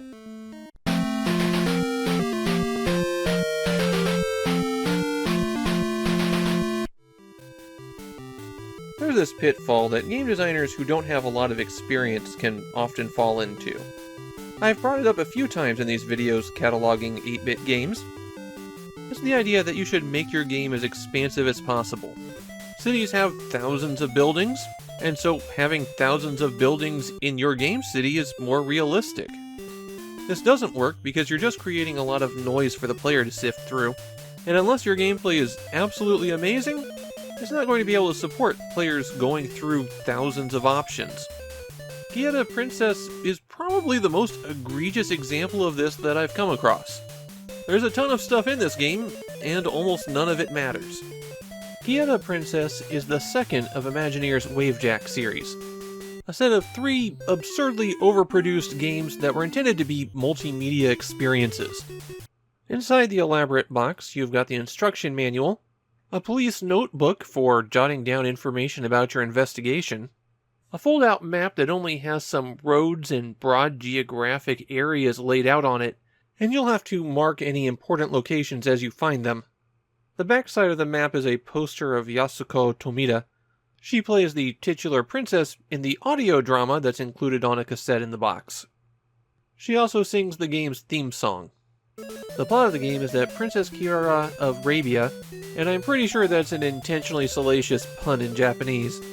Anyway, the princess is abducted on a trip to Japan, and a bunch of royal treasures are stolen. The king of Arabia stops all shipments of a cure for a disease that Japan is suffering, so Detective Monta Kobayashi has 30 days to find the princess and save all of Japan. The game starts out in a side-scrolling section. In here you hit A to jump, B to shoot, you can collect coins to get some more money, and when you emerge through the tunnel at the end, you come out of the police station. I don't know why the inside of the police station was like that, but there you go. Once out, you're where you'll be spending 99% of the game. An overhead view of a city where you can wander freely and enter every single building. The A button still shoots because criminals will randomly spawn in and run around firing at people, while the B button brings up a menu. Here you can talk to people, arrest someone, use an item from your inventory, or get some help from your dog. If someone does get shot, either by a criminal or you, then they become ghosts and you just walk off the screen and walk back to make them respawn. You'll need to explore the town fully, talking to everybody, checking every single house, and in this first town, there's maybe 5 people who matter. Give them the correct item, and you'll be able to continue onward.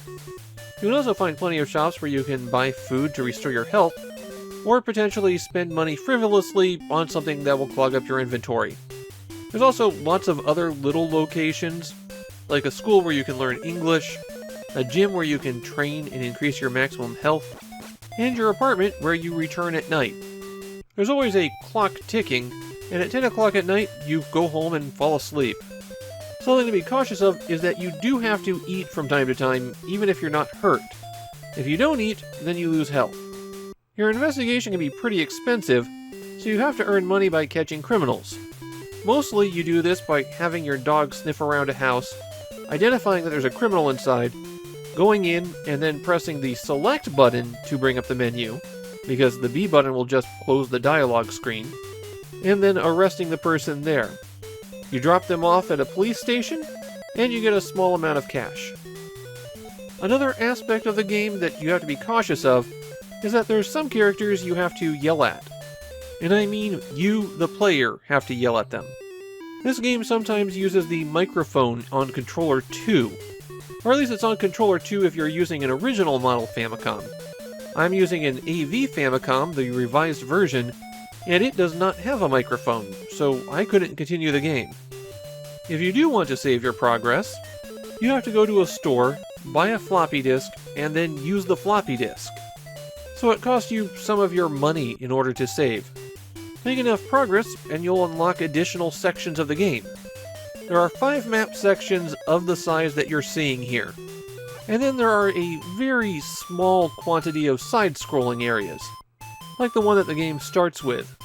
But these side-scrolling sections are so rare, and control so poorly, that it's odd that they're even included with the game. You would lose absolutely nothing to cut them. Weirdly, the comments I could find for Kieta Princess were mostly positive. Several people mentioned that they loved how many locations the game had. On the other hand, the people who weren't relying on their childhood memories all seemed to hate it, mostly commenting that they found the game to be unplayable. So maybe this is one where you had to be there. Obviously I wasn't, because boy did I hate this one. There's just too much junk here. Even if you have a guide in front of you, identifying all of the locations on the very generic map is a headache. I was about 50 minutes in when I reached the part that required the microphone, and it seems like I was a long way off from the second platforming stage. It does seem to take about an hour to play out a full day. That's assuming you don't take part in any activities that fill up time. And players were running out the clock back in the day, just trying to sort through all the noise that the game throws at you. If you're playing this without a guide, it's a miserable slog. And if you're playing it with a guide, then you're really not getting the game experience. Kieta Princess is a game that should have just vanished.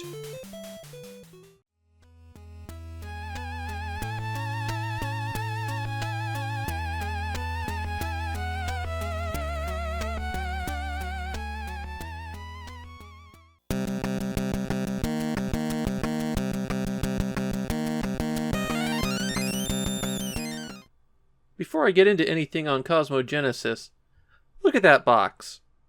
That box is one of my top 5 graphic designs for the Famicom. I love the logo, the silver and gold theme, the picture of the Orion Nebula. It's a really wonderful bit of design. It would have looked a little bit out of date in 1986. It's more something out of the 1970s. Which is appropriate for Cosmogenesis, since the games it comes from are also out of the 70s. Similar to Star Luster, Cosmogenesis is based on a classic Star Trek mainframe game, and Atari's more action-based version of it, Star Raiders. The premise is that there's a randomly generated solar system, and you start in the upper left-hand side of this map. An invading alien fleet starts in the lower right, and you have to take all of the aliens out. Over time, though, they'll move in and destroy the planets and space stations that you need. In the US, Cosmogenesis was released as Star Voyager. I found Star Voyager to be much easier to play than Cosmogenesis. In Japan, it's not well remembered, and the few comments I could find on it were all about how difficult it was. So this seems to be one of those cases where the later release took advantage of the feedback players had for the original one. The control scheme for Cosmogenesis is a little bit confusing. The A button shoots the main gun. That's the easy part. The B button accelerates your ship as long as you hold it down. Then it maintains speed when you release. Then if you tap B again, the speed falls down to 0. If you press and hold B, then you start accelerating. So now we need to go someplace.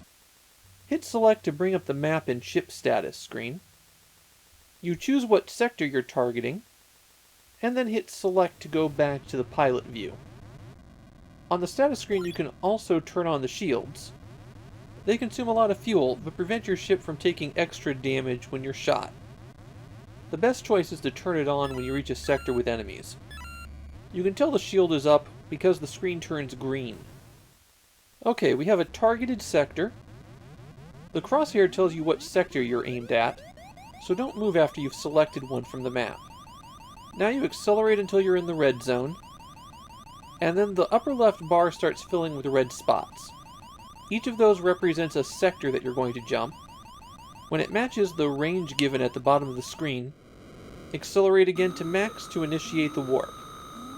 The bar on the upper right-hand side is how much fuel your ship has, and each of those spots represents one full bar on the right-hand side. Warping takes a lot of fuel, though warping longer distances doesn't use up that much more fuel than warping a short distance. If the fuel gauge runs out, then it's game over. The other way you can game over is warping to the black hole sector. It's this pink mark here. Why would you ever want to go there? Well, you don't. But your ship drifts a little bit in the warp, and it's not uncommon to wind up a little bit off from your intended target. Before you go off to fight the aliens, you're going to want to get a few things. 2 of the system's planets have power-ups for you. One for laser, one for engine. To land on a planet, you have to fly to the sector, then you have to swing your ship around until you spot the planet, then accelerate to get close to it. You'll only land when your speed is 1 or 2 though. If there's someone there, you get an upgrade. Otherwise, if there's no one there to get you, you just fly off again. You take back off just by pressing the A button. You dock with space stations using the same method, and they'll refill your energy tanks as well as repair your ship. These spots are asteroids, and they really exist only to get in your way. Finally, let's take a look at the aliens. And what you'll find is that they're almost impossible to defeat. They move fast, hit your ship with a constant stream of shots that you can't dodge, and there's a ton of them in any sector. They also completely respawn if you leave the sector. In recording this video, I never managed to defeat an alien fleet. They inevitably pounded me flat, knocked out my shields and systems, and then drained my fuel away with their final few shots. I never had this much trouble with these guys playing Star Voyager. So while I was playing this, I just kept thinking, everything in Star Luster was so much better. There was more to do, the combat was better, the controls were simpler, there was more going on with the ship. It's just a better game in every way. And even then I still found Star Luster to be a bit rough. Cosmogenesis? The only thing it really has going for it is that gorgeous box.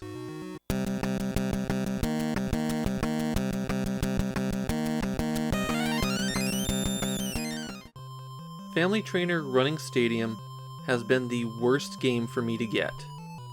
It took me a full year to acquire the copy that you're seeing. It's not a particularly rare game, and copies generally go for under 1,000 yen in Japan, so let's just pop over to eBay and see what the problem was. Oh. Yes, for some bizarre reason, all of the US eBay sellers try to conflate this game with Stadium Events. Stadium Events is the rarest commercially released NES game, and if a US copy of it goes for $50,000, why the Japanese copy must also be worth thousands. So I had to buy it straight from Japanese sources, but 2 of those orders canceled after I placed them. An employee of the shipping company stole my 3rd copy, and I know this because the box was opened and resealed by them. And the 4th copy showed up finally 6 weeks after I placed the order. I actually got this only about a month before recording this video. If I remember correctly, it arrived the same day that I recorded my first Family Trainer video. I wound up overpaying too. I spent about 2,000 yen on it. Running Stadium is the 2nd game in the Family Trainer series. That peripheral that's better known as the Power Pad in the US. Using an actual Family Trainer to play these games 35 years later is a bad idea, so I'm playing this on my home-built interface with my fingers. Running Stadium is another member of the most common type of Family Trainer game, the ones where you just move your feet as fast as you can to simulate an athletic event. In this case, it's track and field again. Or Hyper Olympic, I guess, since this is on the Famicom. There are 4 events: 100-meter dash, 110-meter hurdle, the long jump, and the triple jump. For the 100-meter dash and the 110 hurdles, you'll have an opponent running alongside you. For the long jump and triple jump, you're just competing on distance. From the main menu, your options are Tournament, where you compete against a series of increasingly quick computer opponents. That mode only has the foot races. You'll progress through different opponents that have been given animal names, and get a prize after each one. Then there are the 4 single event modes. Those you can go into and compete with up to 6 players in that event. Finally, there's the Olympic mode, where you can compete with up to 6 players in all the events. And that's it. There's nothing more to this game. I had problems with the hurdles and triple jump, but I'll attribute that to my interface and playing with my fingers rather than a problem with the game itself. Running Stadium is the most generic idea that you could come up with when you have a mat that you run on as a game interface. It's the, well, I guess they can race option. At least Athletic World had you do a little bit more than go in a straight line. I'd call it the worst Family Trainer game, but we have a couple more contenders for that title.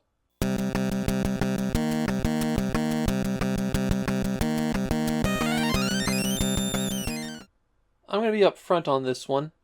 I've never been a fan of Tatakai no Banka, or Trojan as it's known internationally. The Japanese title means Elegy of Battle. A real poetic title for what's a straightforward action game. The story of the game is after a nuclear apocalypse, the martial arts master Ryu is going through the army of the Sword King to restore peace to the world. While post-apocalyptic fiction was popular at the time, this is very much a direct takeoff on Hokuto no Ken. Ryu even looks a little bit like Kenshiro. Ryu has a sword and shield. The B button swings the sword, while the A button holds the shield out. He can also jump, but to do that you have to press up. It's a compromise that's carried over from the arcade game, and I don't think it really works well for the game. You're not really agile in Tatakai no Banka, and it feels like a worse game for it. The sword action is straightforward enough. You swing your sword, hit guys, and they die. The wrinkle to the gameplay that elevates Tatakai no Banka to something beyond just another action game is the shield. You can press the button to hold it up and deflect attacks. While holding the button down, you can press in a direction to block attacks from above. However, you can't move while you have your shield out. Enemy attacks tend to be pretty rapid too, so you can get pinned down with it. In most cases, the best strategy is to rush forward and just put up the shield for a second to deflect something. The shield doesn't block everything though. Some of the big characters' heavy attacks will go right through it, and these red guys will sometimes throw a bomb that will knock your shield and sword away if you block it. In that case, you're reduced to fighting with punches and kicks until you collect this icon. There aren't a whole lot of pickups in this game. On stage 4, you have to collect these keys to open up paths. You also have to get boots that improve your jump height. Those are found on these sub-screens where you fight a boss character. There's also a 1-up that you can get, this heart that will refill your life, and some bonus points. Tatakai no Banka reuses a lot of the boss assets. There's about 4 bosses per stage, including ones that are double boss fights, and ones that you encounter by going into sub-areas. There's also only about 6 bosses, and that means everybody gets reused. I have 2 useful general strategies. The first, and most obvious, is keep attacking. You attack a lot faster than the boss does, so you can drain their health away pretty quickly unless they react to your attacks. Second, crouch and use the shield. Attacks will either go over your head, or they'll bounce into the shield, and that's when you can counterattack. Now those don't work every time. This armadillo guy rolls into a ball every time you hit him, so you have to hit and then move away immediately so that you can jump over him. You can't get multiple hits in on this guy with the mechanical arm, but what you can do is get underneath his attack, hit him once, and then get over his other attack. The giant with the club will do damage through your shield, but he attacks in pairs. So hit once, back away, and then he'll attack either 2 or 4 times. You know it's safe to keep attacking when he moves away. If you get a game over in Tatakai no Banka, there is a continue code. Press up A and start on the title screen when you return to it. With that continue code, this is a very short game. It's been years since I've played, and it took me about 40 minutes. And it isn't that difficult once you start getting a feel for the patterns. The stages are short enough that memorizing where things are isn't a real hardship either. Alright, time for some complaints. There's a lot of visual glitches in Tatakai no Banka. It's not as bad as Commando, but you'll get a lot of screen flickering. And by that I mean the whole screen flickers, not just characters. Also, all of the enemies seem to be practicing social distancing. There's a pretty broad space around them that you can't enter into. It becomes a bit of an issue on these elevator stages, where you can't activate the elevator until you're far enough, and an off-screen enemy can prevent you from going all the way to that position. I have one more piece of trivia about this game. It was recalled. The initial release of Tatakai no Banka had a compatibility problem with the very first Famicom release, the square button version. So Capcom had to recall it and replace all those cartridges. Tatakai no Banka is a game that I think is interesting, but not very good. The shield's a clever mechanic. That doesn't really work very well in the game. You can almost see the beginnings of Street Fighter in the boss battles. Not a surprise since this game was designed by Takashi Nishiyama, the originator of Street Fighter, Fatal Fury, and King of Fighters. And I guess that's a good way to think about this game. as an intermediate step as people learn both technology and game design. This is a game where you'd play it for 20 minutes, see how it fits into a historical context, but not really want to go back to it.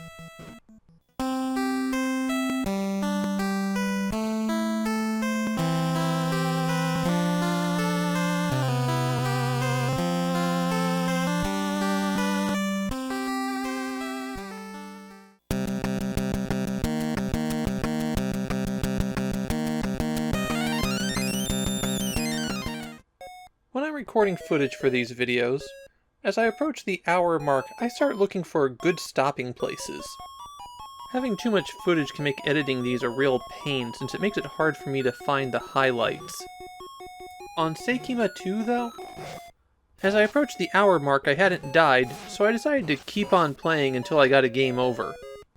You only have one life in the game, and I was riding a knife's edge for quite a while, so I thought it wouldn't be too long.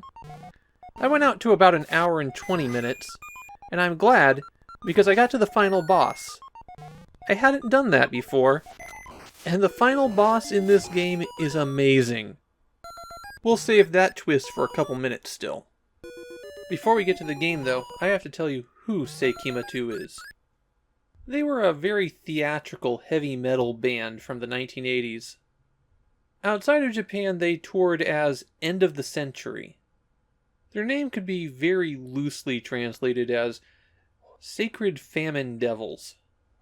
And the band has a backstory that they are actual demons from hell, here on Earth to spread Satanism with their music and cause the downfall of the world. They were pretty popular back in the day, and feel free to draw your own comparisons between their stage personas and the stage personas of a certain other popular heavy metal band. This is the first game from CBS Sony Records. They don't release a whole lot for the Famicom, but Sony had two different record divisions releasing Famicom games at the same time. I guess that can happen when you're a giant media conglomerate. The game is Seikima 2 Akuma no Gyakushu, or Devil's Counterattack if you like. The plot of the game is that 4 of the 5 band members have been abducted, and it's up to band frontman His Demonic Majesty to get them back. The game is a 4-world collectathon, and each world consists of 8 interconnected rooms. You have to collect all of the items in a room to unlock the exits. Then you can go on top of them and press down to get out. Collect everything from the first 7 rooms to unlock the 8th. The captured band member is there, and you'll still have to collect everything in the room, defeat the knight that's guarding their cage, and cross all 3 of the tombstones to find a key before you can let them out. Besides just freeing the band member, you also need to buy a few things. Stores are these eyeballs that you'll find floating around, and they'll give you the status for the level as well. You'll need to buy the attack power-up for $20 to beat the guard, and you'll need to buy that band member's instrument for $30 in order to get the good ending. The potions restore 300 health, and health is constantly ticking down in this game. You'll find an occasional potion lying around, but you'll wind up having to buy some too. Now that adds up to more money than you're going to find in the stage, so you'll also need to make some extra cash. And you do that by killing enemies. There's a period of about 5 seconds after you kill an enemy, where if you kill another one, it'll give you double the score. And if you do that enough times in a row, they drop bags with $5 in them. What I'd recommend doing is locating a spot in each world where you can funnel enemies into you as they spawn. A big, open, flat area is best, but you can make other spots work. Then grind up a bunch of cash so you can buy everything you need. The most difficult thing in this game are the jumping mechanics. You can go straight up quite a ways, but as soon as you start moving left or right, you go back down. On the other hand, if you're walking and you jump, you've got this long hop that you do. It actually makes it kind of difficult to get up ledges, and there's some tight jumps you have to do around moving obstacles that are a lot harder because of this mechanic. It winds up feeling really awkward. Another problem with this game is how the enemies spawn. They just walk back and forth at the top and eventually drop down. There's a few bottlenecks in the game where that can make it pretty difficult to go up, because as soon as you've cleared a path, another enemy just drops right down. Before I wrap up, I have to mention the music in this game. It's not very good. When your game is about a band, you'd hope that they'd have some good music in it. But this seems to be about 20-second loops of some really unpleasant songs. I suspect that they're taken from actual Seikima 2 songs, but you can't really tell from what they're playing. Okay, you've survived the 4 worlds, you've rescued all the band members, now it's time to face the final boss. It's time to finally take down the arch-villain, Jesus Christ. Okay, the game claims that it's Zeus, but the game's about rescuing a demonic rock band so that you can perform a black mass. That final boss is definitely Jesus. He attacks with the exact same pattern as the guards, and he's not that difficult to take out. If you manage to run out of energy, though, you can continue by holding down A and B on controller 2, then pressing start on controller 1. You lose all of the instruments you collected, though, so that means you don't get the good ending if you beat Jesus. I'd recommend stocking up on a little bit of health before you rescue the 4th band member. Okay, Seikima 2, it's not a good game. It's basically an empty collectathon, and your movement feels pretty awful. But I still kind of like it. It's one of the more absurd games I've played on the Famicom. And while it's clunky, it's not impossible to overcome. This is a game I could never recommend, but I also think that a lot of people wouldn't mind checking out.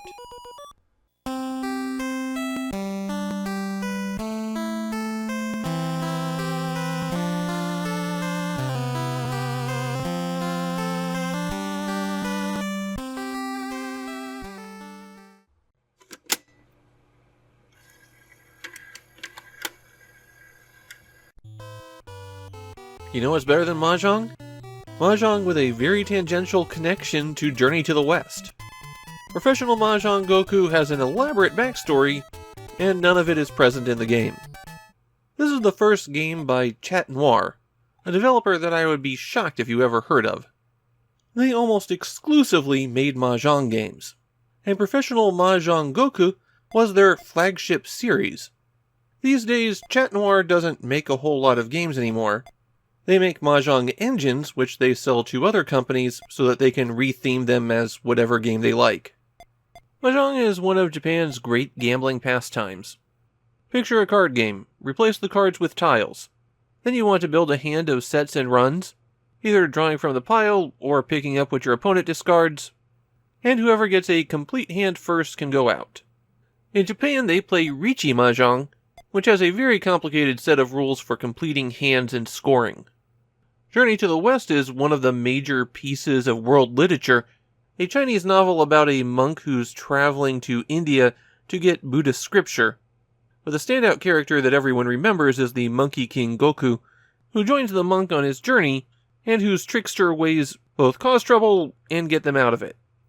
The plot of Professional Mahjong Goku is that rather than being sent to get Buddhist scripture, the monk is sent to play Mahjong against the various monsters that were in the world. And while that might sound very exciting, none of it is on screen. That plot is solely in the manual. Now there is something significant on screen, and that is how this is the first Mahjong game on a Nintendo console to have what is the now standard layout, where the screen is basically an overhead view of the Mahjong table, with one player on every side. It didn't originate here, but the previous Mahjong games were both published by Nintendo, and Yonin Uchi Mahjong had a linear layout with rows for every hand. That also makes Professional Mahjong Goku the first Mahjong game on a Nintendo console not published by Nintendo. The game also has some interesting interface quirks. When you can take a tile that another player has discarded, the game pauses for a few seconds, blinking the tile, and you have to press down on the controller if you want to do something. This means if you pause to think, then play is just going to continue. If you do hit down, you can always hit B to cancel out of that menu. There's also voice clips that play when you take certain actions. The biggest feature of Professional Mahjong Goku is the adaptive AI. Now, I'm not an especially skilled Mahjong player, and I think it's really obvious, so I can't really judge how effective it is. But at least according to the marketing material, the AI learns as you play it, adjusts to your skill level, and the various players adopt certain quirks. To be honest, I'm a little dubious that it's that effective, especially since the Famicom Disk System version of Professional Mahjong Goku is just about forgotten in Japan. Or at least I couldn't find anyone raving about how revolutionary the AI in Professional Mahjong Goku was. Still, even if it's just a few steps, where the difficulty increases if you're doing too well, and the players are more likely to pursue certain strategies, that's still pretty good for 1986. There will be more personality-driven Mahjong games, but they won't be around on the Famicom until the 90s. So Professional Mahjong Goku was ahead of the curve there. My feeling on this one is, yeah, it's a decent Mahjong game. It is very bare bones, just having the usual rule adjustments if you want to set up something in particular, and I easily beat the AI, though that might have been adjusted if I kept going. But all in all, it is a very solid, perfectly playable Mahjong game that happens to have a few significant bits of history attached to it.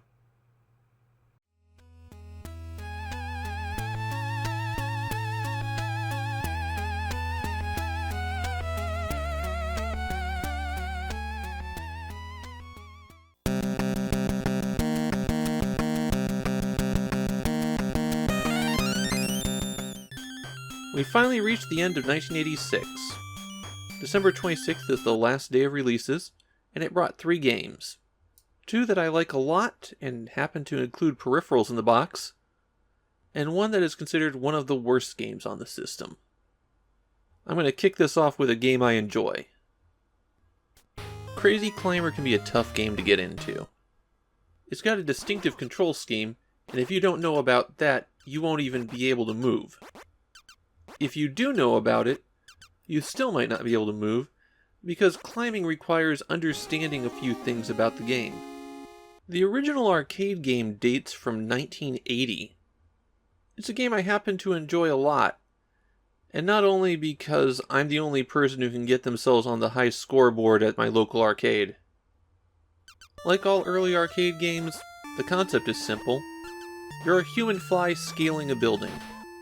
You have to get to the top, but things will be dropped on you, giant monsters will try to knock you off, window washers will get in your way, and I'm sure there's a few more obstacles that are slipping my mind. At the top of the building, you get picked up by a helicopter and taken off to the next building. In the standard mode, the Famicom has 8 buildings instead of the arcade's 4. And that brings me to one of the more interesting things here. This is not a direct port of the arcade game. Nichi added a ton of new features to the Famicom version. But the first thing we have to talk about is the control scheme. The way it works is one stick controls your left hand, one stick controls your right hand. Oh, but you say, the Famicom doesn't have 2 sticks. Au contraire, my friend. The Famicom does indeed have 2 control pads. Permanently attached, in fact. You have to play Crazy Climber with the first and second player controllers in your hand. You hold them in a vertical grip, so that left is up is right, and so on. The first player pad controls the left hand, and the second player pad controls the right hand. The easiest way to go up is to alternate left and right. So you hit left hand up, right hand down, then right hand up, left hand down, and so on. As long as there's a hand grip, you'll just shoot up the building like that. The hand grips are the next thing you need to know about Crazy Climber. Windowsills are safe places to hold on to, and you won't willingly take both your hands off of a grip. There are spaces in between the window panes, though, where you don't have a grip. You'll have to cross them when shimmying horizontally, and sometimes you'll have to shift off of a double grip to avoid getting hit. When you're hit in the head by a lighter object like a flower pot or bird poop, you lose one of your hand grips. You can quickly grab back on, though, just by pressing in the appropriate direction for that hand. The danger is that you might get hit in the head while you only have one grip, and that will send you falling off the building. Of course, if you're hit by something heavier, it doesn't matter how many grips you have. There's one more thing to be aware of about getting hit in the head. You don't want to just sit there and take it if you can avoid it. Every time you're hit, it drains 10 seconds from your clock. So if you charge straight ahead into a bunch of flower pots, you're going to run out of time before you reach the top of the building. But sometimes you just won't be able to avoid it. Something that's been added into this version of Crazy Climber are power-ups. When you pass over the correct window, an item pops out. You do have to catch that item to use it, though. Some of what's available are a stopwatch that freezes all obstacles in place, a bottle of milk that makes you invincible, this magnifying glass which makes all items on the screen appear, and then there are the two most vital ones. The helicopter, which sends you up about a screen length. There's a segment in a stage where you have to get this item. The other big thing is the key. That makes this door appear, and if you go inside the door, everything changes. You're now in a platforming section, which only uses the first player controller. Your goal is to collect the special item here, and if you do this on all 8 stages, then you unlock an extra 8 super hard stages when you complete the game. Clearing that extra hard difficulty is how you get the real ending. I have one more big tip for Crazy Climber. Don't be afraid of the closing windows. They move slow, so if you're climbing fast with an alternating handhold, they can't get you. It will put you at risk of getting hit, though. If I have one complaint about Crazy Climber, it's that the randomness of the obstacles often leaves you without a forward path. I've even respawned on a window that's shutting just a second after I start. It can be an unfair game, but there's continue right there on the main menu, so dive back in and scale that building. One more neat thing about the Famicom version, the original release came with special coverings for the D-pad. You'd slip them on, and then you'd have little joysticks. Kind of neat, but I think I'm okay just playing with the pad. So yeah, Crazy Climber's a good game. It's got a pretty tough barrier to entry, but it's also rewarding if you can get over that. Most of the additions are pretty good, though it doesn't really need those side view areas. All in all, a good port of a classic game.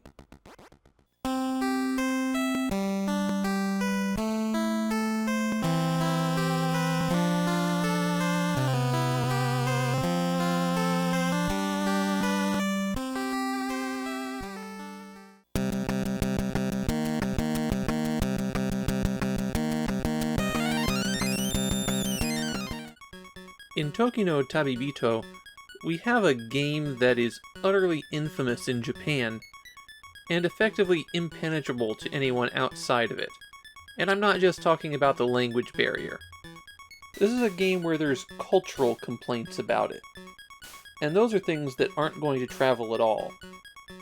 The game has an official English title of Time Stranger, and I've seen its Japanese name given as Jiku no Tabibito, probably from an alternate reading of the kanji, but the game is explicitly Toki no Tabibito.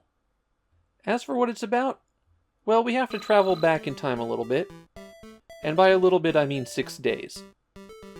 On December 20th, an adaptation of the novel Time Stranger was released direct to video. It's about a group of high school students whose bus is pulled back in time through Japanese history.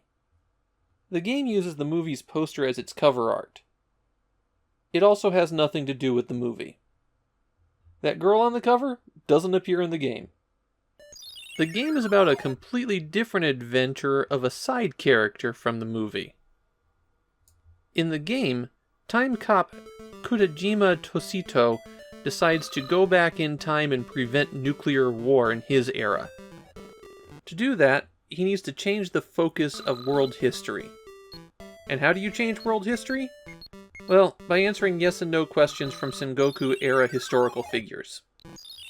Now, I'm not a professional historian, but I'm pretty confident that world history didn't hinge on whether or not Nobunaga Oda survived 1582, let alone making tweaks to the isolationist shogunate-era Japan. But that's the premise of this game. There are exactly two things you do in Time Stranger. First, you answer yes and no questions. And sometimes you just say yes or no in response to things that aren't yes and no questions. That's what these two options on the right-hand side are. Just yes and no. Second, when you land in certain areas, you'll have to get into your ship's teleporter beam when it's time to depart, otherwise you're stranded there forever and get a game over. And that's literally everything there is to this game. The conversation trees are not good in here. Okay, some of that's to be expected since everything's a yes and no question. It's worse than you might think, though. Take the first scene. You travel back in time and appear directly in front of Nobunaga in 1582. When you start talking to him, you'll pretty quickly realize that there's three paths in this conversation. 1, you get executed. 2, Nobunaga decides to kill himself. 3, somebody tries to kill Nobunaga.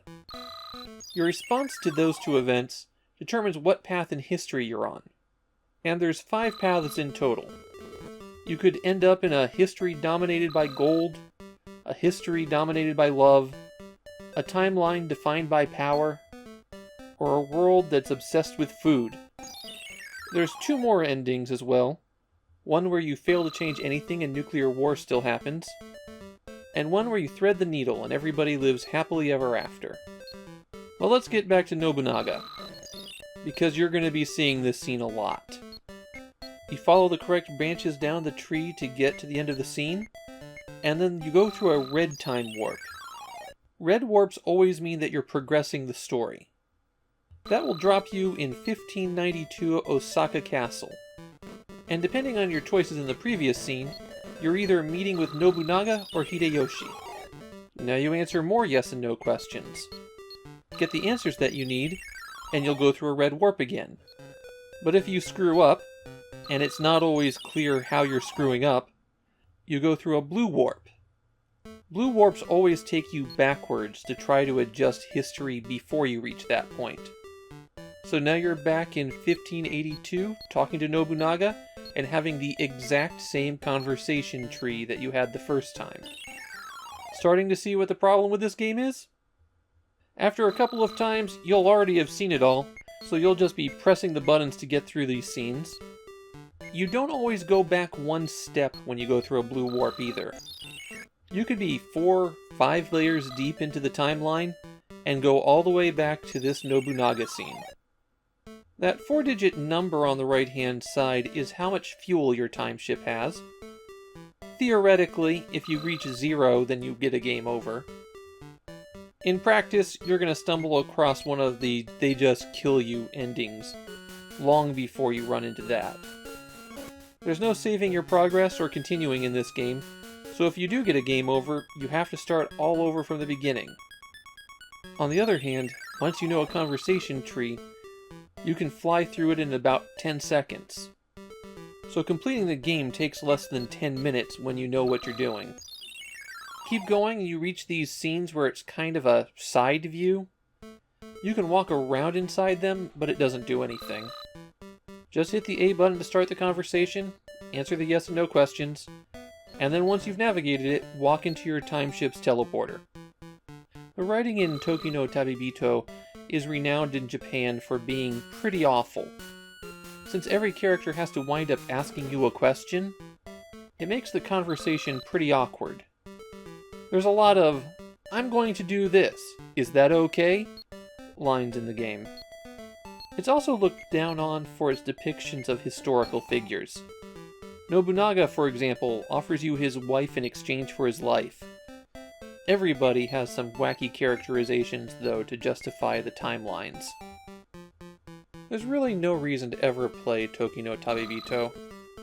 It's ugly to look at, mind-numbing to play, awful to read, and it doesn't even tie into the thing that it was released to tie into.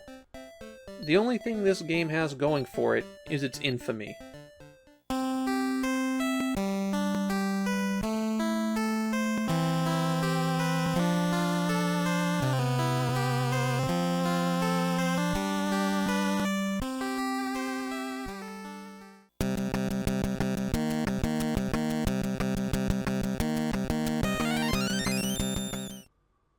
We're hitting a lot of milestones this episode.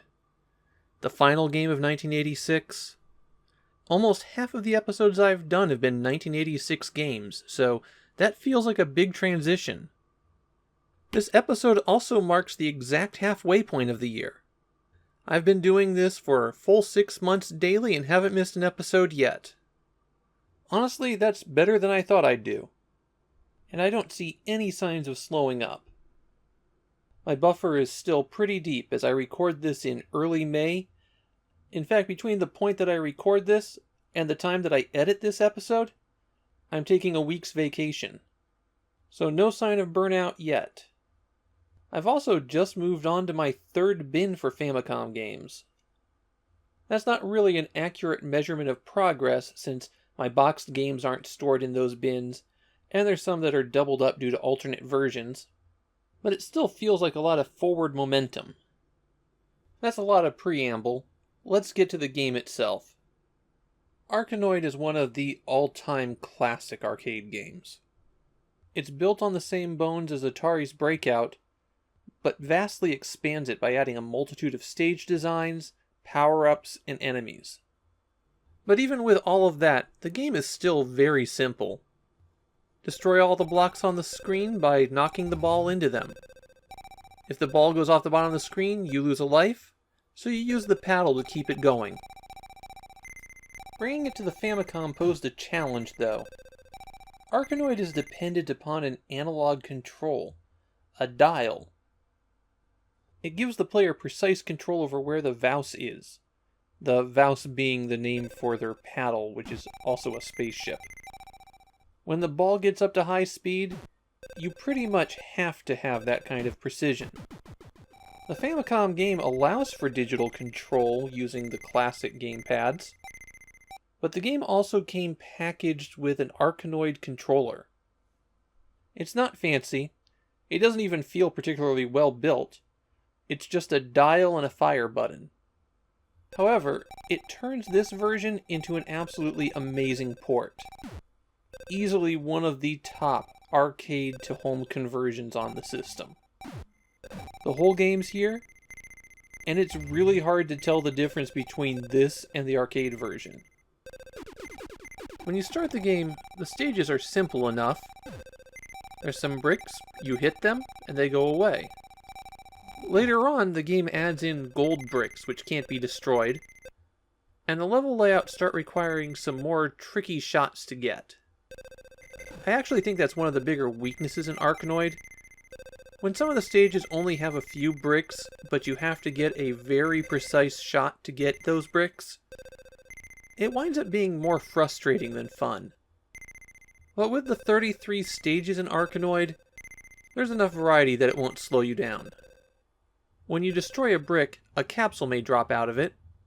You have to catch that capsule to activate it, and naturally you don't want to miss the ball as you're doing that. The power-ups that you're going to encounter are slow. Naturally that slows the ball down, and you can collect multiple ones and really drag that ball to a halt. The ball speeds up as it strikes surfaces, and being able to reset that speed with the slow is really helpful. I'm assured that the D on this light blue one stands for disruption, but I prefer to think of it as divide. It's almost the counterpart to slow. The ball splits into 3, and that lets it break up bricks pretty quickly, but you're also striking surfaces 3 times as often, and that can make the ball go fast. It makes this one very situational. Dividing while the ball is in a cramped area is great. Dividing when the ball is already going at high speed is bad. The dark blue with the E is elongate. That one just stretches your paddle. A little bit useful, but not a top tier item. The light green with the C is catch. The ball stops at your paddle when it strikes it, and then launches again when you hit the fire button, or if you wait too long. What direction the ball goes after rebounding on your paddle depends on where it strikes. That makes Kitch really useful for setting up some difficult shots. The red capsule with L is for laser.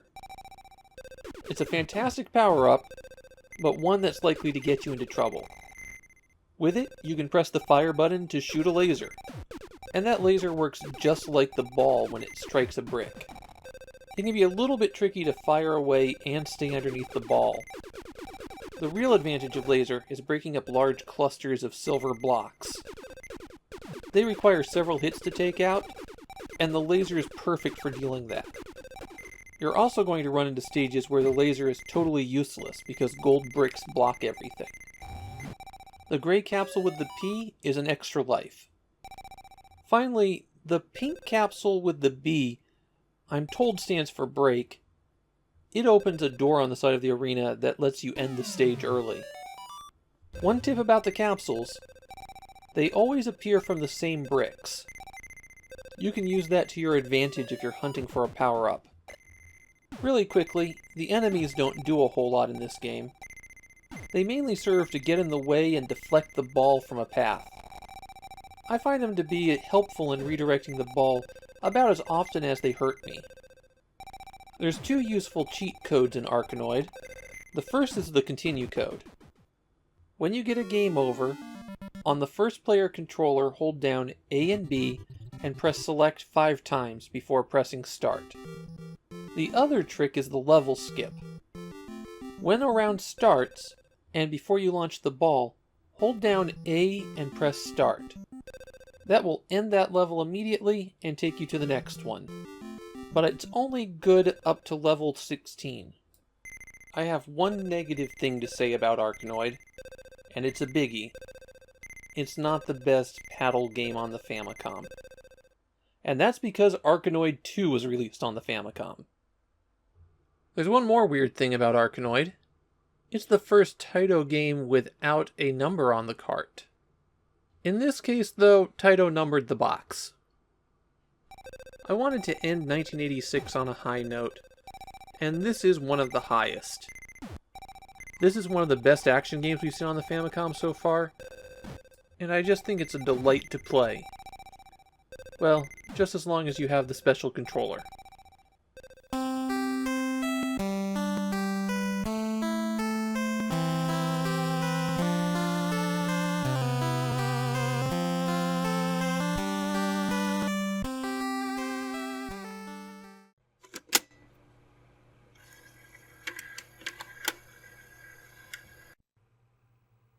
I've come to the last Famicom Disk System game of 1986.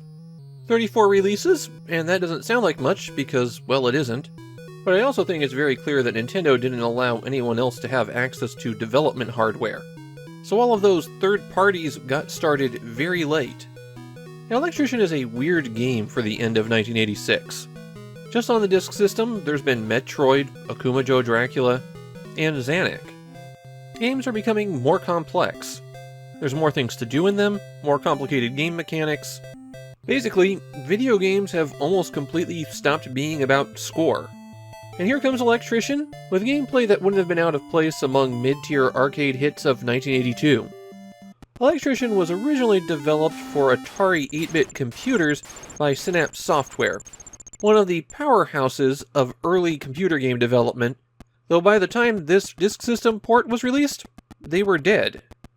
They ran afoul of Jack Tramiel, villain of every story about the video game and computer industry in the early 80s, and had to be bought out by Broderbund, who shut them down earlier in 1986. In Electrician, you're an electrician, and an enormous blackout has taken out power across the entire United States. To take care of this, you have to rewire 8 high-rise buildings, plus travel between the cities after you complete a building. The buildings are a single screen across, but many screens tall. As you play, B wires and A jumps. So the basics of the high-rise stages are that you jump off a ladder into the space between rooms, press and hold B, and walk across that whole section. You also have to press up and down while holding B to wire up those rooms. If you wire all of the top connections in the room, the lights turn on. Complete all of the connections in the building, and a door appears in the lower right where you can exit the stage. As you're running all these wires, though, there are also creatures that are roaming the crawl space in the building, and they'll eat away at the connections that you've built up and down to the rooms. But if you manage to complete the circuit, then they get fried. Don't touch the zap, though. That'll still kill you. This makes the basic gameplay loop on these levels, trying to complete a power line as fast as you can, and then going back and patching up the gaps that have been created. Early on, the creatures will just crawl around on the floor, but later on, there's ones that stick to the ladder, and these spiders will make invisible webs that will get you stuck. Basically, more elaborate and nastier patterns. Sometimes when you light up a room, a thief will jump out and run to the left. If you can get down to their level fast, then you can catch them and they'll leave behind a random item. Ideally, you want to see bells. Those are extra lives. But they can also leave behind a pogo stick that will make you jump a lot higher, and always hit your head on the ceiling, falling straight back down. It makes all of the jumps in the game pixel perfect, and some of them it makes outright impossible. You'll wind up falling off the rooms a lot if you try to use it, and if you fall more than one story, then you die. So you don't want to get the pogo stick. Unless you get the helmet first. And if you get the helmet, then you can jump through things, and the pogo stick will then make it easier to get over gaps between two rooms. So the order in which you collect them matters. When you exit the door from the high-rise building, you go to an underground stage where you have to pass through the sewers to reach the next building. These are side-scrolling stages, and here A jumps while B turns off and on your flashlight. Why would you want your flashlight off? You wouldn't. The sewer has some blocked off walls, and creatures that will spawn in that you have to jump over. These moles will turn into something when you flash the light on them. Don't touch it because it will still kill you. There's also a boat on the ground floor that you can climb down onto, and it will carry you further into the level. These connecting stages have a spot where you can jump directly under some major landmark, and doing so will change the image on the screen. As you do this for stages, you'll unlock different versions of those connecting stages. And if you complete all of those variations on the connecting stages, then you can get the true ending, which is just a small graphical change. The catch here is you can't do this all at once. It'll take 4 or 5 trips through the entire game, assuming you're playing perfectly, to trigger all of these points. And that's because as you trigger them, you'll get diverted to other stages. You can save your progress toward the true ending when you get a game over, but which backgrounds you've changed is the only progression that's saved. In fact, there aren't even continues in this game. When you get a game over, you've got to start over again from the beginning. Also in the sewers, you'll find thieves occasionally, and I do mean occasionally. I saw one during the hour I was playing. Capturing one of them will get you an item, which can turn on all the lights in the sewer, or let you knock down walls that get in your way. All the way to the right in the sewers is another building and a door you go into, and that will take you to the next high-rise stage. When you start a stage, you have an opportunity to choose how fast the game was going to play. I was always playing on the medium setting, but at least they give you something resembling a difficulty option here. After the 8th and final high-rise stage, there isn't another connection level, so there's only 7 of those. That's how you play Electrician, but as you might have already noticed, there's a lot of problems with this one. The worst aspect of it is how far you have to move to scroll the screen. You pretty much have to go right to the edge, and that means you're going to be running into enemies that you just couldn't see in time. Now that's frustrating, but then there are the bugs, and I don't mean the enemies in the game. Electrician is noticeably buggy. Like here when I'm on the boat and the screen just refuses to scroll. Or here when I climb down a ladder and pass through a solid wall. Or here where I can't jump when I'm standing on top of a ladder. Or here where getting caught in a spiderweb while jumping apparently counts as falling multiple stories, presumably because the jump is on a timer. This game's a real mess, and it's not well regarded in Japan for that reason. It's a game that is singled out for its weak design. So here's the thing, I really wanted to like Electrician. When I saw footage of it before, I thought, oh, this could be a really cute little action game. Yeah, people seem kinda grumpy about it, but maybe it just wasn't vibing with them. And no, it is pretty poor. However, when I was recording footage of that original Atari computer version, I was going, here's the game I wanted. While the principles of the game are the same there, it plays much better. There's a lot more action and a lot more creativity with what's going on. Play that version of Electrician. That one's fun. The Famicom Disk System version? Avoid it.